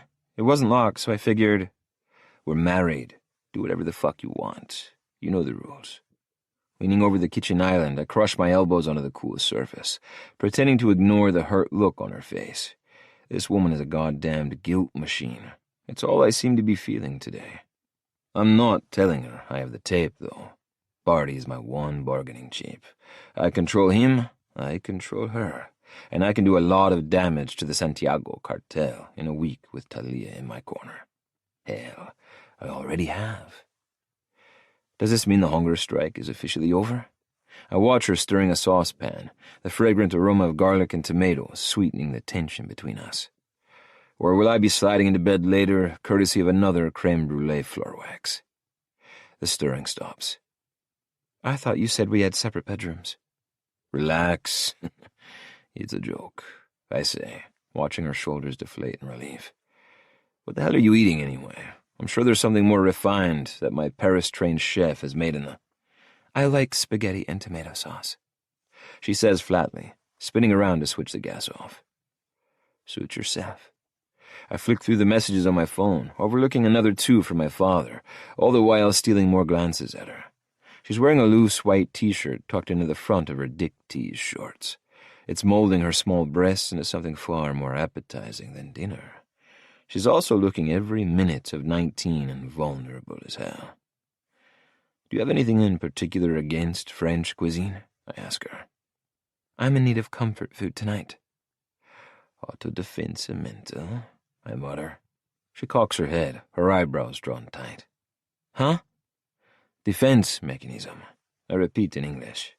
Holding up the empty box of processed pasta, I give it a shake. This isn't comfort food, mi esposa. It's a heart attack in a bowl. Leaning into the refrigerator myself, I remove a plate of foie gras pâté. At least it's not pureed animal livers, she says, frowning at me. This is a French luxury. Here, try it. Digging out a fork, I attempt to lift a portion up to her lips, but she backs away with a disgusted look on her face. Ugh, no thanks. I'm a vegetarian. And you know how cruel that stuff is? They force-feed the ducks and geese until their liver explodes. Not to mention, they keep them in tiny cages. Cruel food for a cruel man, I say dryly, adding it to a piece of brioche and popping the entire thing in my mouth. Shooting me a withering look, she turns back to the stove, rewarding me with another view of those shorts as my dessert. Comfort food indeed. The best meals don't always have to come from animals, you know. Okay, Miss Pita, educate me. Speak to my sister. She's the vegetarian cook. I try not to think about the images on the tape. The indignity of those 10 minutes has ensured that Barty will be missing a few fingers before dawn. As for the rest of him, I watch her drain the water from the pot and mix in the jar of sauce. Tell me your sister is a better cook than this. She's great, and a brilliant writer, too. There's a sudden warmth in her voice. It's amazing, really, after everything she's been... She stops abruptly, as if her words have strayed somewhere they shouldn't. What's amazing? I push the foie gras to the side. Now I'm craving spaghetti, and I never eat that shit. It's official. My taste buds have ADHD. Thalia tosses a fork into the pot, her dark eyebrows bunching together again as she stirs. She's sick. Lupus. She was diagnosed 10 years ago. The symptoms come and go, but when she's in a flare, it's... The stirring stops. It's really bad. Barty just lost a fucking hand now. What can they do for her? The stirring resumes, this time in a swift and punishing rhythm. Nothing, she clips, the words swaddled in anger. There's no cure. Her body will keep attacking itself until one day... I get it, I say stiffly, eyeing my missing bottle of Gran Patron Bordeos Añejo sitting on the counter behind her. Dios mío, I need a fucking drink. Yeah, sure you do. She mutters under her breath. I don't share kills, and I sure as hell don't share my family's personal shit with my enemy's daughter, but my mouth is playing mutineer tonight. My tia, Adriana, my father's sister, was born with type 1 juvenile diabetes. When I was a baby, she went into kidney failure. Oh, God, I'm so sorry. She spins around, her delicate features creased in sympathy. It's such a genuine reaction that it has me reaching around her for the bottle of añejo and pouring myself a large double. Did she die, along with her kidneys? I finish, causing Thalia to flinch. Shaking my head, I place the bottle back down on the counter. No, she got herself a brand new one. Let me guess. The King of Mexico made his sicarios draw straws, and the poor bastard who pulled the short one volunteered a vital organ? No, he did. Fuck off, mouth. Just fuck off. Are you serious? She looks shocked. Blood is blood. Even criminals wear capes once in a while.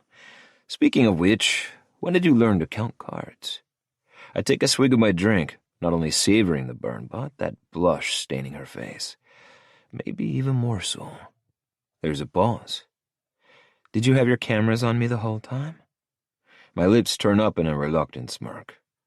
Only when you pass 20,000 on the same table. House policy. Damn, I knew I should have moved on. It's part of my 101. My wife, the master criminal. I mock. How much have you won from other casinos? $445,000, she says quietly. In 4 days. 4 days? I slam my glass back down on the counter. Shit! I need her on my payroll. Even my best dealers can't move enough shipments of cocaine fast enough for that kind of payout. I hate doing it, though. It doesn't feel right. Don't tell me I married the only Santiago with a conscience. No, that's my sister. I've done plenty bad. She points to the bottle of Gran Patron Parteos Añejo. Can I have one? Be my guest. I unscrew the cap and pour out another double. Unlike you, I don't mind breaking the law. Serving alcohol to a minor is at the bottom of a long list of offenses in my lifetime. Extending my arm, I offer the glass. She takes it and then retreats back to her half of the kitchen. Did you ever want to do anything different with your life? She asks as I slip off my jacket and holster, placing my gun on the island between us. No, I answer tersely, shooting her a look over the rim of my glass. The penthouse apartment and the millions in the bank are a real kick in the balls at the ripe old age of 22. I'm the firstborn son of Mexico's bloody version of Camelot. This is what was expected of me. I never cared to explore other options because to me, there were none. Carrera men honor their families by protecting them and raining hell on anyone who tries to hurt them. My father's name is sacred. Our way of life isn't always honorable, but it's never disloyal. A man doesn't choose his destiny. It chooses him. 22. She looks surprised. I figured you were older. Looks can be deceiving, mi amada. What about you? College? Job? Tried college. Lasted one semester. Wanted a job. Wasn't allowed. She scans my gun again and then frowns. Violence is like an earthquake, don't you think? There are so many aftershocks and consequences, even if you can't see them. The man you killed might have had a family who now miss him. A trafficked woman might have been lucky enough to escape, but she'll always have severe PTSD. I'm more of a survive-the-moment kind of crime lord, I say, leaning back against the counter, intrigued by her strange outburst of metaphorical wisdom, wanting more even though it's painting me in every shade of asshole. One thing's for sure, Thalia Santiago is much smarter than I ever perceived her to be. Atlantic City is full of eager women willing to bend to my every command. However, I'm a man who fulfills his needs and then moves on. I have no interest in anything more than a hard fuck. Plus, there's usually nothing between their ears except for air and a wicked tongue. A week ago, that's all it took to satisfy me.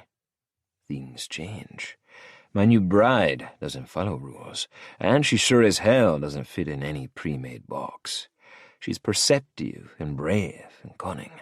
A woman who understands the savage life fate has chosen for us.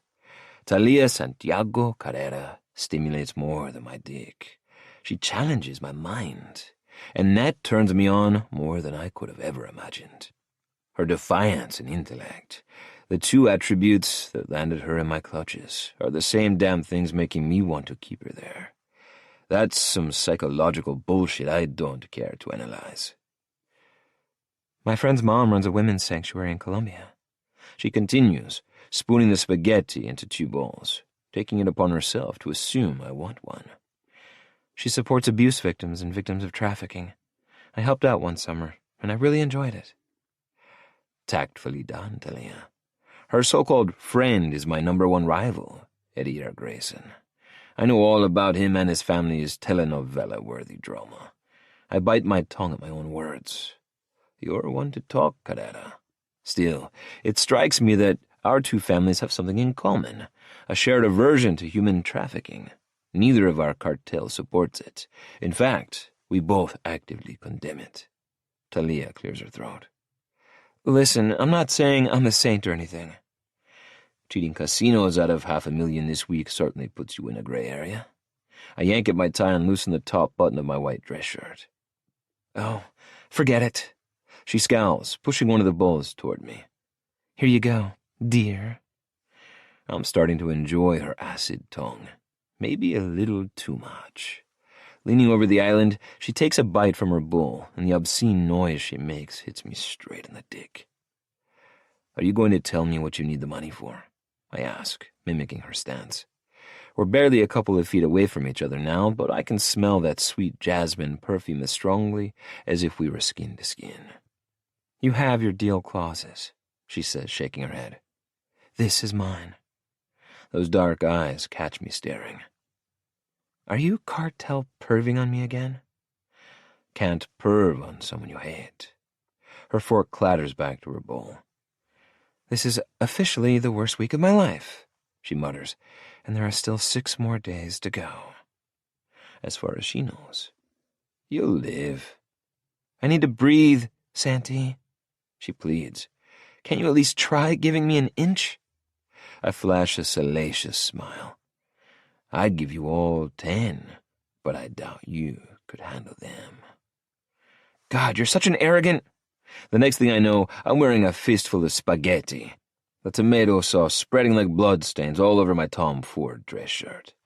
Neither of us speaks until the spaghetti finally loses its traction on the $800 material and hits the tiles by my feet with a splat. You really shouldn't have done that, I say slowly. Thalia's dark eyes sparkle with triumph. Why? What are you going to do about it? Force me to marry you? Too late. You already... She shuts up pretty fucking quick when a fistful of my own spaghetti hits the front of her white t-shirt. You're a bastard, she hisses. And you're a spoiled Colombian princesa, I snarl. At least when I marry for real, I won't have to blackmail my fiancé up the aisle. You're not going anywhere, mi mata, I growl, an unfamiliar emotion rising up inside me as I circle the island to reach her, like I'm an animal stalking my next meal. When this week is over, you'll be begging me for a key to the Carrera castle. Stop calling me that. I'm not your beloved anything. In fact, when this week is over, you'll be begging me to leave. She seals the promise with a flick of her middle finger before swiping the lingering strands of spaghetti off her chest, a move that leaves a wet smear across her breasts, turning her t-shirt transparent. I can see the hard outline of her nipples beneath, but it's nowhere nearly as hard as my dick is right now. I'll never forgive you for what you made me do today. I don't remember asking for your fucking forgiveness. You're a cruel, heartless, murdering... You're running out of words there, wife. I crowd her up against the counter, and she shoves both palms into the mess on my chest, freezing as I emit another low growl. She opens her mouth, and I'm not sure if it's to scream, apologize, or hurl another fucking insult, but my self-control is hurt enough. Her warmth, her scent, her spirit. It's all too damn much. Fisting the ends of her long hair, I yank her head back and crash my mouth under hers before I can talk myself out of it. I feel her softness turn to stone, and then her fingers become twisting vines in my hair. But when I drive my tongue past her lips, that's when shit gets really messy. Fuck. Me vuelves loco. Hooking my arms underneath her thighs, I hoist her onto the counter and roughly part her legs. Say it in English, she gasps out. You made me crazy, Thalia. So fucking crazy. I slide a trail of heat to her breast, feeling her pounding heart beneath my fingertips as she grinds against my dick. Did you do this on purpose, pequeña seductora? Parade around my penthouse in those shorts just to tempt me? No, Oh, God. There's no God here, mi amada. He left my life the day your family entered it. I feel her reaching out to touch me again, so I pin her hands to the counter, resisting the urge to sink my teeth into her pouty lower lip just to taste the flavor of Santiago blood. You like to break rules, don't you? Smirking down at her, I feel her flinch. With just one kiss, she's mine for the taking. Lift your hips. I want to know if your pussy feels as good as the rest of you. I catch the beat of her hesitation before she complies, and then I'm ripping denim down her long legs. Dragging her to the edge of the counter, I tug the crotch of her panties to one side and rest my middle finger against the entrance to her soaking wet pussy. Wet for me, and only me. This is wrong. She's a fucking Santiago. Less than an hour ago, I was telling RJ I'd never touch her. My hate is all twisted up. I feel it more for myself than I do for her right now. Beg me to finger fuck you, Thalia Carrera. I demand, looming over her like the devil I am. What? Her eyelids flicker open in surprise. Beg me, mi pequeña seductora. Okay then, fuck me, she whispers. I offer her a smile with the warmth of a sheet of black ice, and then I drive my finger deep inside her, right up to the knuckle. She opens up wider, letting out a helpless moan as I swipe her needy clit with my thumb. Now, beg me to make you come. As I say it, I start pumping in and out, waiting for her words to become a triumphant melody to my ears. No. I pause, feeling her soft muscles pulling me in deeper. No? She's so fucking close already, but if she refuses to submit to me, I'll make us both suffer. Fisting her hair again, I hold her head prisoner as I slide my finger out of her tight heat and smear her desire for me across her lips. Why did you stop? She rasps in confusion. Because, despite what's written on a piece of paper, you're still a Santiago, Thalia, I murmur, leaning in extra close to deliver my truth. And if you won't beg for it from a Carrera, then I'm not fucking interested. Running my tongue across the seam of her mouth, I taste her addictive sweetness before I'm pushing her away. Pleasant dreams, I say, turning on my heel and swinging a goddamn hammer into her guilt machine. For one brief moment, I touched her light. I imagined another version of Camelot. Then I saw it for what it really was, a beautiful bullet in a spinning chamber. I lost sight of what's important. I lost sight of the endgame. I will never lose control like that with her again. Chapter 20. Thalia. Shame is a cloth held tight across your face as you're splashed with cold cruelty. Pride is the air you try desperately to suck back into your lungs, even when it's an elusive prize. An hour later, I still haven't moved from the kitchen counter. I know what and who I am now. I'm one of Santi Carrera's torture victims. But instead of missing fingers, my scars are on the inside, like survival lines scratched into a prison wall. The seconds tick. I think I've forgotten how to move. From feeling everything with him to feeling nothing at all. I offered up a piece of myself, and what did he do? He crushed it with his fist. Lesson learned. Move, Thalia, move. Ella uses a meditation app to help her stress levels. I can hear the soothing voice in my head as my feet hit the tiles, my stiff muscles aching in protest. Breathe in, hold, breathe out. I do this for a couple of minutes, feeling the cloth slowly slipping from my face and my lungs expanding again. Breathe in. Barty finally messaged me back. The meet is confirmed. Hold. In 6 days, I'll be gone from this place and that man forever. Breathe out. I'll make all of this right somehow. I know I will. Placing the discarded bowls in the sink, I set about cleaning the remains of dinner away and tidying up the kitchen. It takes me ages to scrub dried sauce from the countertops and the floor, but once I'm done, the place is gleaming, and it's after midnight. I'm reaching into a cabinet to put the saucepans away when Santi's housekeeper, Svetlana, comes barreling into the kitchen. She stops dead when she sees me, her gaze dipping to the state of my clothes, and then she's backtracking fast and closing the door as quietly as she can. I've cleaned up as best I— Shh, she whispers fiercely, bringing her finger to her mouth. Grabbing my hand, she pulls me sideways into a pantry. Are you all right, Zvezda moya? Her hands are all over me, patting me down as if searching for bullet holes. I'm fine, I say, cringing away. It's weird behavior for someone who's barely even talked to me. Plus, I've had more than enough of being manhandled for one evening. It's just sauce. I had an accident. One I won't be repeating anytime soon. I meant from earlier, she urges. The gunshots outside your apartment. My mouth drops. How did you— She pulls me even deeper into the pantry. I have been asked by a business associate of your father's to deliver a message. The air comes whooshing out of my lungs again. I should have known his spies would be everywhere. What message? He did not fire those bullets at you, Zvezda moja. He would never, ever harm you. Tears of relief prick my eyelashes. But my father had a sniper. He was killed during the shooting. Senor Santiago found his body a couple of hours ago. Even in the dim light of the pantry, I can see the dark circles under her eyes. The lines on her face look like crevices.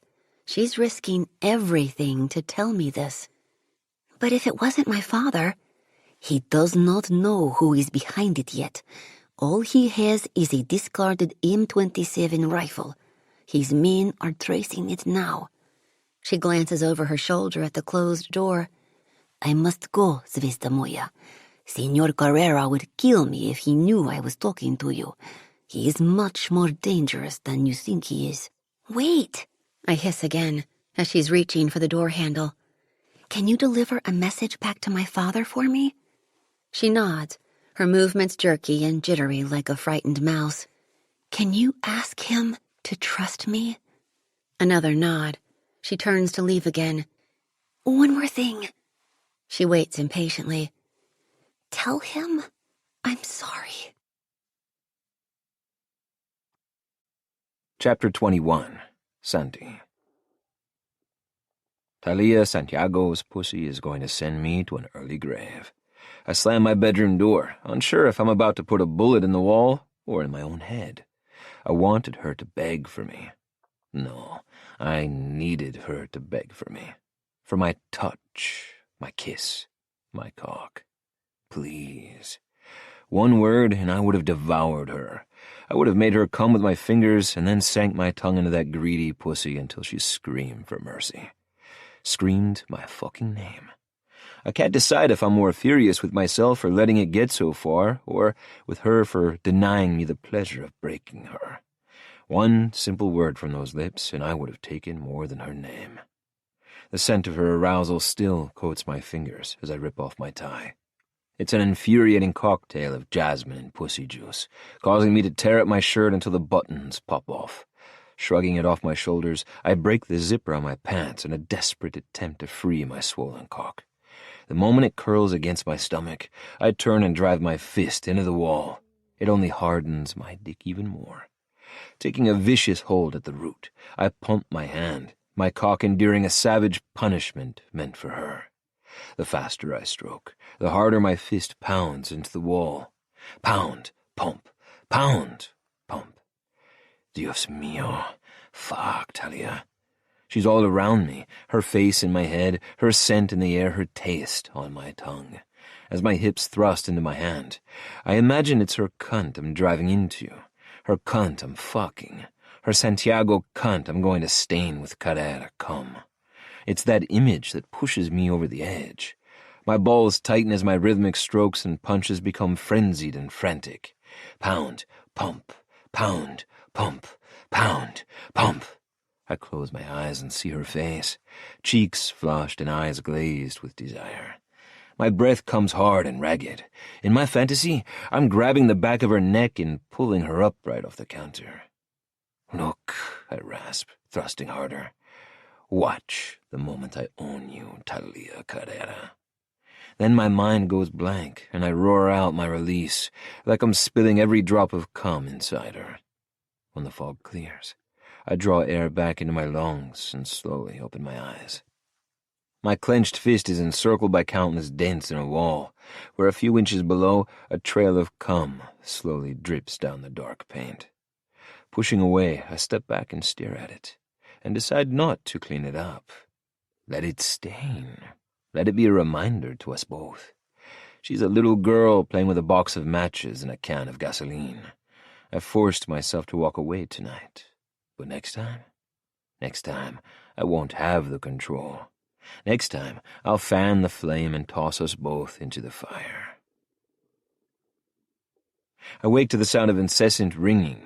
Rolling over, I land a heavy hand onto my nightstand, searching for the source while managing to knock over a half-empty glass of añejo. Son of a bitch, I mutter, swiping my phone into my hand seconds before it swims in tequila. Rolling back over, I glare at the flashing screen and groan. RJ. And how the hell is it 9 o'clock already? I just closed my eyes. This had better be important, I say with a growl into the mouthpiece. What are you doing? Having a goddamn tea party. I drop my forearm over my eyes. Fucking sunlight. What do you think? I'm sleeping. Or at least I was. Get dressed. You need to come to Elizabeth right now. Elizabeth Marine Terminal, the Carrera-owned Newark shipping port used for cocaine import and distribution. 2 years ago, when my father handed me New Jersey on a silver platter, I flipped it over and launched an attack on Red Hook Terminal in Brooklyn, Santiago territory. The Carreras lost 8 loyal men, and I lost something it has taken me 2 years to regain. Valentin Carrera's trust. It was a hard lesson in reckless ambition. However, it's this same lesson that allows me to catch the subtle shift in my cousin's tone. He sounds rattled. In 20 years, I've never known R.J. Harcourt to be anything but apathetic to the unforgiving reality of cartel life. I sit up, fully alert. What's happened? Santiago diverted 100 kilos of an incoming shipment from Guadalajara. 3 dock workers were found nearby with their throats slit. Are we sure it was a Santiago hit? There's a hesitation I don't like. RJ? An S was carved into all 3 chests, he says quietly. The Scorpion calling card. Memories I've tucked away for 18 months rise to the surface. Ones of me sitting across from Lola at a pizzeria in New Brunswick, New Jersey, my heart impaled on the jagged image in my hand. A picture she begrudgingly took of the S for slut, some frat boy cut into her hip after spiking her drink. Only, it wasn't any frat boy. It was Sam Sanders, and the S wasn't for slut. It was for Santiago. That bastard branded my sister with the same mark I'd found carved into a dead dock hand not 24 hours earlier. Unstable feet carry me toward the shower as my lungs fight for air. I'm on my way. Before I can end the call, I hear my name. Shanty? I freeze, my hand on the shower door. There's that tone again. That unfamiliar rattled lilt giving conscience to a killer. What now? The stolen shipment and dead workers were the opening act to their shit show. There's more. How much more? There's a tense pause, and then the main event. The main event consists of 17 dead girls, stripped of their clothing and dignity and dumped like garbage in a 40-foot shipping container. Some as young as 10, some as old as 20 litter a dark, damp mausoleum. Some healthy, others starved to nothing but a layer of skin and bones. Some with painted faces and nails, while others wear the gaunt mask of poverty. Death doesn't discriminate. It just takes. Did they arrive this way? I ask, unable to look away from their faces. Frozen in fear for eternity. Nodding, RJ palms the back of his neck. Rocco got here first. He's the one who discovered the missing shipment. And this. He jerks his head toward the stench, as if unable to stomach another look. When he opened the container, the bodies had already started to. He doesn't finish. We both know what he means. Decompose. That didn't come from Guadalajara, I say. No one in Mexico would dare to traffic women behind my father's back. His fight to end it resulted in the origins of La Boda Roja, the Red Wedding, the start of everything. No, Audrey agrees, sliding his hand up to rub the back of his closely cropped dark hair.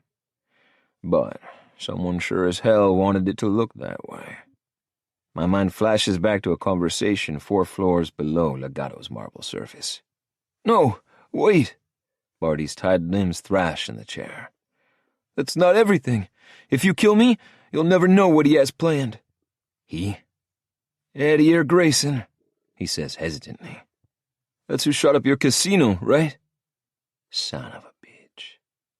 Not someone. I grit out as another piece of the puzzle clicks into place. Grayson. RJ's thick, dark eyebrows shoot up to his hairline. Not Santiago? Even Santiago wouldn't stain his hands in trafficked blood. The man has left a trail of body parts from here to Romania for over 30 years in revenge for shit like this. At RJ's sideways glance, I tightened my jaw. Personal reasons. You think Grayson has the cojones to go against him? Cojones? No. Reckless ignorance? Yes. Even the smallest taste of power can do damage. We're the second generation of this war, RJ, you included.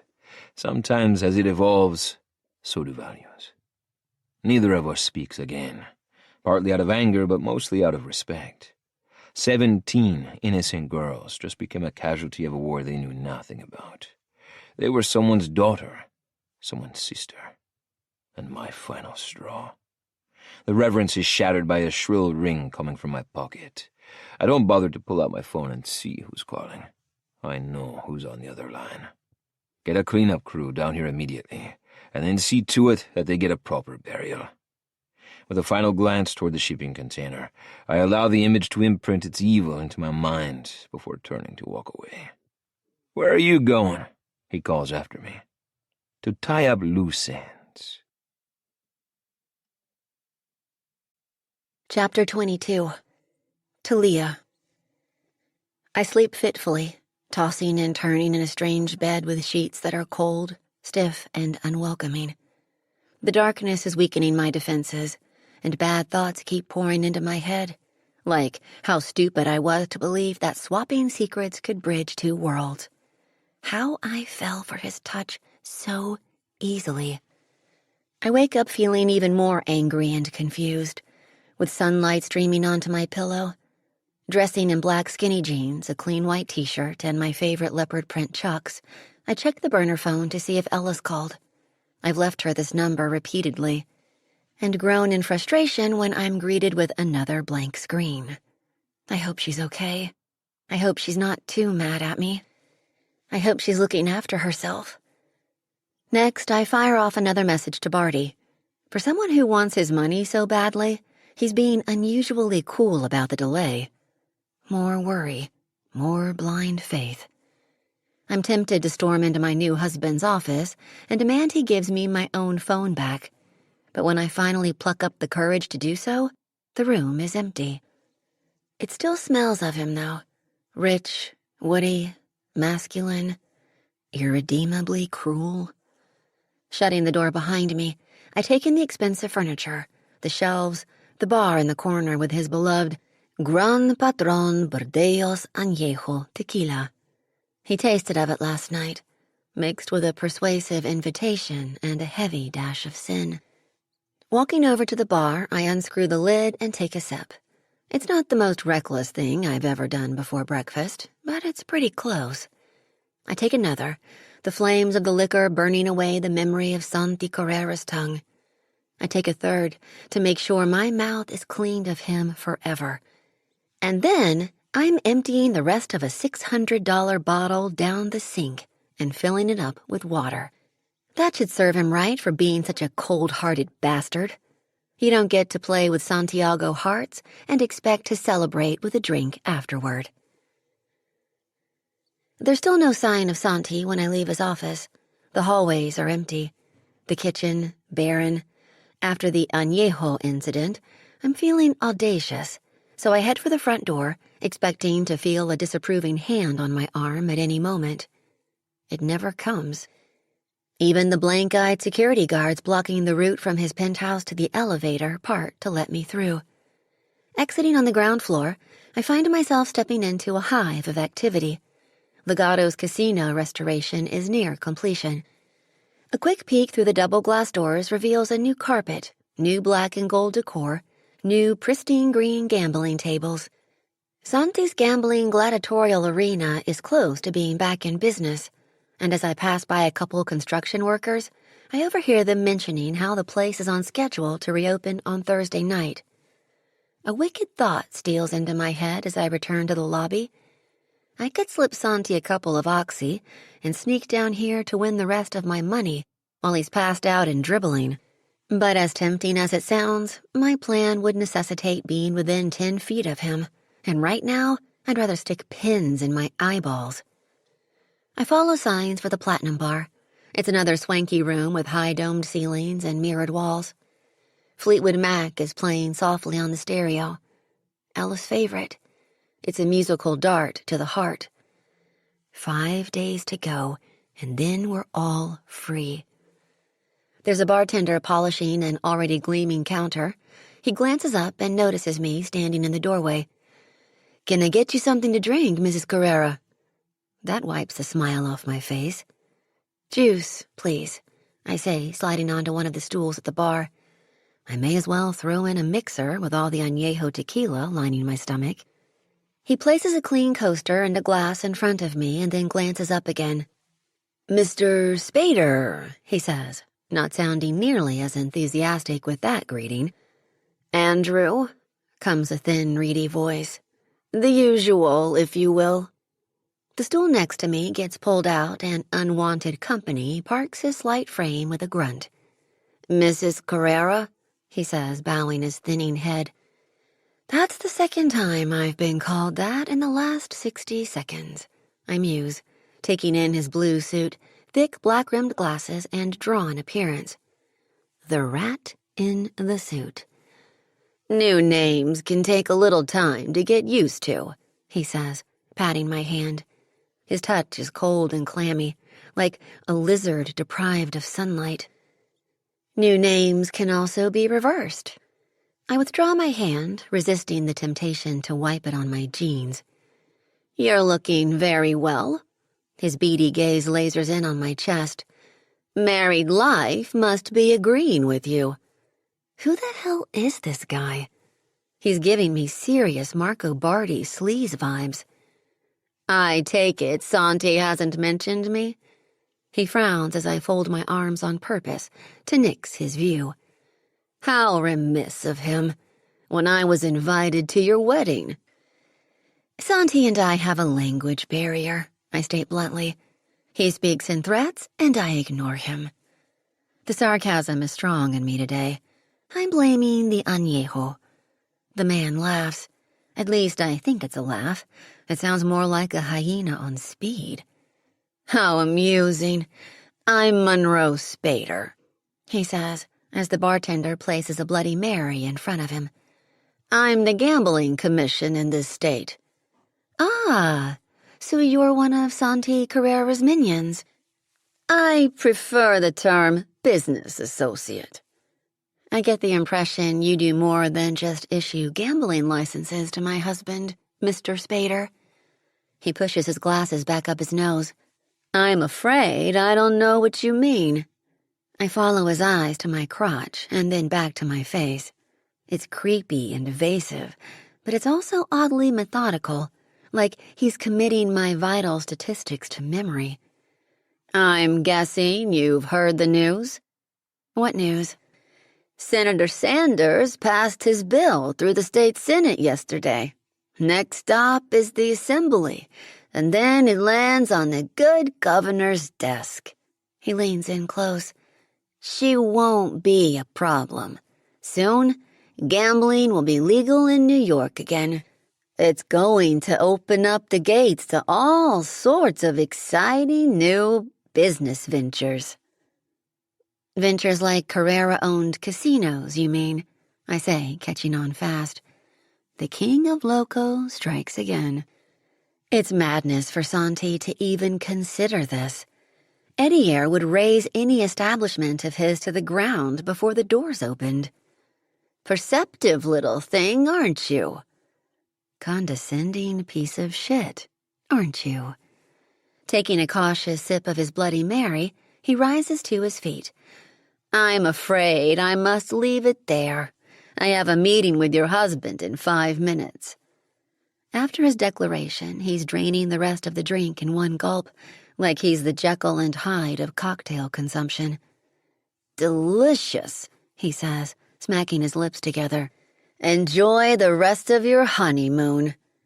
"You mean the one spent in a cage?" I say sweetly. One woman's bars are another woman's freedom, Mrs. Carrera. No doubt we'll see each other again soon. I can't wait.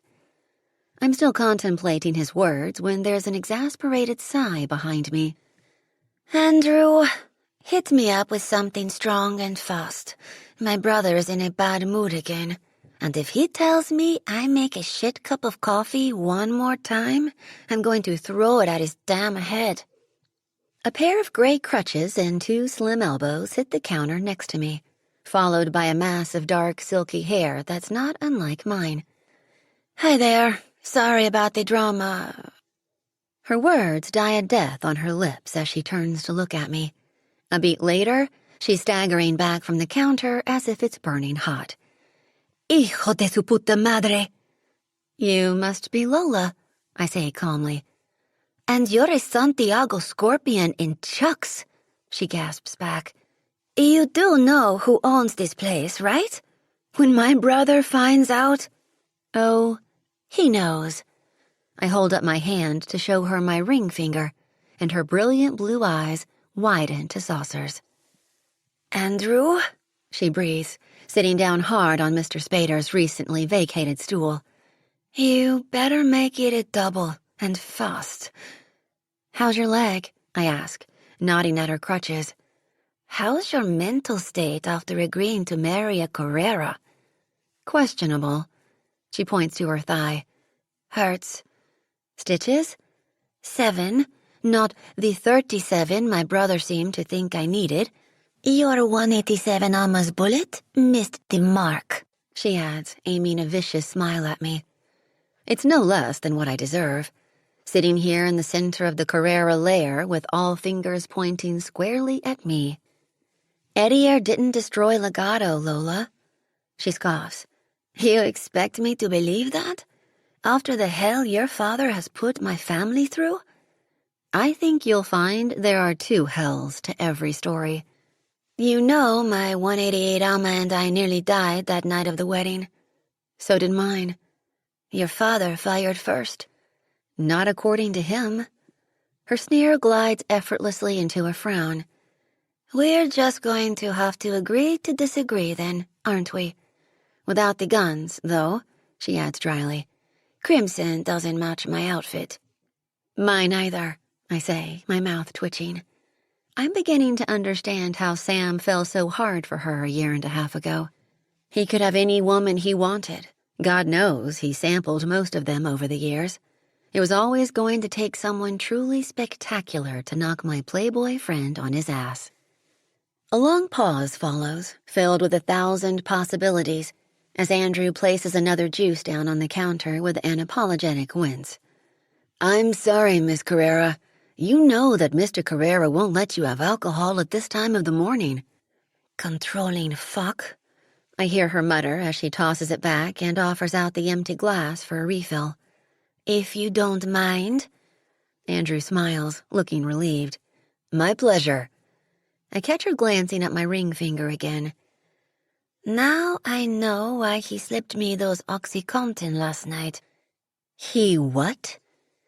Don't act so shocked, Thalia. You were just considering doing the same to him. He knew I'd try and talk him out of the wedding. The fucking hypocrite. Her expression hardens.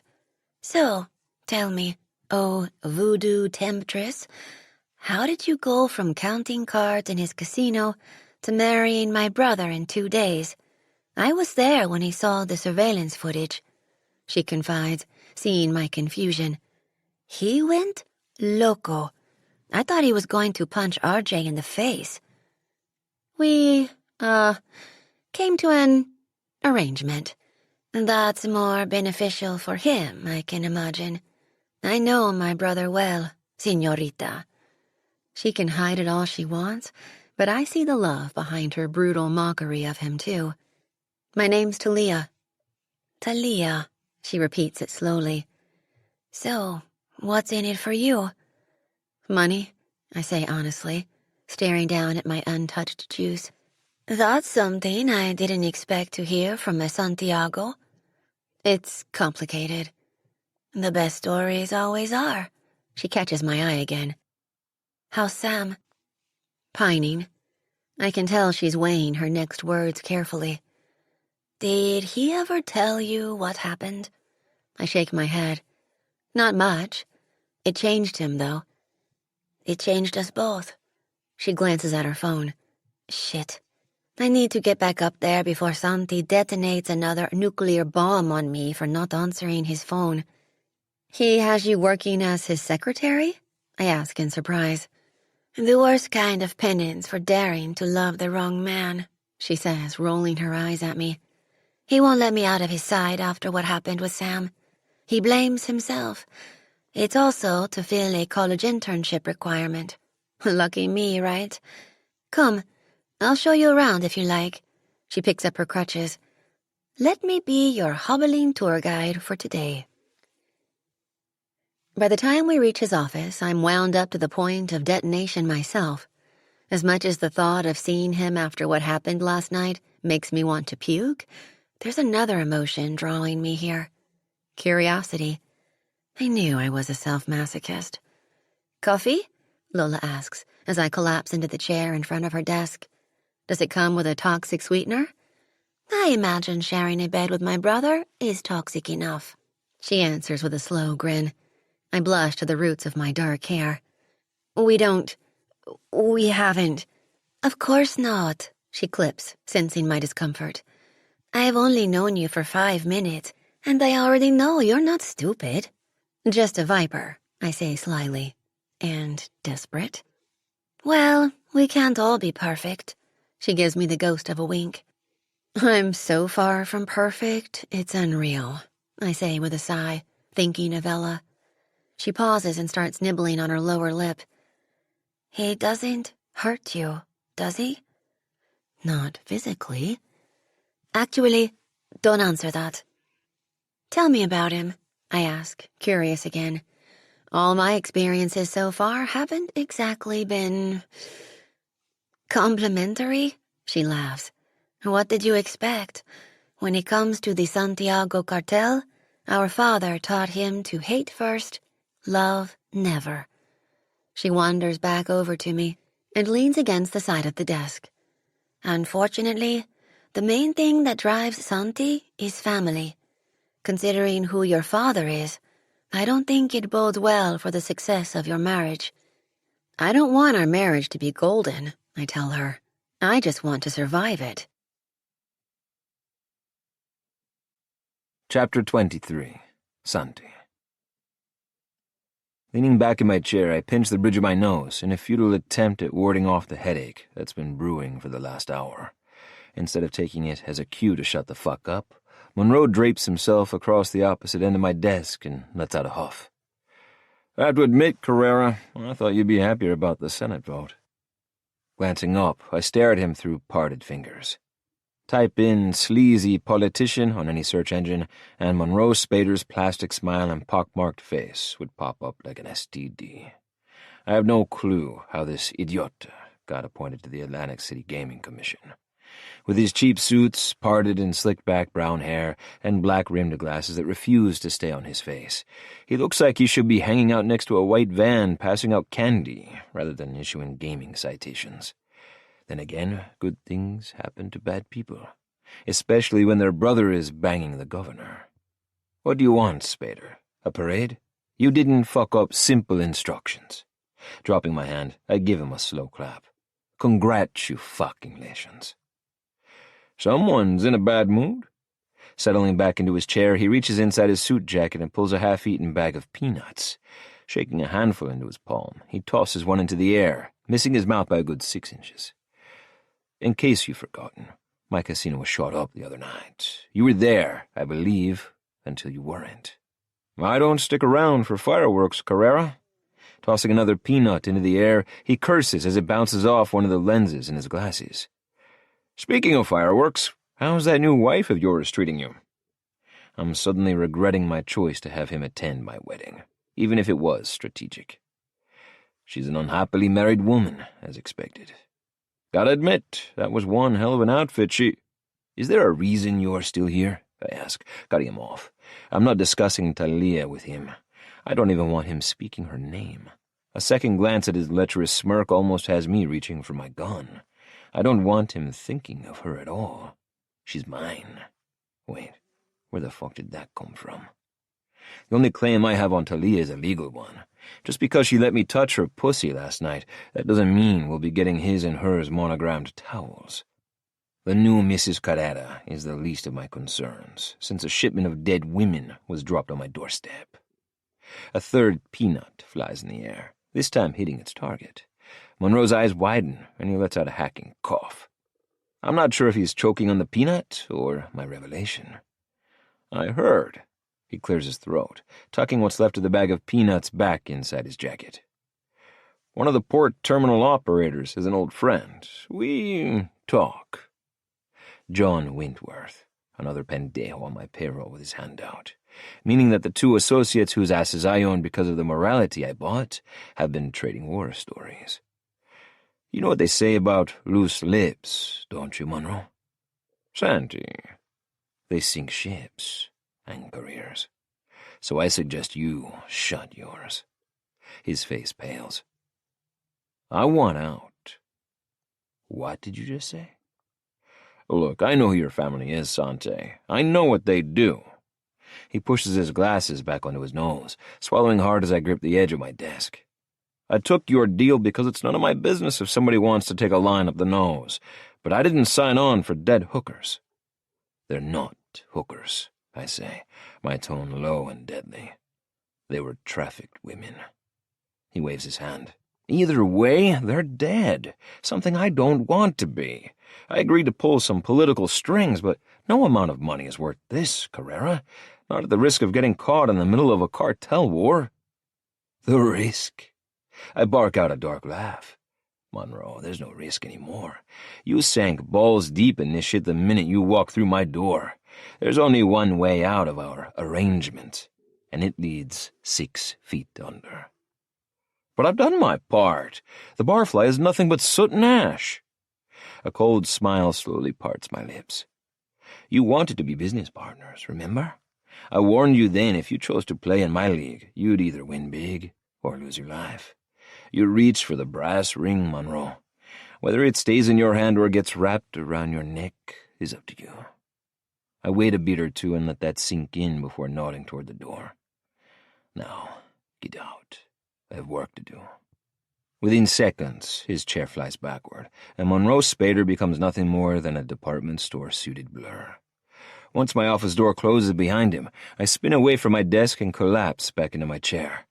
Dios mío, what the fuck else is going to go wrong?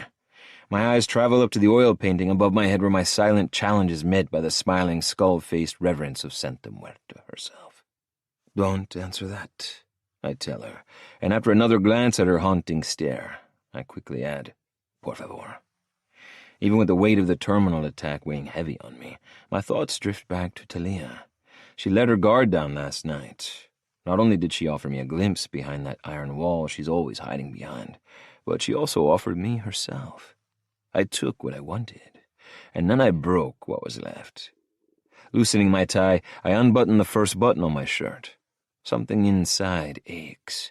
It burns. I press my palm against my chest. It's starting to spread. Fuck. Maybe Lola was right. I am going to have a stroke before I'm 30. As if summoned, my gaze drifts back to Santa Muerta, who is staring down at me in judgment. Fine, I grumble, digging my phone from my pocket. I get it. Svetlana picks up on the first ring. Sir? Have Francois make spaghetti for dinner. Before she can ask any questions, I add, and none of that boxed shit. I want fresh pasta and gourmet sauce. Of course, Mr. Carrera. I can hear the smirk in her voice so loudly she might as well have ended it with, you overbearing fuck. And throw out that day-glow bullshit she smeared on her face for the wedding. Buy her some classy makeup and a new dress. What else do women need to feel secure? Freedom, she says flatly. So, just the spaghetti then. A low chuckle rumbles on the other end of the line just before I end the call. Fucking women. Speaking of women, Spader was already in my office waiting for me by the time I made it back from Newark. I didn't get the chance to speak to her, but judging by the pinched look on Lola's face as I rushed past her desk, I didn't need to. The fire burning in her blue eyes said it all. Spaghetti won't cut it with my sister. If I hope to have any sense of peace in a life that's already imploding, I'm going to have to swallow my pride and apologize. Apologize. Cursing under my breath, I stride across my office and open the door to find that my two worlds have collided, spewing twisted wreckage and brunette-infused gasoline across every inch of the executive lobby. Thalia sits perched on the edge of a chair, while my sister rests against the side of her desk like the queen of the damned. They're deep in conversation, and although I can't make out their words, I have a pretty good idea who's the topic of their conversation. The pinche cabron who let time get away from him only to have it bite him in the ass. Women talking is never a good thing, but two Carrera women in deep discussion, that's a Molotov cocktail. I clear my throat, and a set of bright blue eyes swing my way. Santi, Lola flashes me a lethal smile. We were just talking about you. I'll bet. Probably about which common household cleaner can be used to induce a cardiac arrest. Thalia, my office, now. She doesn't budge.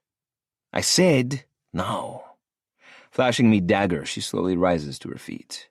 Before she can take a single step, Lola clamps a hand around her wrist. Your wife is not a cocker spaniel, Santi. Try again.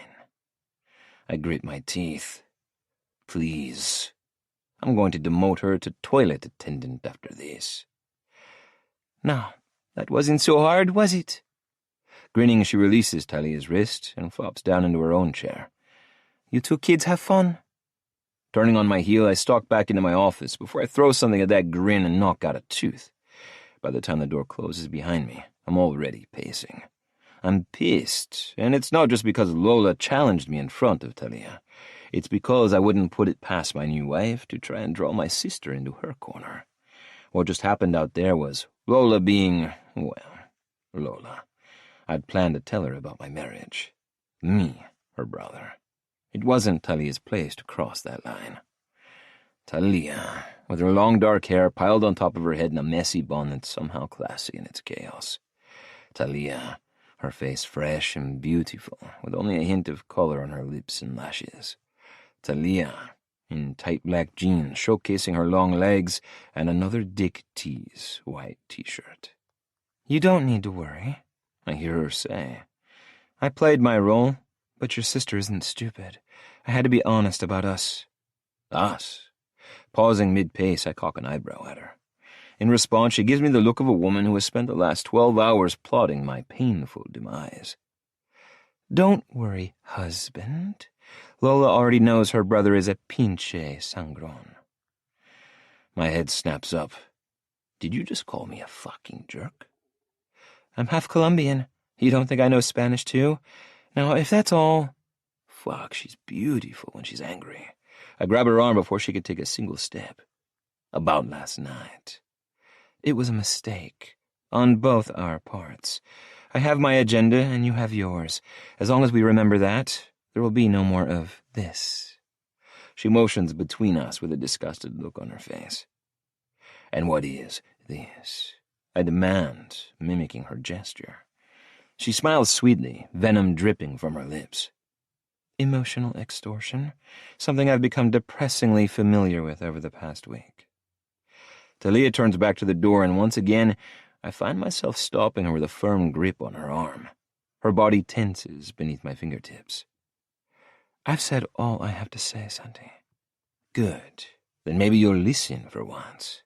Fuck you, she snarls, pushing me away. There's fire in her eyes, but it's not a solitary emotion. Somewhere in that river of molten rage, there are ribbons of pain, too. I may be your wife, but I won't let you treat me like a whore. You're no one's whore, mi amada. A bruised laugh rumbles in her throat. After the way you acted last night, I let my guard down. I confided in you about my sister's illness, and you twisted it into something ugly. You don't think I let mine down, too? I'm advancing closer and closer to her as I speak.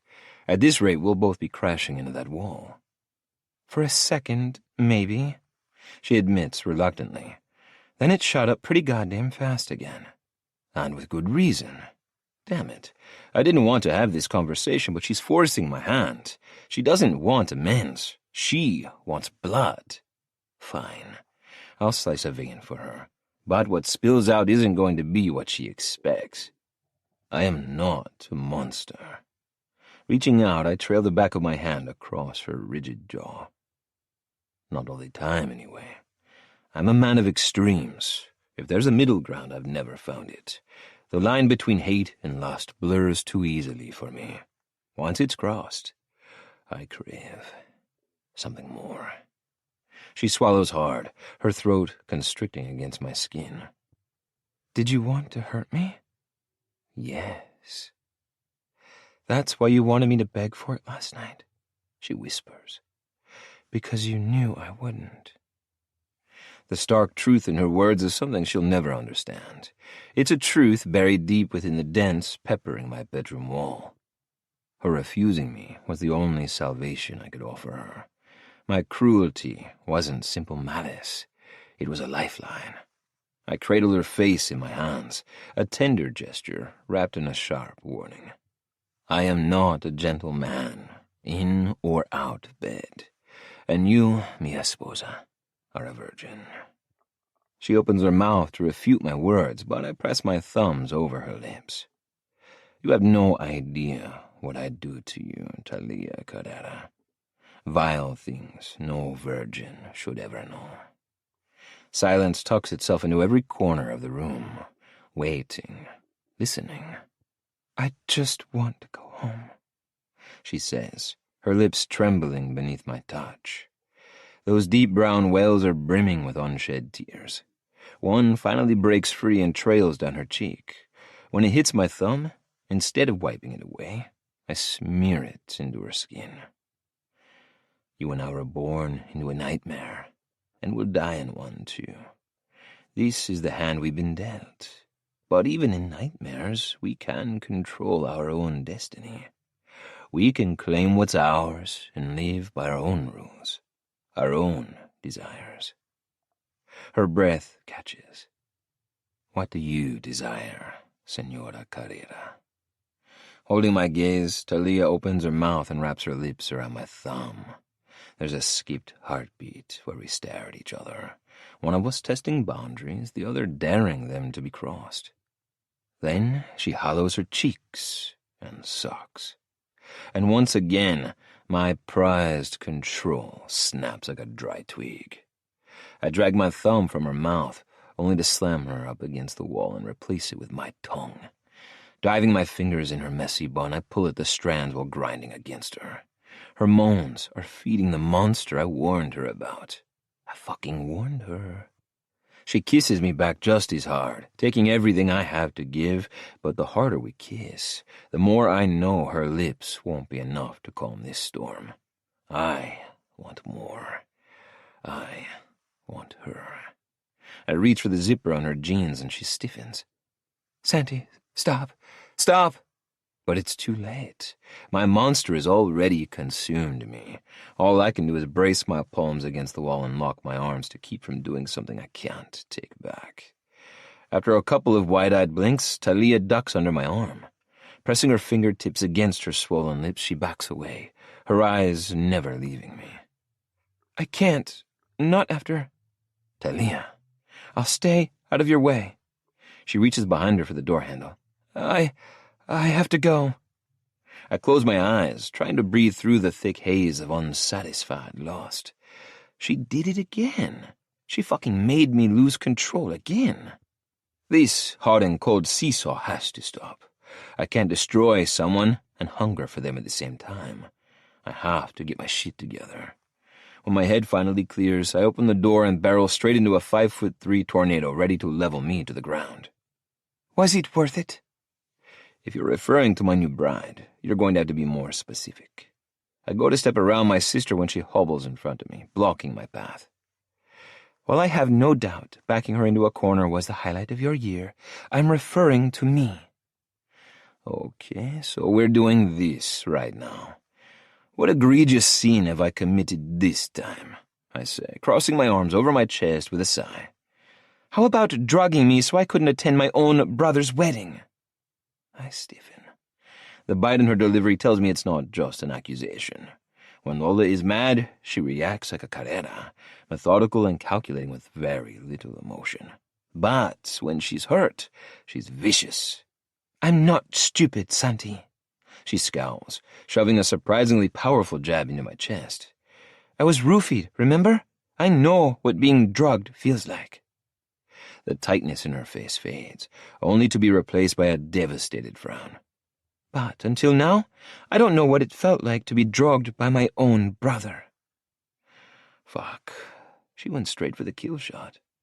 I did it for your protection. Bullshit. She hisses, her eyes narrowing in accusation. You did it for your own protection. From whom? I shout, the pain in my gut turning into something much darker. You? I'm king of this empire. Those light blue eyes narrow again as she studies me. Well, Your Highness, bullets aren't as sharp as arrows. You should probably take the rest of the day off. It appears the drugs aren't fully out of your system. I push past her again. This time she doesn't try to stop me. I saw the way you looked at her, she calls after me. This isn't just about revenge, Santi. She's getting to you. Fuck. I don't know why I stop. I should just keep walking, only I don't. You don't know what you're talking about. Don't I? You can't choose who you fall for, Santi. The heart doesn't care about battle lines. Are you speaking from experience, Chaparita? She's not the only one who can throw stones. I glance over my shoulder to find her glaring at me. Because that worked out so well for you. As usual, any mention of Sam Sanders and Lola's big mouth turns into a sealed vault. Bowing her head, she exhales a defeated breath. I'm not fighting with you, Santi.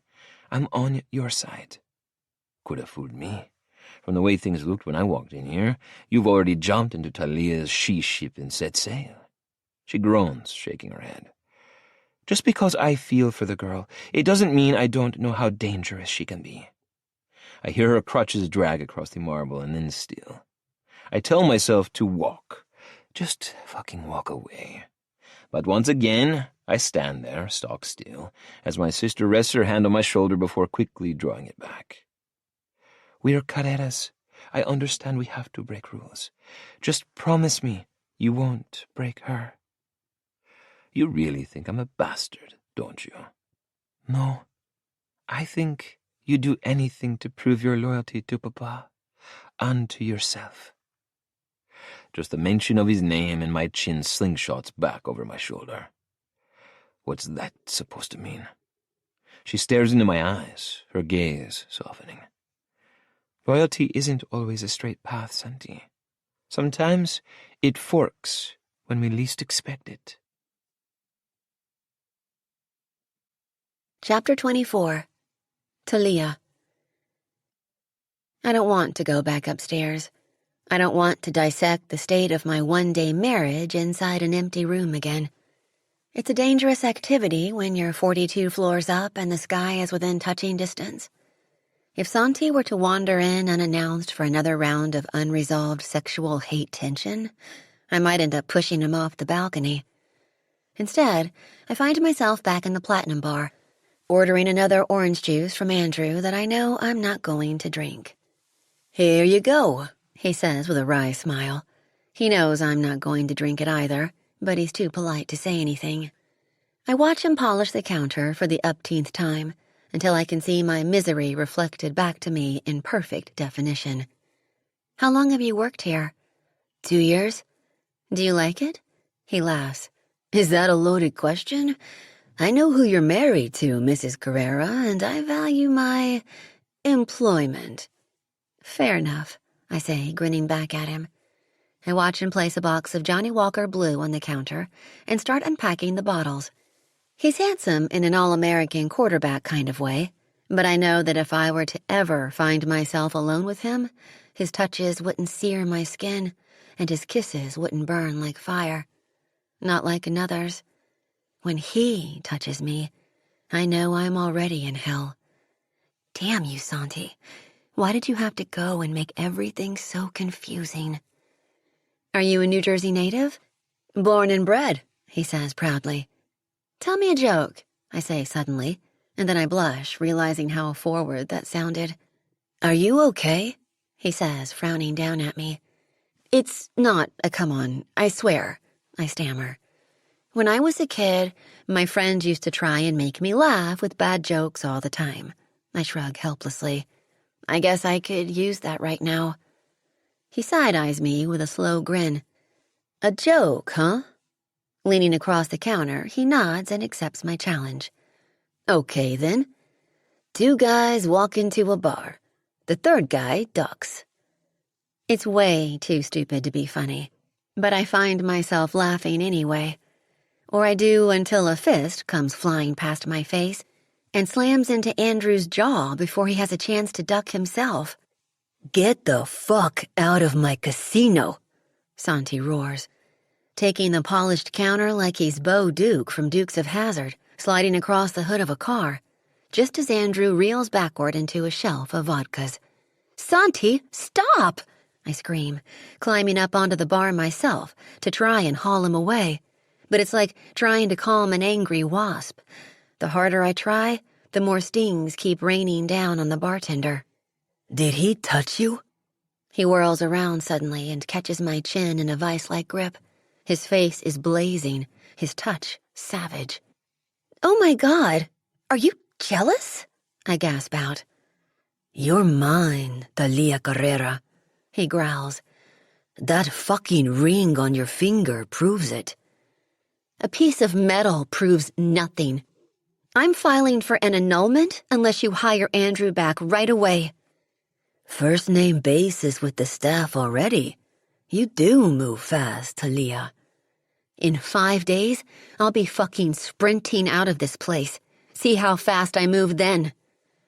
Mouthing an apology to Andrew, who's holding the left side of his jaw and looking dazed, I push backward to free myself, vowing to speak to Lola as soon as I can about her brother's unreasonable behavior. If Andrew isn't rehired within 24 hours, I'll do more than fill his bottles of Gran Patron Burdeos Añejo up with water. Thalia Carrera? Come back here! I hear him thunder as I reach the entrance to the bar. Ignoring him, I flick my middle finger up as an au revoir and then wait for the thunder of angry footsteps to follow me. He catches up as I'm stepping into the elevator. Leave me alone, I grit out as he barges into the carriage after me, crowding me into a corner as the doors ding shut. Did he touch you? He repeats as the carriage starts to rise, along with the temperature inside it. I asked him to tell me a joke, I respond bitterly. I didn't expect my husband to be the punchline. It's a great pun, but neither of us are in a laughing mood right now. You're lying. And you're the king of loco, I say, jabbing my finger into his chest. The what? It's the name I've been calling you in my head since the day we met. You make these crazy, mad decisions all the time, and only you can see the logic. Is it true you're going to open casinos in New York now that Uncle Rick's bill passed through the Senate? Oh, hija de tu puta madre, he spits out. Don't say it like you care about my safety. You're right, I don't. Our chests are heaving in time with each other's now. We're standing so close we're creating our own friction from the movement. I can feel his hard erection pressing up against my stomach. My nipples are like bullets. You're lying to me again, he accuses harshly. Fuck you. Good idea. Just then, the elevator gives a lurch. It may as well have snapped its wires for all the self-control left inside the carriage. It's hard to tell who moves first. Who started this war first?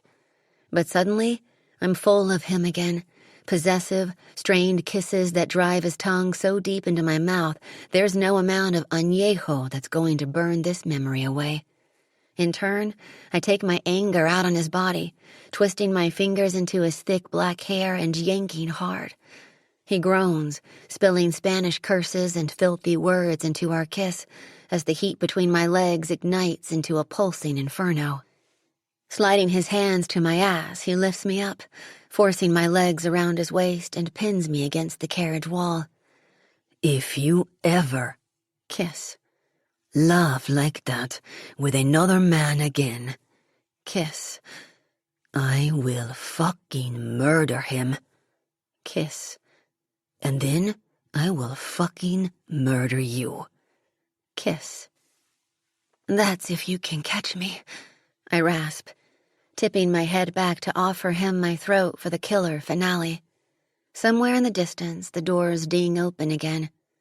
He carries me wrapped around him like this into his apartment, shouting at his security guards to avert their eyes as we pass.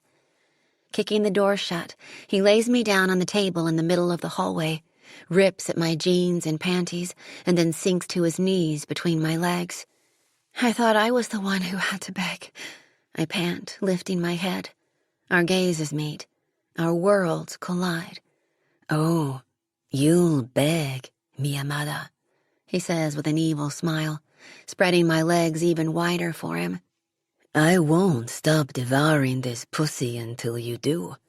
And then I'm turning you over and tongue-fucking your ass until you forget you ever had a name before Carrera. All of my thoughts fragment, except one. What about? I can wait, He says, guessing at my question. because when you're ready to take my cock, when you come to me willingly, I know your innocence will be worth every second spent desiring it. I'd never stop to consider how it would feel to have a man kissing me down there. But when his tongue paints a hard line up through my folds, I don't recall much of anything anymore. When he wraps his lips around my clit and draws hard, the universe ceases to exist. When he wrings his first orgasm out of me so violently my back arches up from the table and his name becomes permanently tattooed on my lips, I think I've reached oblivion. Chapter 25. Santi. My phone is ringing again by the time I make my way back down to the Platinum Bar an hour later. RJ already has a full glass of añejo tequila waiting for me. For the first time, I stare at my poison of choice with mixed emotion. I need a drink. This day is starting to warrant many of them. However, I've just sampled a much more powerful vice, and now the familiar soothing burn has competition. I roll my neck, my tight muscles stiffening in protest. While taking that first sip may erase the knots created by Grayson's counterattack and Monroe's pathetic bullshit, it will also erase the taste of her. And right now, the sweet essence of my wife's lust is the only thing keeping Marco Barty's skull in one piece. I reach into my pocket to silence its incessant ringing before unbuttoning my jacket and sliding onto the bar stool. With one sideways glance, the bartenders scatter, busying themselves with mopping up invisible spills at the other end of the counter. Luckily, that pendejo, Andrew, is nowhere to be found. Thalia's warning filters through my head. Hire him back, my ass. He's lucky he still has hands to lift his dick to take a piece, much less pour drinks at my casino. After what just happened upstairs, the stakes are even higher. Thalia isn't just a pawn anymore. My hunger for her is tipping the scales in the wrong direction. I wanted to own the world. Now, she's flipping it upside down. I've never walked away from pussy so many times without fucking it. Yet here we are again, the virgin and the villain, charging the same lust-laden battlefield. Advance and retreat, attack and surrender. We're crossing two territories filled with hidden landmines, and eventually one of them is going to explode. I'm going to need that drink after all. Gracias, I mutter, downing half of the glass before taking a breath. RG places his half-empty whiskey on the counter next to it. Rough day with the missus? Rough and brutally delicious. An image of Thalia lying on her back, legs spread and neck arched in ecstasy invades my thoughts, and my cock swells again with the need to possess her. All of her. Her inexperience drew me in, but it's her vulnerability that keeps me interested. I pause, the tequila halfway to my mouth, and flick him a hard stare. Keep that shit up, and I'll be sending your nuts back to Houston in a Ziploc. He laughs, the sound grating on my last nerve. What did our friend Barty have to say about the gift Grayson left on our dock? Haven't asked him yet. I figured you'd want to do the honors. My cousin knows me too well. After having my port turned into a crime scene and watching my sister stage a mutiny, there's nothing I want more than to beat a confession out of that Italian motherfucker. Well, at least we know he wasn't responsible, I offer, settling back onto the bar stool with exaggerated casualness. He's a little tied up at the moment. The joke goes over about as well as the bartenders did earlier. Speaking of which, RJ says, if you're done using his phone to catfish your wife, hand it over. I'll have one of our hackers see if they can pull anything off it. Already done. Nothing but bootleg porn and dick pics. He's reaching for more whiskey when his phone starts ringing. It's quickly followed by mine, again. There's a hard set to his jaw as he slides his phone from his pocket and notices I'm not doing the same. Aren't you going to answer that? Nope. Harcourt, he answers. A tap of my empty glass in the bar sends the bartender scattering once again. Within seconds, a new drink is placed in front of me, all wrapped up with an invisible bow. What do you mean? A sharp note in RJ's voice catches my attention. I glance over to find him gripping his phone so hard, I'm surprised it hasn't turned to dust. Well, fucking find him, you stupid pinche cambron. Tell me. It's all I can do to force out the command through clenched teeth. Barty is gone.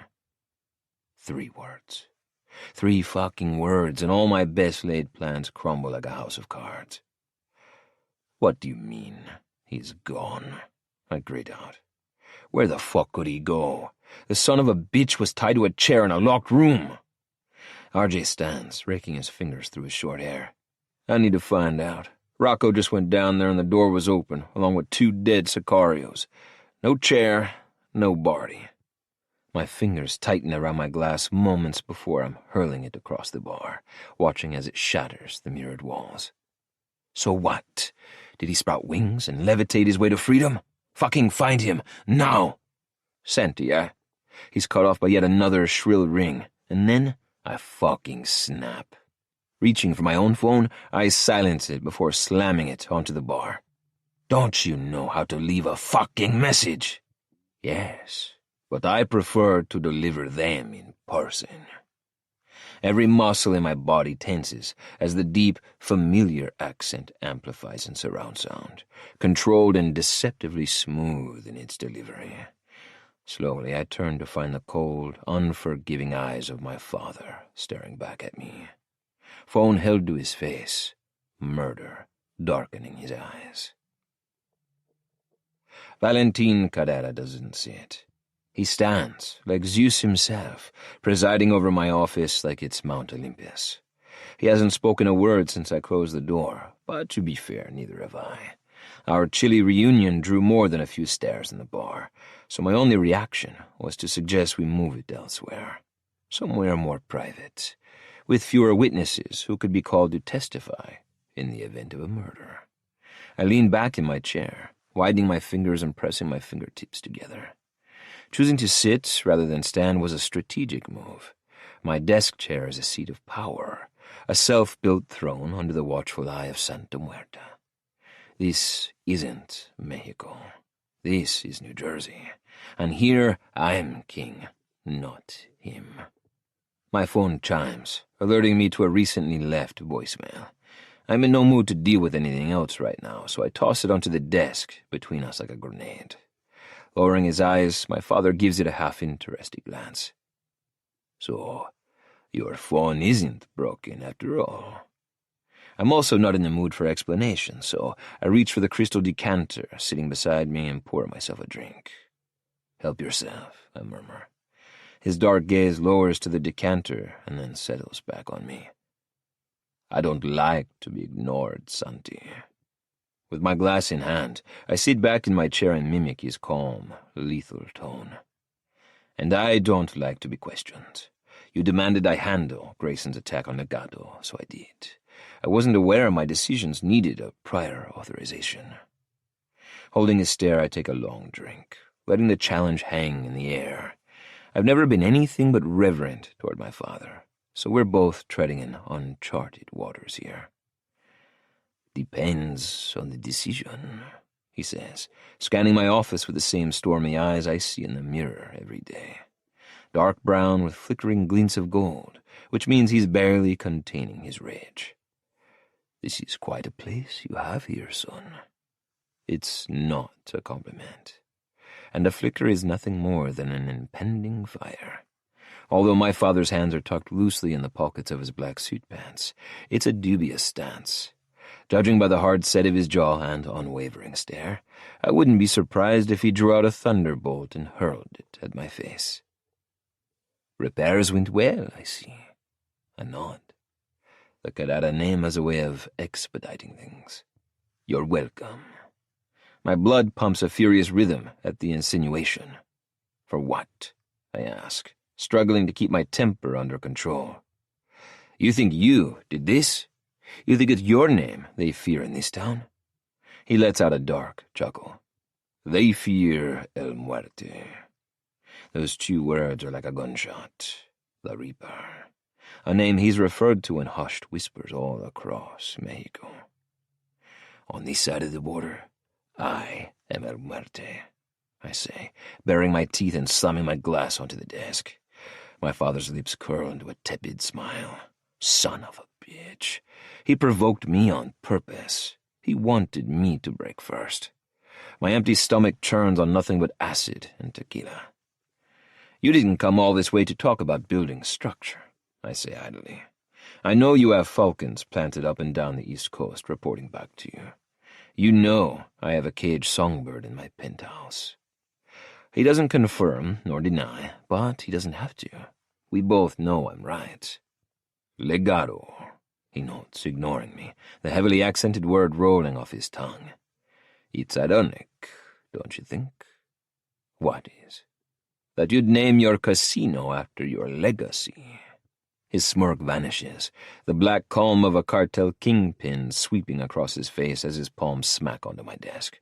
Only to put a ring on a Santiago and shit all over it. Watch it, I warn in a low tone, but I don't know what I'm defending more, my casino or my wife.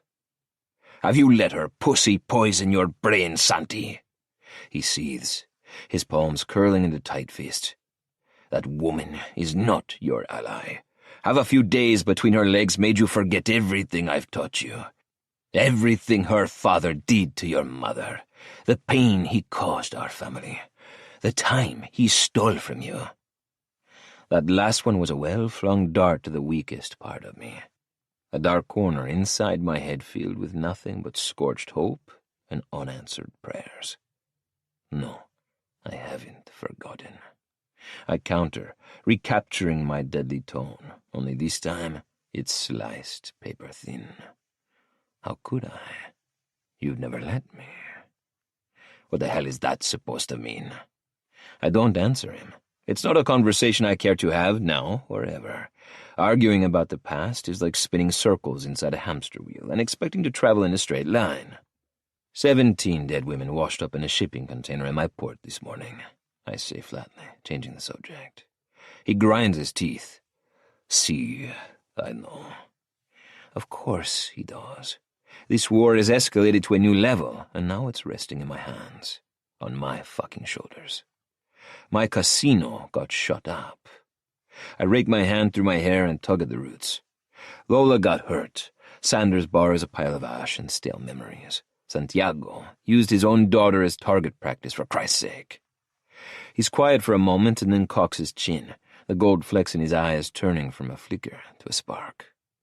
You knew this was always your destiny. My battle is your battle. No, I accuse, jabbing my finger across the desk. It was always your battle. You made it my burden. You are a Carrera. A sin against one is a sin against all.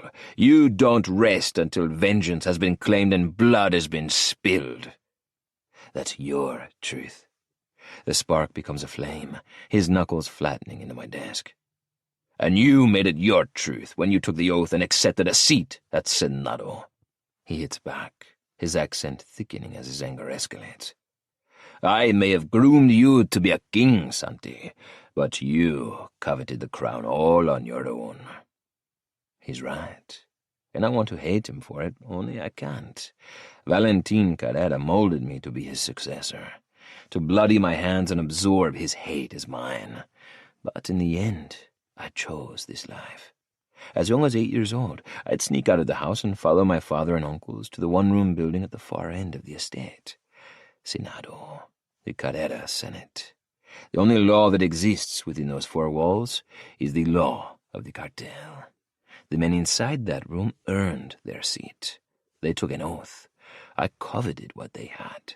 My soul burned to belong, to claim what was rightfully mine. I earned my seat the night I stood with New Jersey snow under my feet and gunfire erupting all around me.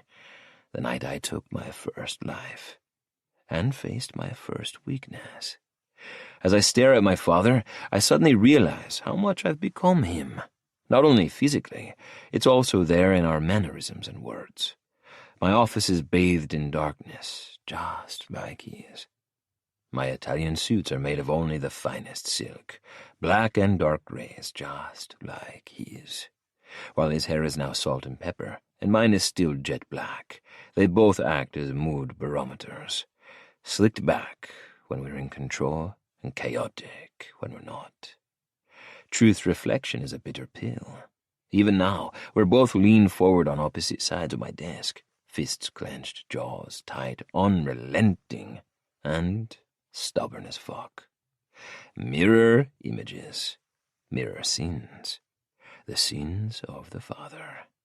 I can feel a cold smile spreading across my face. It seems I am my father's son, in more ways than one.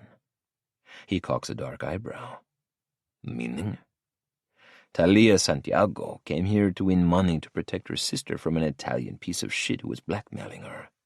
Instead of letting her keep her earnings, I've held her against her will and used her to my advantage in the middle of a cartel war. I hold his stare, my sadistic smile widening. Sound familiar? For the first time I see my father flinch. He was just a few years older than me when my grandfather sent him to Houston to run stateside operations for the southeastern leg of the cartel. My mother was a bartender at a Carrera-owned cantina, and somehow her whole family got trapped in the middle of a Mexican cartel rivalry, which ended with my father kidnapping her. He claims it was to protect her, but Valentin Carrera does nothing that doesn't benefit him. I never asked the details. I didn't want to know. Now I'm thinking maybe I should have. Stretched silence paints the room in even more volatile darkness. Only a single breath separates action and consequence, until the door flies open. Santi, I'm sorry to barge in, but you aren't answering your... Lola's voice trails off as her gaze settles on the opposing force standing across from me. Papa? She whispers. My father shifts his attention toward the open door, his scowl softening. Hola, Cielo. His little sky. His greatest weakness, second only to my mother. What are you doing here? She asks incredulously. I didn't... When his gaze locks onto the crutches tucked under her arms, she shoots me a panicked look. All I can do is shrug. Trying to contain his vengeance now would be like trying to capture a breeze. Futile as fuck. Whether she has a flesh wound or a paper cut, it won't matter to Valentin Carrera. Someone drew blood from his little cielito. So someone will die. Lola clears her throat nervously. Is Mama here? He nods. See, she's resting in a room upstairs. The words are aimed at her, but they punch me straight in the chest. You're staying here? At Legato? See. He answers again, and I don't like the look in his eyes. In fact, she's very much looking forward to tonight.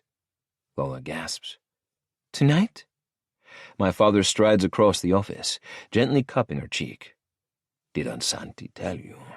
The five of us are having our first family dinner together. Santi didn't know shit about it. Wait, 5? I ask, realizing I'm about to steer myself right into another shithole. I grip the edge of my desk, bracing for the response that is every bit as toxic as I anticipate. Yes, you, me, your mama, your sister, and our new daughter-in-law. Chapter 26. Santi.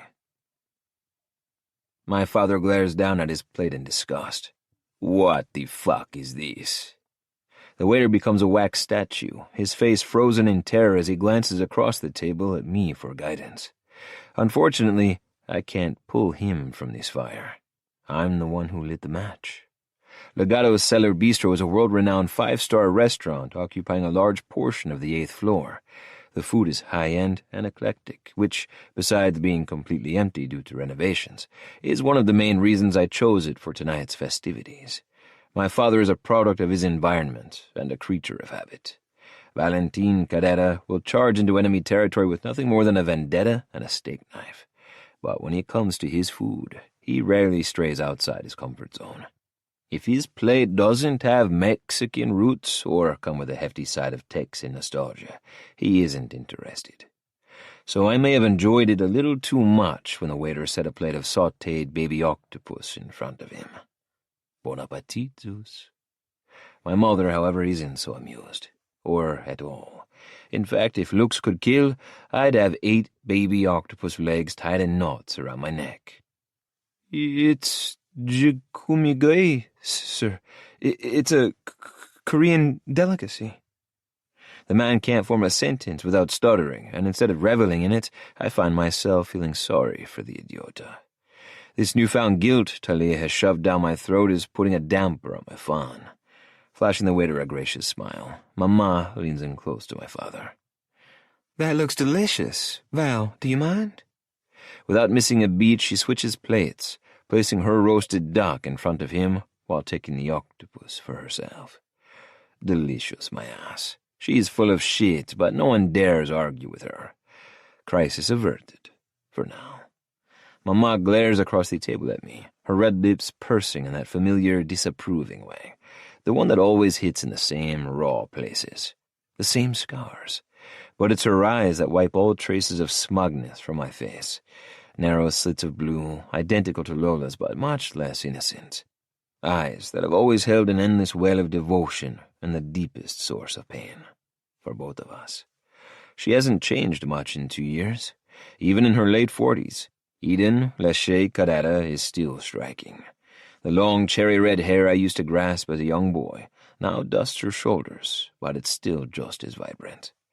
I wish happy memories were the only ones I had of her, the ones where I tugged on that hair and she laughed and squeezed me so hard I thought I'd pop.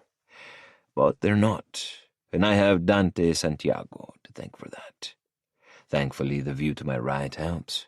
I had to put the brakes on the spaghetti extravaganza, but Svetlana delivered on the dress. This time, Thalia didn't turn it into a Halloween costume, a concession that didn't even require heated debate. She looks like an angel, with those sexy loose curls flowing down her back. But it's her dress that's the star of the show. It's white, elegant and sophisticated, while still showing enough skin to make me contemplate the ramifications of escorting her to the restroom for round 2. That Russian needs a raise. Refusing to give the roasted duck a second glance, my father raises a stem glass of Gran Patron Bardeos Añejo to his mouth and takes a slow sip, his dark gaze settling to my right as well. I would toast to the happy couple, but it seems I wasn't invited to the festivities. Val, my mother warns. I can tell they've already had words, none of them pleasant. Sadesa, he counters, his tone thickening with reverence as he speaks his private name for her. It's fine, Mama, I murmur, because fuck that. I'm a grown man. I don't need anyone fighting my battles. There wasn't time to invite anyone. I glance at Thalia, reaching for her hand under the table, more for solidarity than anything else. As soon as my skin touches her, she jerks it away. Orgasms are not concessions in her book. Noted. From either side. I finish, glaring straight at my father. You'll have to excuse my son, Thalia, he says smoothly. He seems to have forgotten his manners. Please, tell us about yourself. He pins her with a lethal stare. You are, after all, family now. The insult is unspoken, but it's loud and clear. Thalia will never be a part of our family, in this life or the next. I slam my wineglass down, but my retort dies on my tongue when I catch Thalia shaking her head at me. Santi, it's fine. Your father has every right to be curious about me, and every right to have his question answered. I know she's putting on a show to hold up her end of our agreement, and I can tell she's nervous from the slight edge to her voice. Thalia isn't afraid to stand up for herself, but her bravery has limits, and those limits have a distinct tell. The sharper her words, the greater her fear. All her life, she's been taught to hate the very people she's being forced to make polite conversation with tonight. I expected tantrums. What I'm receiving is fucking Oscar-worthy. Is it for her or for me? We made a deal, but somewhere along the line the terms started blurring. I'm 19, she says, glancing around the table, meeting everyone's curious eyes in turn, even the ones flashing unwelcome signs at her. I moved to Manhattan to be with my older sister, Ella, a year ago. Do you attend college, or does your father not allow it? College isn't my thing, she admits, ignoring the jab. I lasted 1 semester. The contradiction of that acerbic tongue and innocent appearance holds me captive. I couldn't look away, even if I wanted to. And what is your thing, Señorita Santiago? Señora Carrera, she corrects softly. What the fuck? My father leans forward as if he's misheard, but his brief glance my way has all the charm of a razor blade. What was that? You called me Señorita Santiago, says Thalia, meeting his gaze. As you pointed out, I am part of the family now. That includes my name. Lola's mouth drops open. My mother laughs softly. My dick turns to stone. But my father's jaw ticks as he says, Lo siento, Señora Carrera. My apologies. And my thing, as you put it, she adds sweetly. Well, I guess I'm still figuring that out. All I know is that there's a lot of ruin in this world, Señor Carrera. Perhaps some things need to be put right. I'm not sure if I want to hold my hand over her mouth or drive my tongue into it and kiss her senseless.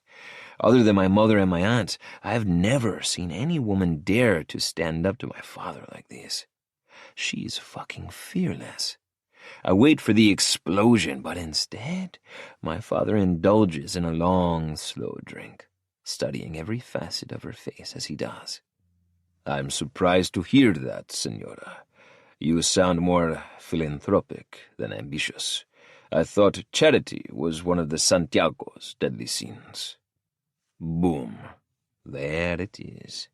Thalia's polite smile slips as she returns my father's weighted stare, neither of them blinking. I want to help the world, not make it spin for me, something that you and my father seem to take great pleasure in. No one breathes. No one dares. What's happening here is so casual in its destruction, there will be nothing left of legato to repair. Painting pretty colors over bloodstains won't make them go away, Señora Carrera. He counters finally, the cords in his neck straining. Eventually, the paint chips away and the blood reveals itself. That's enough, I warn between clenched teeth. The sins of the father are to be laid upon the children. That's what his whole paint and blood metaphor bullshit means. It doesn't matter what I do or what Thalia does. Hell, for that matter, even Lola or RJ or those fuckers Grayson and Sanders. We could cure cancer or fly to the moon, but it's all just colored paint covering our father's sins. Their blood will always be our stain. And this isn't a family dinner. It's a slaughter, and I led Thalia here like a sacrificial lamb. So am I supposed to dissect this thing first, or just hack a leg and go for it? My mother asks loudly, attempting to force a distraction by jabbing her fork into a tentacle. What's out of line is this whole act you two are putting on. My father snaps, ignoring her. I don't care what you convinced that bastard father of yours, but I know my son. Thalia flinches, and he takes that opportunity to turn his vitriol on me. I know you, Santi, he repeats viciously. This whole family knows you, and we all know why you put a ring on this woman's finger. There's nothing real about a bartered marriage. What I really want to know is what made her agree, he adds, flashing Thalia a look of derision. What would make a Santiago open her legs for a Carrera? I rise to my feet so fast my own legs collide with the table, tipping over wine glasses. I said, that's enough.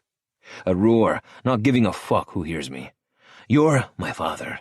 I respect you, and I love you, but this isn't Mexico. This is my territory and my casino. The minute you stepped foot inside it, your authority ended. As such, you will not disrespect my wife. Lola places a hand on my arm. Santi. No. My father stretches out the word with full confidence. Let him speak. I'd like to hear this. Apparently so would the rest of Cellar Bistro's waitstaff, because every eye in the whole damn place is on us, waiting for the conclusion. Drawing in a deep breath, I try to remember whose side I'm on, whose name I bear, whose blood runs through my veins. But all I can see is white. All I can smell is jasmine. Why Thalia married me isn't important, and frankly it isn't any of your business. I tell him, lowering my voice. The only thing that matters is that she did. I reach again for Thalia's hand, unable to stop the torrent of rage as I flash her ring across the table, a part of me registering that she isn't jerking it away this time. You can either accept it, or you can leave. There's a tense moment where nobody knows what to say or do. I've just thrown down the gauntlet, and part of me is starting to question my own sanity. This is Valentin Carrera. Anything could happen. He could storm out and disown me, or put a bullet between my eyes and enjoy a Chianti. He does neither. What he does shocks everyone. A slow, arrogant smile lifts the corner of his mouth. Sit down, son. I'm not going anywhere until I finish my drink. Leaving good añejo on the table is as much of a sin as pouring it down the drain. He turns toward Thalia, his smile widening. Wouldn't you agree, Senora Carrera? At that, Thalia pales. So, I'm failing chemistry, in case anyone cares. Lola pipes up, trying to ease the tension. Nobody cares. As I lower back down into my chair, my father holds his glass at his lips. I do have one question for you. I grit my teeth. How philanthropic would your wife be when another shipment of dead trafficked women is dumped on your dock? You bastard. Trafficked women? Thalia recites the words as a whisper, as if refusing to give them a voice will make it untrue. Shit. Only then does my father pick up his knife and fork and begin vigorously sawing at the now cold duck on his plate. Dios mío, did he not tell you? Pausing, he points his knife across the table. Communication is the key to a lasting marriage, Santi. Deception after only a few days isn't a good sign. I clench my fists. Don't. Danger. My mother cautions, trying to diffuse him with a soft but stern whisper of the name only she calls him. He ignores both of us. Then allow me, Senora. This morning, your childhood friend, Edgar Grayson, intercepted a Carrera shipment arriving from Guadalajara. Recreational goods, of course. However, in exchange, he left us a present. A 40-foot shipping container filled with 17 dead, naked women. Trafficked women. No. She shakes her head vehemently, her hands white and knuckling the table. You're wrong. Edgar would never do that. Her breathing is erratic, her pupils dilated and wild as she turns to me. His mother is the one who runs the women's shelter in Colombia. His mother was a victim herself. He's grown up with his father's hatred for the business all his life. My own father abhors it. He would never sanction this. Tell him, Santi. she says desperately, turning to me. Though what the fuck she wants me to do about it is anyone's guess. Tell him Edier wouldn't do that. The strange clamp around my chest is back, squeezing harder and harder. But I can't tell her what she wants to hear just to spare her feelings. Before was personal. This is business. There's no explanation, I state bluntly. He's right. Revenge changes people, Thalia. It's changed us all. Me and you included. It makes them do things they never thought themselves capable of doing. Glancing at my father's callous stare, I deliver the final blow. You, of all people, should know that. Chapter 27. Thalia. It wasn't easy for me to walk away from that fight, and I can't deny that it hurt my heart to do so. My damn Santiago heart. Ella was right. I am similar to my father in some respects, no matter how much I argue to the contrary. Our shared stubbornness is what drove me to Santi's casino in the first place. I made the problem, so there was only one person who was going to fix it. It's the same stubbornness that keeps me playing along with Santi Carrera's mind games. Swinging my legs out of bed, I check my phone on the nightstand. Still no call from Ella. Still no message from Barty.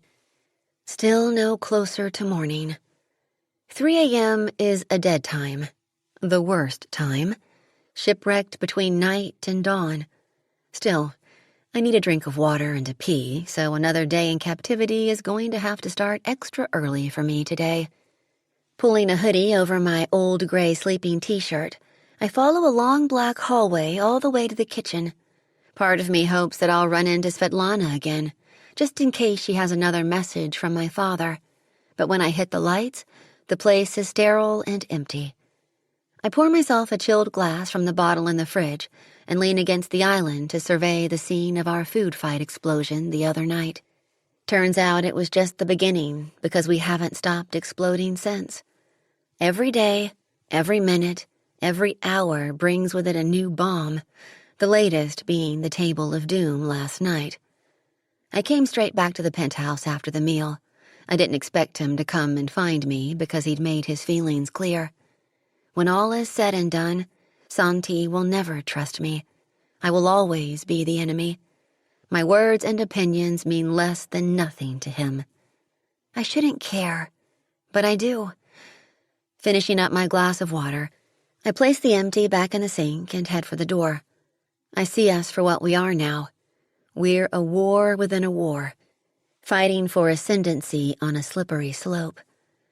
I find myself conceding a little more with each hour I spend in his black tower. With each time he infuriates me, confuses me, touches me. A few days ago, I wouldn't have been caught dead in a white dress without a Santiago special makeover. A few days ago, I hated him with every breath in my body. A few days ago, I hadn't felt my whole axis shift when his tongue carved the promise of his own concession into my pussy. And it's all because of a brutal, demanding, passionate man who presides over a kingdom of bones. I'm heading back to my bedroom when I hear a scuffling noise coming from his office. Backtracking fast, I open the door to find him sitting in his black leather chair, with his feet up on the desk, his head facing the ceiling, and a half-drunk tumbler of something brown and alcoholic in front of him.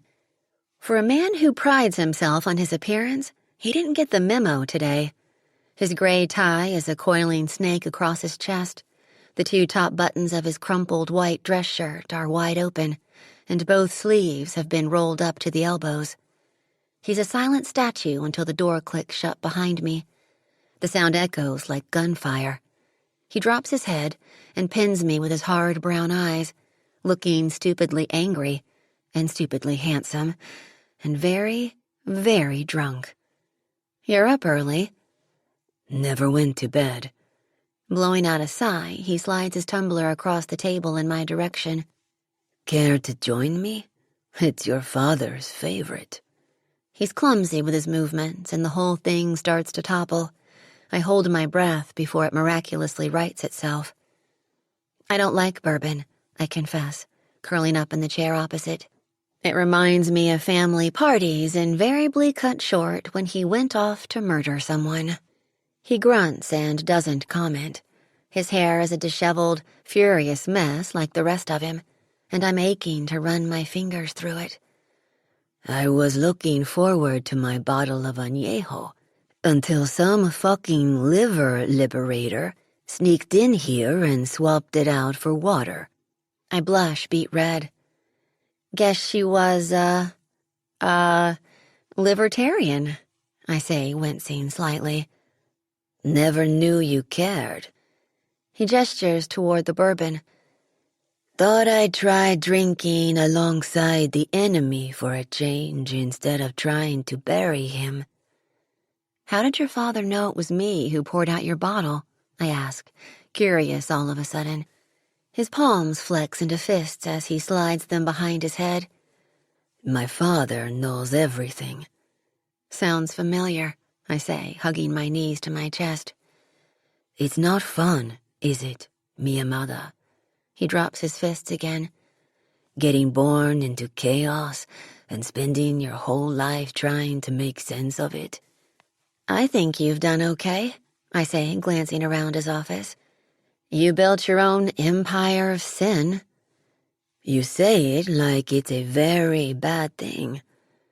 Just because I don't appreciate the process doesn't mean I can't appreciate the results.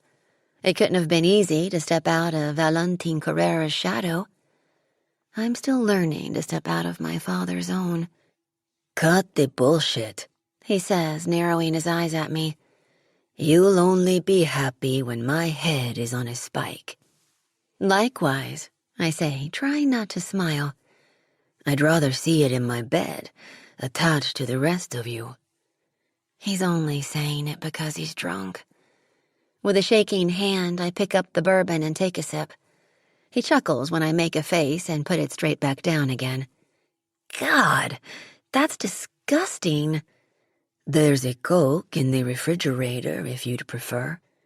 All the better to drown you with, you patronizing asshole, I say, my temper flaring. It's called gratitude, Colombian princesa. We glare at each other as our war within a war spills out into early morning. Fucking fearless, he muses eventually. Prince of darkness, I retort. He barks out a laugh. That's a new one. He considers me for a moment.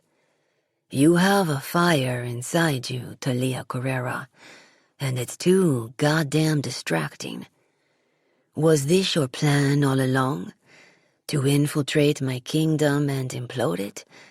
My father wants to murder me. My mother is a close second. And my sister... Fuck. Edier didn't plant those bodies, Santi, I say softly. The same way my father didn't storm this casino, and he didn't fire those bullets. Don't be so naive. He yanks his tie off and chucks it across the room. Don't be so short-sighted. I know you want this battle, but what if we're not the only sides playing? Did Grayson put you up to this? No. Do you really want to change the world, or just make it more palatable? He asks, changing the subject.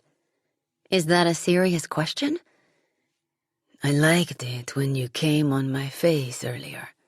He drops his feet and leans forward over his desk. My benevolent little virgin. I grab the bourbon again. It's a reflex action. This time, my sip is enough to make my eyes water. My virginity seems to be a bigger deal to you than it is to me. The atmosphere in the room recharges with something other than liquor fumes.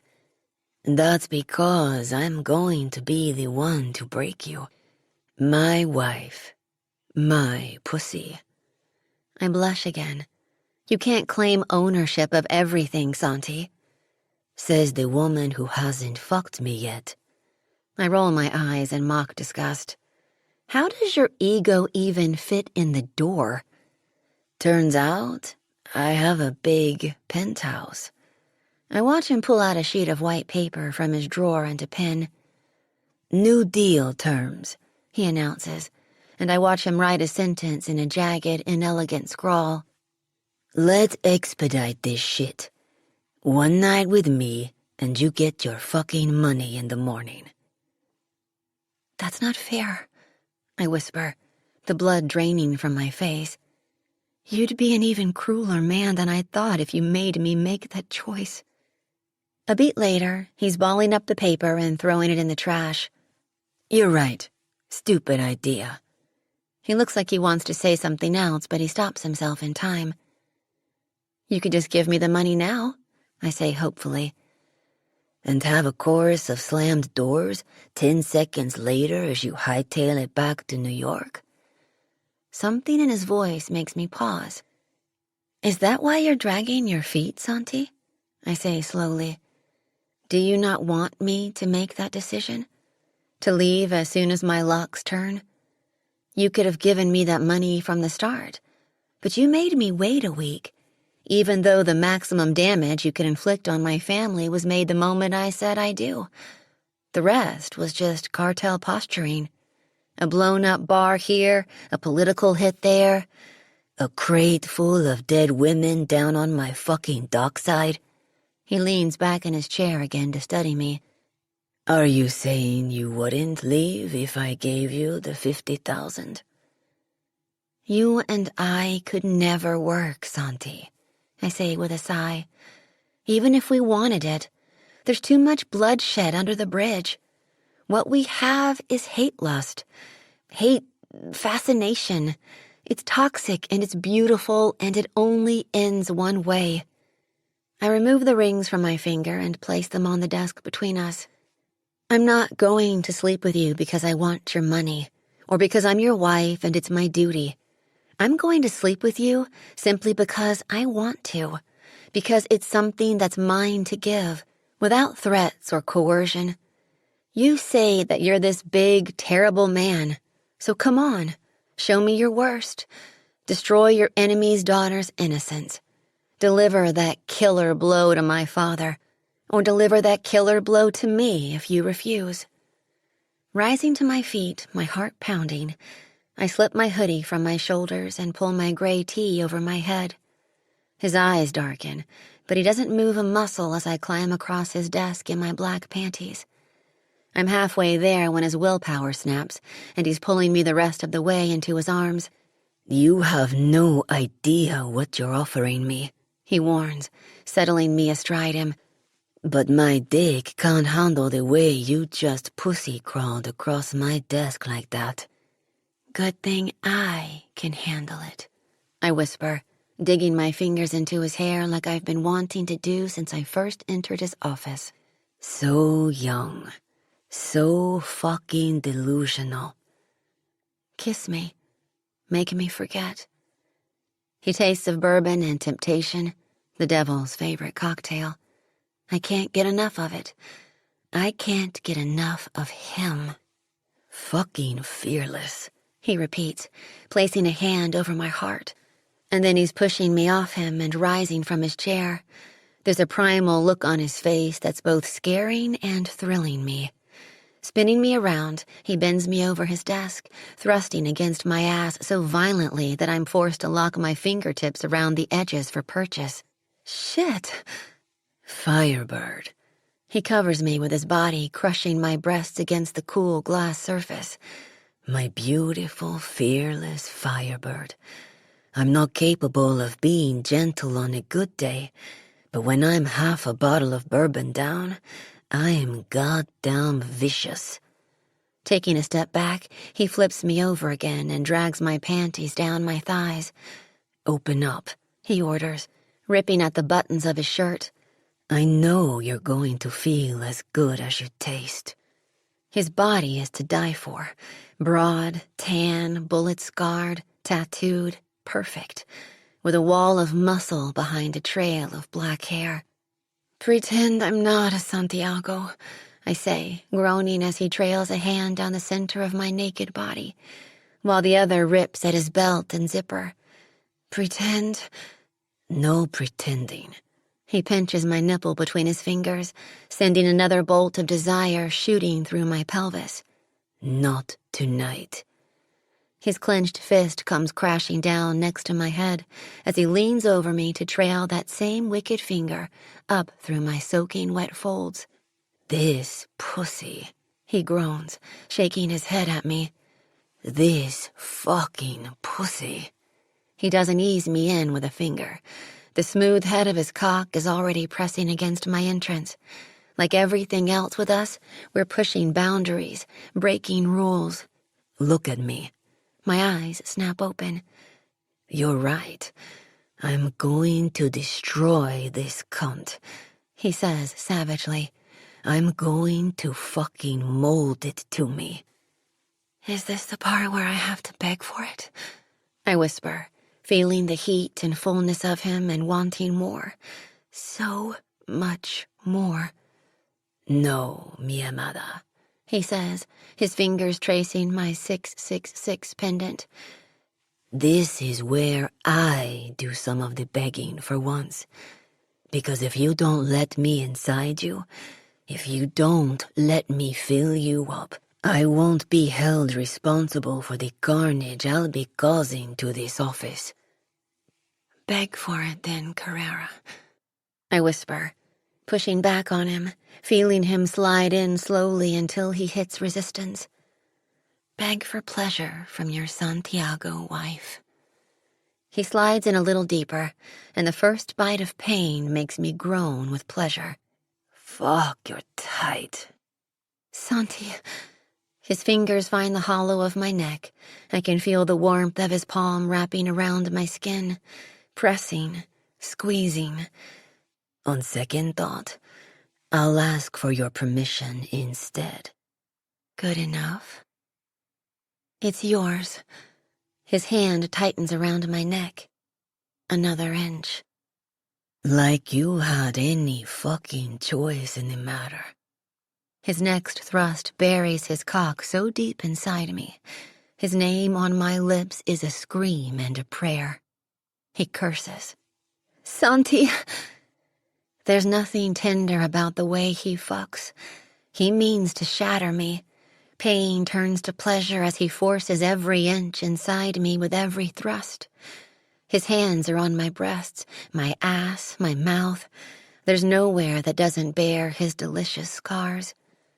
His control is insane. It's as ruthless as he is. When he picks up his pace, each stroke, each vicious grunt is a master class in expelling air from my lungs and more screams from my lips, as the glass desk below me turns as wet and slippery as my inner thighs. I start to freefall, and he forces his fingers into my mouth, turning my final scream into a twisted mess of skin and desire. As my back arches and my body shudders, he pulls out of me, his hand pumping viciously until thick ropes of cum cover my aching slit. Mine, he grits out, giving me one of those blazing hard stares that turn our lies into truth. Ours, I whisper, pulling him into my arms. Chapter 28. Santi. The road to hell is paved with good intentions. The road to this bed was paved with bad. Thalia sighs in her sleep and rolls onto her side, tucking her hands beneath her chin and bringing her knees up to her chest, as if she's keeping all her dreams hostage. The twisted white sheet that was wrapped around her naked body falls away, and I'm drunk off the sight it leaves behind. No matter what happens, I'll always own a piece of her. I'll always be the first man to sample that helpless, rasping melody she makes when she calms. Tearing my gaze away, I lean back against the headboard and close my eyes. The first to ruin her. The empty glass in my hands demands a refill because that's what happens when the woman you're supposed to hate flips the fucking script on you. You start your drinking day before dawn. I was supposed to use her and then toss her back to her family broken and shamed. Now, she's lying in a bed I've never allowed another woman to sleep in before and stealing more than just my sheets. Her debt chains her to me, and the key is buried in a vow of lies.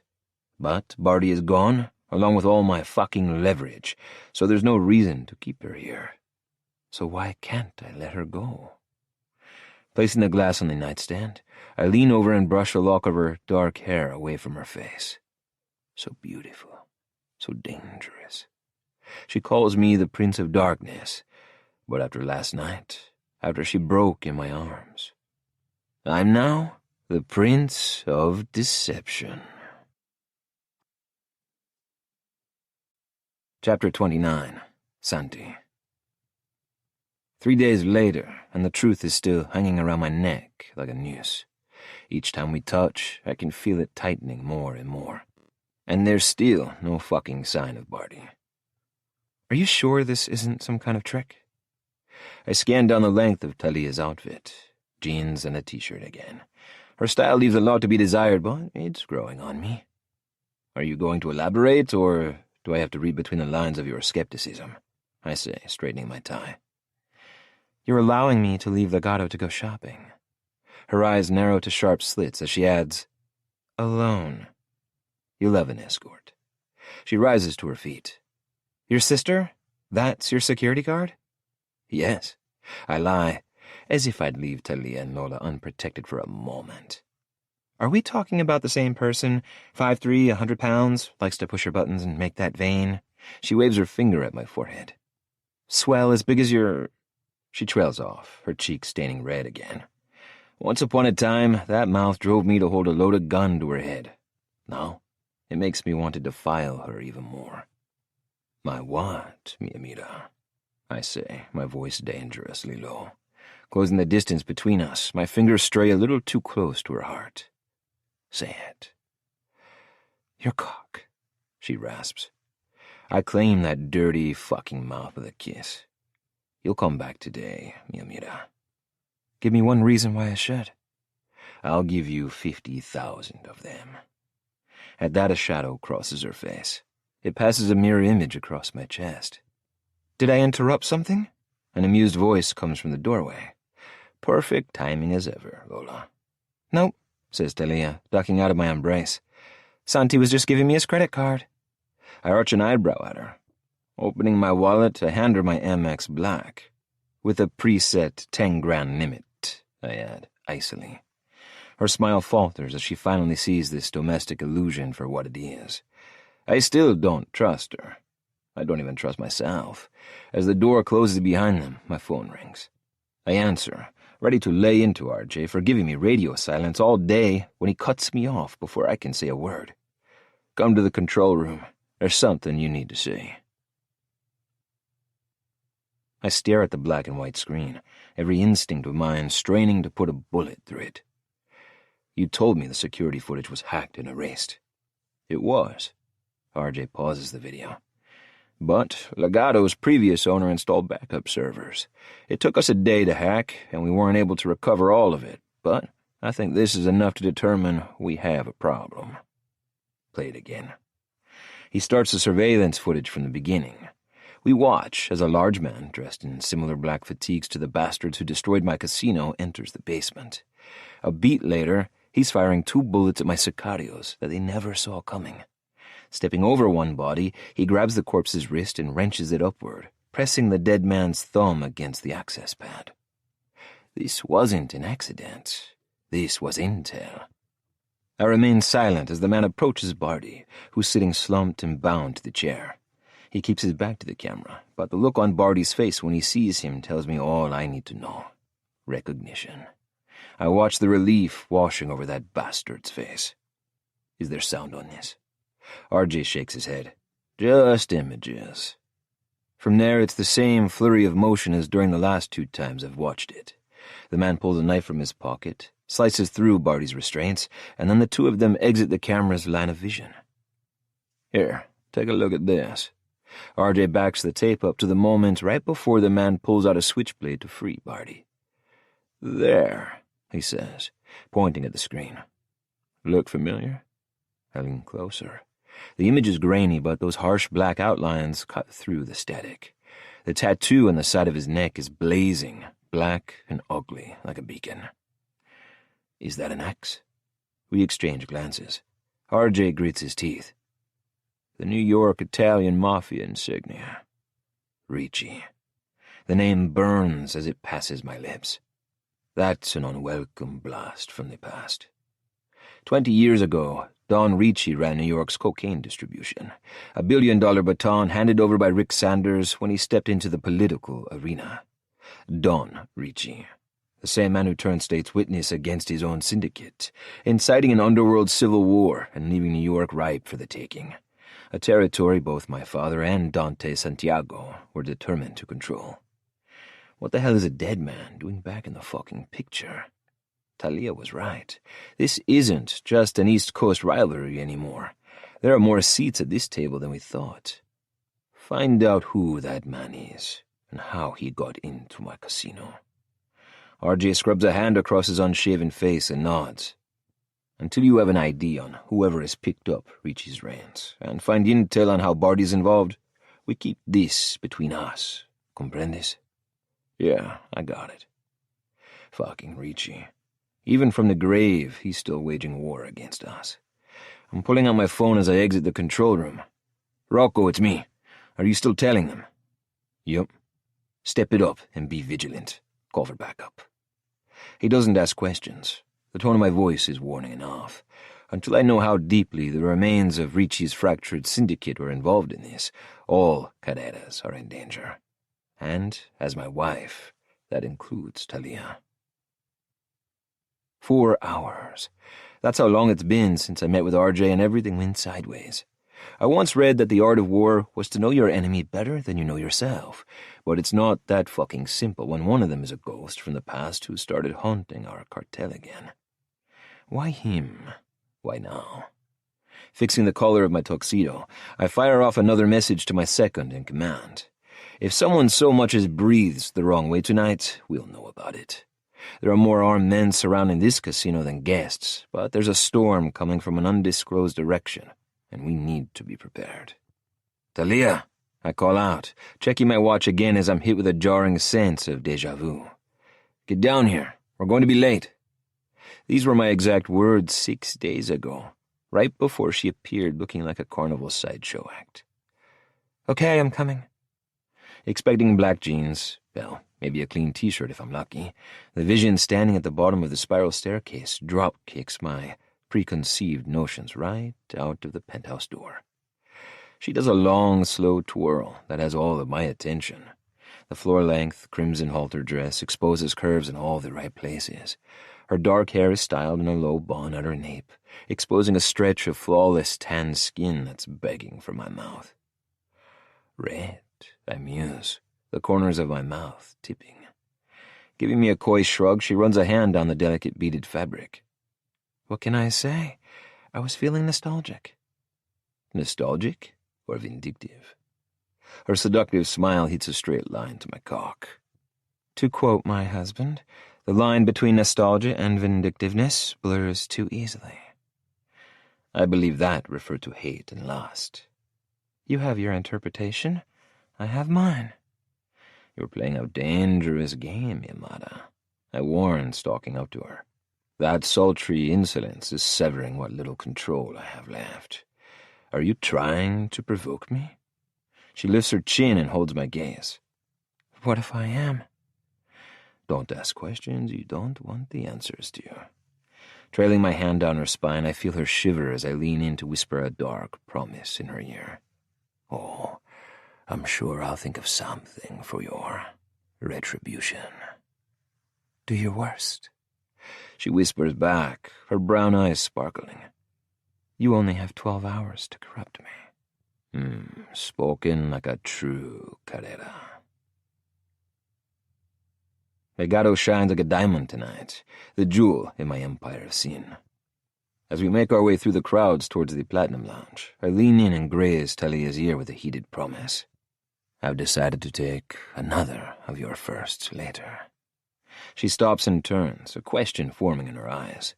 Sliding my hand from her waist to her face, I press my thumb against her lips. I dream of these, you know that? Hurling insults wrapped around my cock. Hooking my fingers under her chin, I force her to look at me, savoring her embarrassment like it was my finest bottle of añejo. When this night is over, I want you on your knees in that dress, mi amada. You're going to open this beautiful mouth and take me, all of me, and you'll be looking up at me the whole time as I fuck my pleasure into you until the tears stream down your face. Would you like me to beg for it? She asks softly. I wouldn't have it any other way. Over her shoulder, I catch my father staring at us from across the lounge. Have a drink. Have 3, I say, my mood souring. You're going to need them. His stare is unwavering. Seconds pass like minutes until finally he lifts his glass of tequila and nods. A silent message. We'll talk later. Turning back, I find Thalia already at the counter. I watch without taking a breath as Monroe Spader slides onto the spare bar stool next to her. That fucking man is beginning to outlive his usefulness. The bill has passed. Sanders' bar is a pile of dust. Our business has concluded. I stare as she offers him a polite smile. A fuck-off smile. Only he can't take a hint, pushing those black-rimmed glasses back up his nose as he leans in closer. If he touches her, I'll rip his arms off. Green is an interesting color on you, Santi. I turn to find my mother has materialized beside me with a glass of my finest Malbec wine in her hand. She thinks I'm jealous. She's right. She is a Santiago, I say grimly, taking her inference and turning it into something unpleasant. She serves a purpose, Mama, nothing more. Her thoughtful gaze travels back to the bar. If you push people away enough, eventually they don't come back. And so she fucking shouldn't. I make my decision then and there. It's time to let my firebird fly and see if she leaves me for heaven or sits by my side in hell. After tonight, after one more taste of her, that footage is hers. Shanty. We turn to find RJ standing behind us. I've never seen him so tense. He gives my mother a respectful nod. Aunt Eden. She smiles warmly. It's good to see you, Raphael. He flinches at hearing his given name. Understandable. It's a permanent reminder of the man slaughtered by my wife's father. Quickly recovering, he turns to me with a grave expression. There's a man outside requesting to talk to you. Something in his voice makes me pause. There's anger there. Pain. History. Go, my mother says, stepping back, her eyes shifting to my father. I'll handle him. Tell me, I say, following in his step with RJ as we exit the bar. 10 minutes ago, we walked up to the security at the front entrance. He clips out. Unarmed and uninvited. He's waiting for you by the front steps outside. We have 30 guns trained on him and his men as a precaution. Just give us the order when you're ready. That's quite a welcome, I say, shooting him a look. Who's the VIP, and why the fuck is he so deserving? It's Eddie Grayson, RJ says grimly. He says he wants to talk. Chapter 30. Thalia. If I ask Santi to buy you diamonds, will you teach me how to count cards? Lola swivels on her bar stool to study the empty blackjack table behind her. We both needed a break from all the Carrera tension threatening to break bottles in the Platinum Bar, so we're swapping Rapple cocktails and relief in one of the empty private gambling rooms off the main floor. It has free drinks and no drama, so we're both in heaven. If I would, I could. Leaning over the bar counter for more ice, I plink a couple more cubes into my highball. Some people assign values to each card in a deck, but it's more of a visual thing for me. It's like my brain is hardwired to be a criminal, even when the rest of my body is resisting. I'm envious, she whistles. I could totally clean up in here, and Santi wouldn't be able to do shit about it. Knowing your brother, he'd find a way, I say with a laugh. At least it wouldn't be a ring on my finger. She swivels back to the bar to drain the rest of her drink. Not for much longer, I reflect, glancing down at mine. Kicking off my red heels, I flex out my aching toes and take another sip of my Rapple. Tomorrow has all the ingredients of an emotional cocktail. There'll be relief at finally being able to pay Barty off and secure the tape, fear about coming clean to Papa and being ordered back to his island with his next breath, and then there's something else, an unwanted flavor that's sitting uneasy in the pit of my stomach. I don't want to go back to being like one of those directionless insects above trees in summertime. I don't want to miss the way he fucks his anger into me, like I'm to blame for blurring these lines, only for him to kiss me like I'm the only clarity in his life. I need to pee, Lola announces, rising to her feet. I drain the rest of my drink and eye the rows of tequila behind the bar. When you're back, I'll mix us up a couple of margaritas. My national drink, she says with a grin. Don't fuck it up. I'll make sure the private sign is up so no one barges in. Thanks. I hear the door click shut behind me. Silence pervades, and then there's another click, followed by a turning lock. That was My words become a muffled scream as a large hand clamps across my mouth. Thalia, it's me, comes a familiar drawl. Don't fucking bite, or I'll torture you to death with bad jokes until the end of time. Sam? I gasp out. As rough skin turns to air again, I whip around to confront him. He's dressed in a black tux, like some kind of criminal mastermind version of James Bond, but with a much smoother smirk. What the hell are you doing here? He slaps a finger to his lips as my voice rises to an undignified screech. A Santiago on Carrera territory is never a good thing, but tonight it's suicide. I've come for you. Orders from above. He points to the heavens, but we both know that finger should be pointing in the other direction. Edier wanted discretion. There's some bigger shit at play. I can't, Sam. We know. 2 words. Numerous possibilities, an ocean of heartbreak. We know everything, you crazy, beautiful, brave, total fuck-up of a woman, he continues, sounding exasperated. What the hell were you thinking, trying to deal with this shit on your own? I nearly put a bullet in your brain for your alleged betrayal 6 days ago. Edier wanted to throw you in the Hudson. How much do you know? I whisper, realizing my lungs haven't actually expanded since those 2 words entered the room. His expression darkens. You mean the tape? Oh, God. I sit back down on my stool with a whoosh, frantic tears filling up my eyes. Shit! Sam, you can't tell him. You can't tell him, please. You can't tell. You can't. He knows as well, he says heavily, cutting across my hysteria. Marco Barty is a dead man walking. I let out a sob. This is my worst-case scenario. The one thing I've ripped myself into to avoid these past few weeks. If you kill him, he's going to release another copy. You don't know him like I do.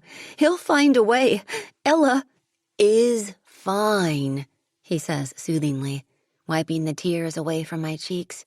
She's safe. She doesn't know about any of this, and she never fucking will.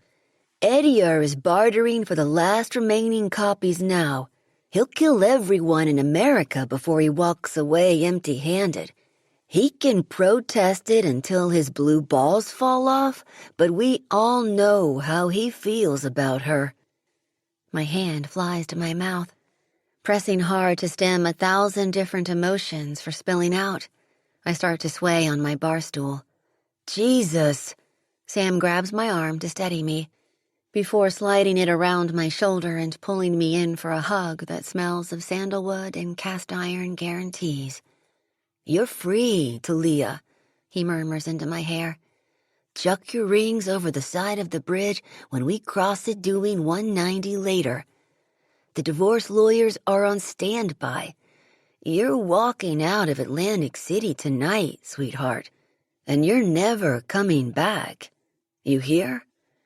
I think of that one ingredient again. The one thing I can't bring myself to consider. How did you even find out about Barty? I stammer.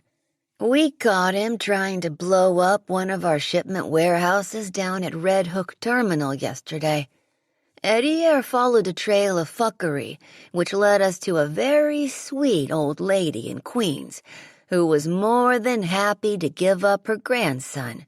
Last night, your father cut the truth from his tongue. I watch Sam's smirk slip into something more unpleasant, more befitting of the man he's become. Barty is currently sitting in a car outside your soon-to-be ex-husband's casino with an S carved into his chest, or what's left of him. Wait, I grab his arm in confusion. You're telling me you've given Barty to Santi? After everything he's done? When did Eddie and Papa learn such restraint? He's a peace offering, he says, leaning over the bar to help himself to a vodka bottle. Pouring himself a double, he knocks it back before continuing. He's the foundation of a temporary truce. Barty is Carrera's as long as he agrees to talk with Eddie and not blow the back of his head off. I watch him pour out another in a daze. Has the world stopped turning since I've been locked up in a penthouse tower? My father actually agreed to this? After what we uncovered yesterday, it's in all of our best interest to shut the fuck up and listen to each other for once, instead of trying to turn the East Coast into World War III. He takes my hand and yanks me off the bar stool. Time to go, he announces. My car's outside. But why would Santi want Barty? I say, scrambling to slip my heels back on as he marches me toward the door. How is he a bargaining chip? The fact that he spent most of this week as an inmate of this fucking basement is pretty indicative. He lets go of my arm to unlock the door. Carrera chopped off half the fingers on his left hand before he escaped. Eddie took great pleasure in evening it up on the right. I screech to a halt, my heart following suit. Are you saying Santi knew about the tape? Sam frowns and nods. From the first night you met. The pain explosion in my chest steals my breath away. Santi knew how badly I needed that money.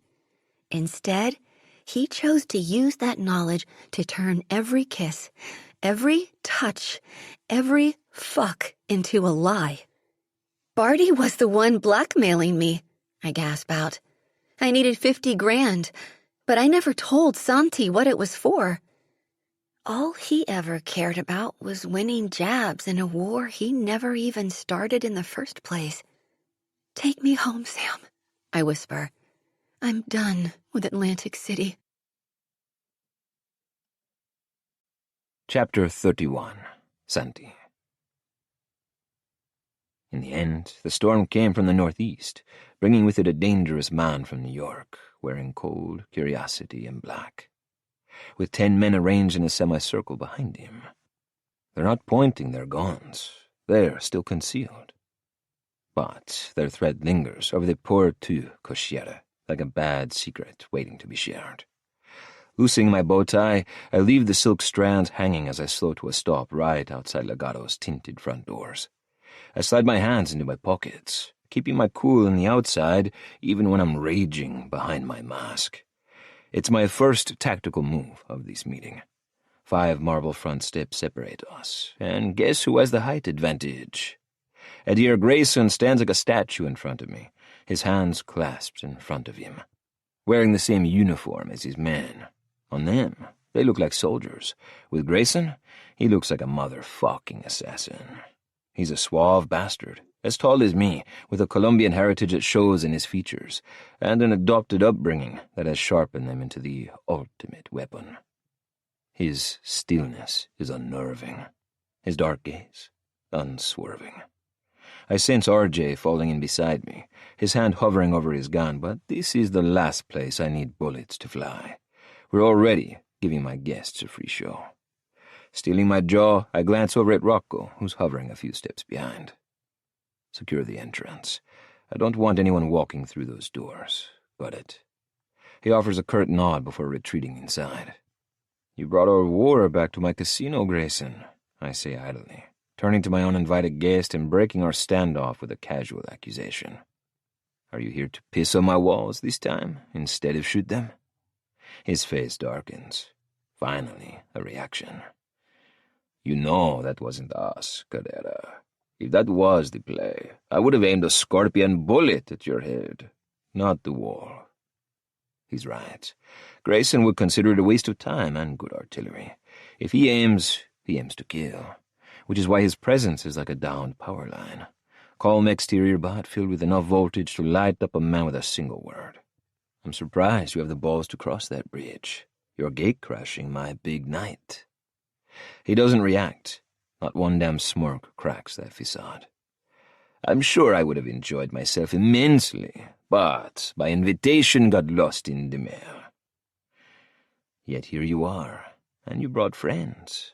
Spreading my arms wide, I gestured to his ninja-clad entourage. Obsession isn't a good look for you, Grayson. Taking one slow step at a time, playing fast and loose with the swagger, I hold his icy stare until we're face to face, 2 feet apart, boss to boss, prince to prince. I don't need to look behind me to know that RJ is right there, or to know that the 30 sniper guns we have trained on the situation need only one good reason to fire. You have 60 seconds to tell me why you're here. After that, you and that piece of shit car you hauled over state lines are getting a remodel. I direct his gaze to where a long, dark sedan is parked, blocking my valet stand. Arrogant fuck couldn't even park like a normal person. You dare to ask me that, Carrera? After all the trouble you've caused? That I've caused. You forced Thalia to marry you.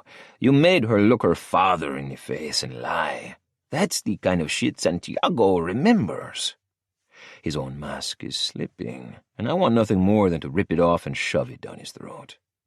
We both have blood on our hands. That truth is as real as our hate, but you went too far when you stained hers. My smirk disappears. No more than Sam Sanders did with my sister last year. He considers this for a moment, and who am I to interrupt? Let him tie his own knot and hang with it. This isn't over, he says, stepping forward to meet me halfway. That shot will be returned at some point, but right now there are more important things to discuss. Enough dick swinging, I snap. Tell me what you want, or get the fuck out of New Jersey. He straightens up, rolling his shoulders back, like he's gearing up for the fight of his life. You have something of mine, and I want it back. Over my dead body. Thalia is a Carrera now. I cut the distance between us to a single foot, escorted by the sound of 10 Santiago rifles preparing to spill their deadly secret. She's my wife, in every sense of the word. Let that sink in for a minute, you Colombianazo. His eyes narrow as he holds up his hand for his men to stand down. My amusement doesn't last. As usual, his allergy to emotion is a buzzkill. Classless innuendos, he tuts. How very Carrera of you. You're becoming annoyingly predictable, Santi, which is why I've come prepared to offer an incentive. Fuck off, I reply, succinct as always. I'm not here for Thalia. I pause. Why the incentive, then? He gives me a chilly smile.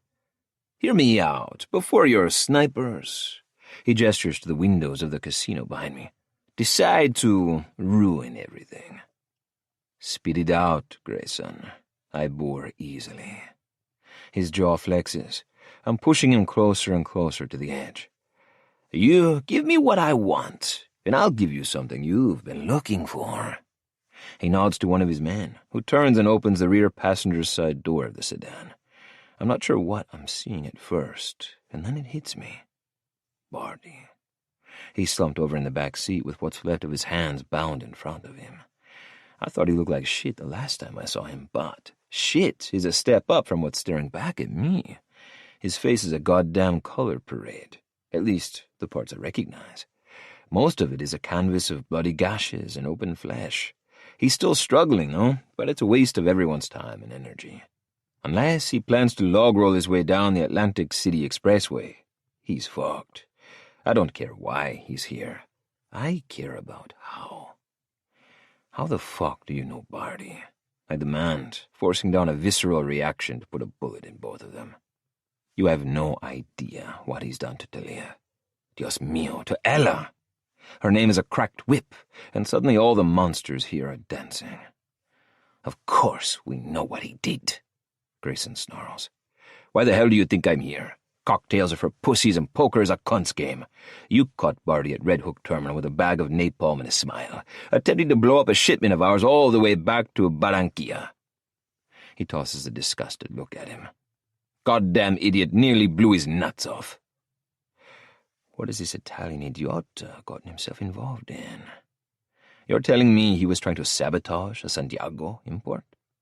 A curt nod is his only affirmation I get.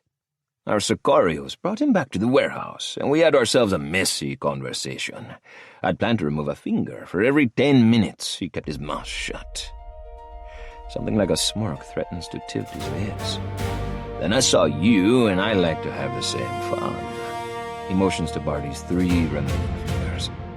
Turns out he only needed 2 to sell you out. Shit, Barty mutters beside me. He was playing both sides. Grayson's lips tilt even more. He's enjoying digging the knife in and giving it a good, hard twist. But with a little motivation, we made him sing. You drove all the way out to New Jersey to tell me this. Don't you have technology back in the Big Apple? I know about the tape, Carrera, and I know you have it. This smirk disappears. Give it to me now, and then we can all be home and have milk and cookies. No. No, Grayson. I don't bow down to the milk box. Are you expecting me to be impressed by your intimidation act? I say with an exaggerated sigh. I know exactly what's on that footage, he says, losing his cool. If you think I'm going to leave an audition tape of Thalia Santiago that was made for some Mafia princess trafficking ring with you, you're wrong. I'll fucking shoot it out of your hands if I have to. My blood runs cold. We suspected there was a ring, but we didn't know all the fucked up details. It was requested by a specialized ring, he continues. One that comes with the highest price tag on the market. Crime bosses' daughters. Cartels, bratwas, mafia. Those Romanian bastards don't discriminate, as long as the bloodline is certified. He glances back at the sedan again. It was another confession from our mutual friend, Barty. I didn't believe him until our docks turned into a graveyard. Fuck. Let me guess. A shipping container with a bad surprise. He nods, the muscles in his neck pulling as taut as a bowstring. 11 dead girls. That was personal to us, Carrera. That was personal to me. I remember what Thalia said during the dinner from hell, how his own mother was a victim of trafficking. I was about to burn this place down to the ground, thinking you were responsible until Sanders reminded me of something. We're nose to nose now. This could go one of 2 ways, and neither of them ends well. Despite all the betrayal, despite the death and destruction, despite the years of bad blood, the Santiagos and Carreras will always have one thing in common. We don't trade flesh. That's one sin neither of us is willing to lay claim to. It's true. This swings back to La Bora Roja. Son of a bitch. La Bora Roja. Old scars are reopening, hemorrhaging their truth for a new battle. One neither of us saw coming. It's not the Romanians, I tell him coldly. It's Ricci. Ricci? As in Don Ricci? He lets out a clipped laugh. The traitor wearing a pair of concrete shoes at the bottom of the Hudson? No, a restructuring of his syndicate. Saying the words out loud is enough to stir the monster inside me. And if I'm right, history is about to repeat itself. He steals. Explain. I turn and catch RJ's eye. Nodding, he steps forward. We have surveillance footage of the man who helped Barty escape, he says. There's an axe tattoo on his neck.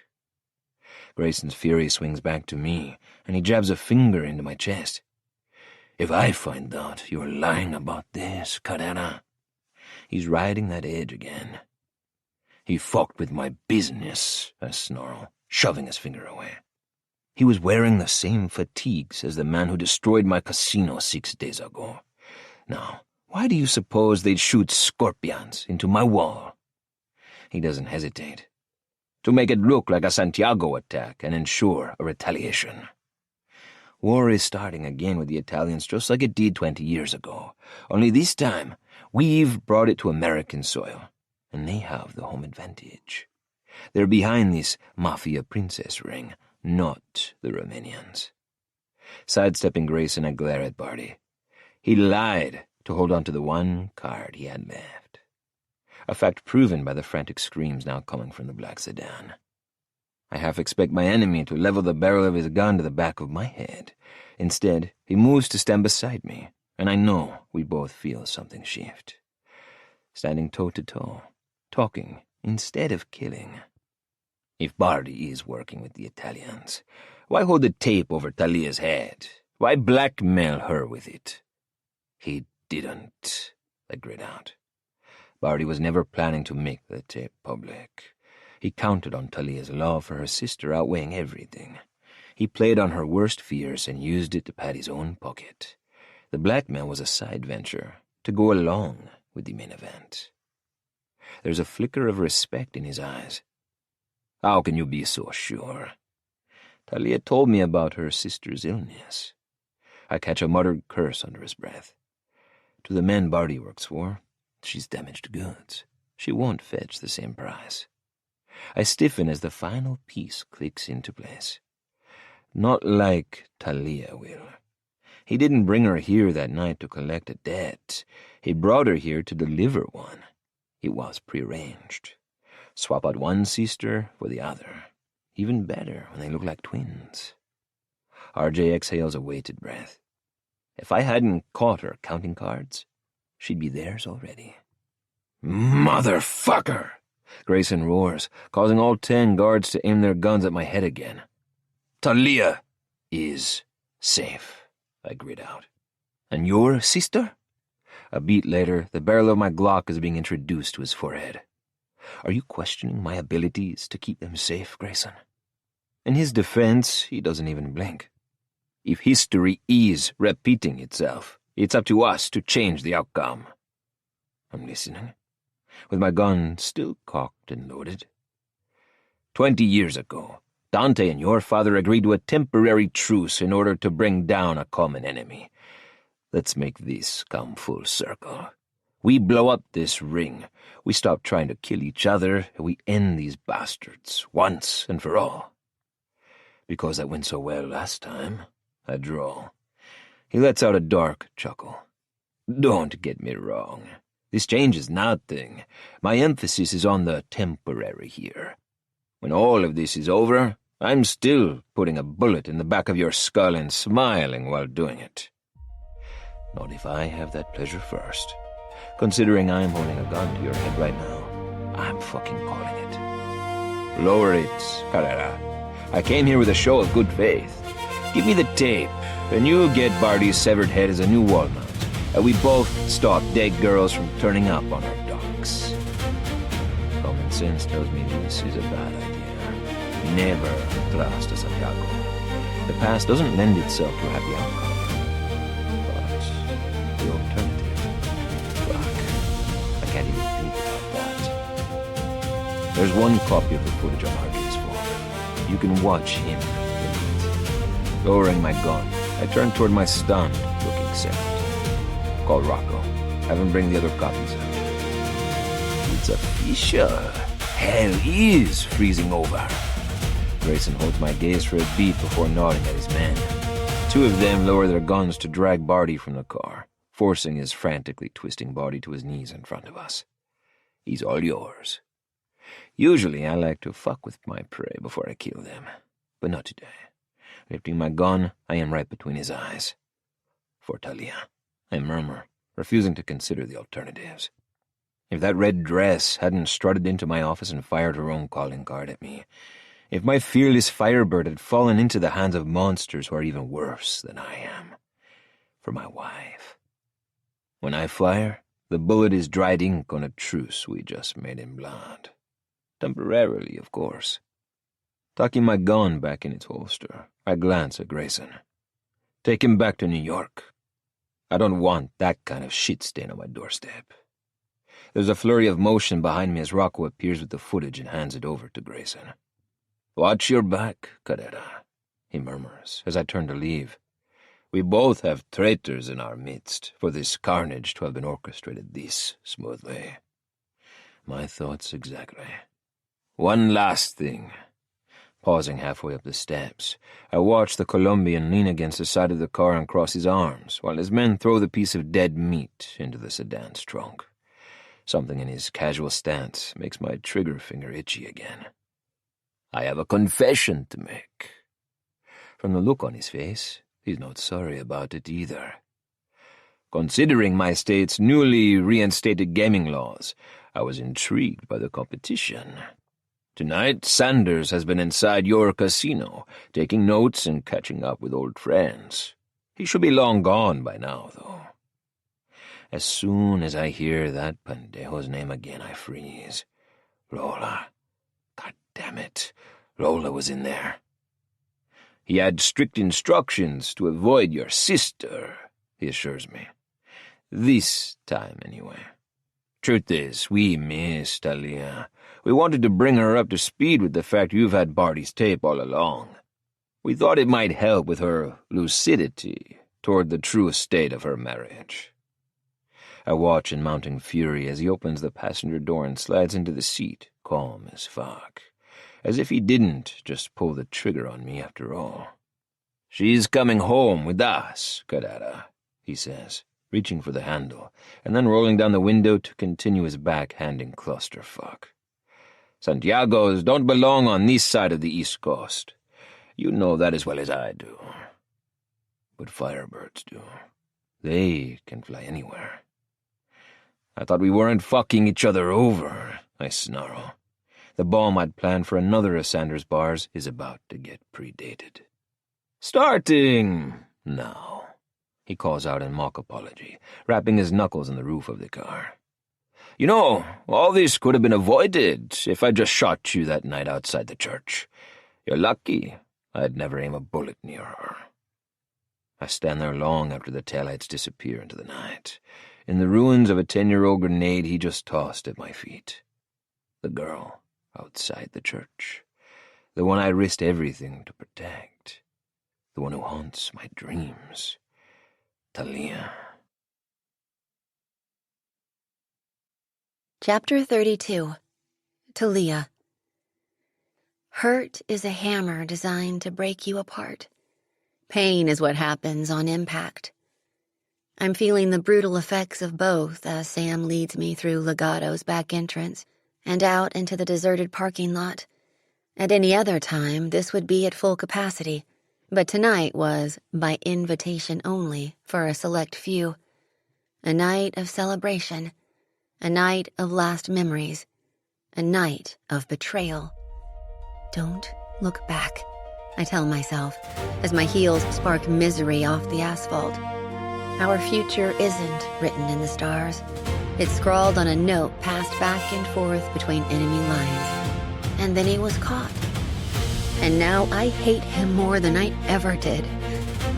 So why the hell are there tears in my eyes? Am I going to have to deprogram you? Sam asks as we reach his Bugatti. What the fuck are you so upset about? The man duped you into marrying him. He forced you to betray your family. He lied to your face about, okay, enough. I'd forgotten his sympathy chip was ripped out and stamped on the day he made his first kill. Freeing myself from his grip, I take a step back as he opens the door for me. We were a war within a war, Sam. I say quietly, casting one final look at Legato, shimmering high against a skyline, as black on the inside as her emperor's heart. You and Edier didn't get to fight this one. No, we just fucking liberated you from it. He gestures for me to get in the car. When I refuse, he shakes his head at me slowly. Thalia Santiago, always wanting to save the world, never realizing that it's better to push certain people off it first, especially a Carrera. That's a little hypocritical, don't you think? His face loses all traces of amusement. Get in the car, Thalia. Wait. Sighing, he braces his hand against the doorframe.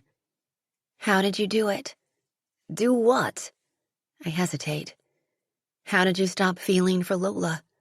If it's so wrong to care about a Carrera. I wait for him to blow up at me, but he gives me a gray smile that's neither a lie nor an admission. You just do. That doesn't answer my question. Jesus, Thalia. He runs a frustrated hand through his dark hair. You're a fucking Santiago. This family comes first. Follow that rule and you'll figure out the rest. Deeply profound and evasive as hell. And you still haven't gotten in the car. I steal one more look at the place I called my reluctant home for 6 days. Okay, Sam. Boom. The gunshot shatters the night, blasting chaos into the space between us. My heart slams against my chest, and I fall back against the Bugatti doorframe. Then I look to my left and find an ugly bloom of red spreading across Sam's white dress shirt. Oh God, no! Sam! Terror buckles my knees as I shove away from the car, watching as he skids down the side panel with a hissing curse and a final order. Run, Thalia! Get the fuck out of here! I have to get to him. I have to help him. He's going to die. I'm on my knees and reaching for him when rough hands grab me from behind, squeezing so hard around my middle I can only wheeze out a shocked scream. As I'm lifted into the air, a bag is pulled over my head while another gunshot rings out. Sam! I can't breathe. I can't breathe. I fight as hard as my father taught me to. I kick, I twist, I buck. Then something sharp pierces the side of my neck, and my whole world slides into darkness. Epilogue. Thalia. It's pitch black. My eyelids feel like concrete. I keep them shut tight until I can muster enough strength to open them. When I do, a hot and sticky world comes rushing in, blanketed by a cloudy haze. It smells of metal and salt. I can hear something, too. There's a buzzing noise above my head. I try to look up, but my head feels even heavier than my eyelids. There's a flickering LED tube light running along the ceiling. Flick, buzz, flick, buzz, flick, buzz. Watching it makes me feel sick, so I close my eyes again and concentrate on forcing back the waves of nausea. It finally subsides, only to be replaced by a drilling ache inside my head. Dizzy. Why am I so dizzy? It feels like my brain is sloshing back and forth. Am I hungover? I go to rub my temple, but I can't. I try again. I still can't. Something's not right. Opening my eyes wider, I force myself to focus on the light. That's when I notice it's not my brain that's sloshing back and forth. It's the floor. My pulse thumps a wild beat in my ears as I try to move my arms again. What's happening? I beg the haze, my voice hoarse and unrecognizable to me. Only silence answers. I hate silence. Squeezing my eyes shut again, I force myself to remember snapshots from before. I was with Santi at Legato's reopening night, and then There's a sharp pain in my chest when I remember what Sam told me. There's another when I remember the sound of 2 gunshots. "Sam," I rasp, tears spilling down my cheeks. After that, everything comes back in a rush of choking fear. The hands, the bag, the pain. I'm too scared to look down. I'm too scared not to. My hands and feet are bound together with black duct tape, and I'm wearing a white satin slip dress that's ridden up past my knees. Last night, I was wearing red. Look around, Thalia. Assess your surroundings. Fighters survive. I blink back my tears and force myself to concentrate. I'm in a box. A damp, dark, gray steel box that's gently rocking back and forth.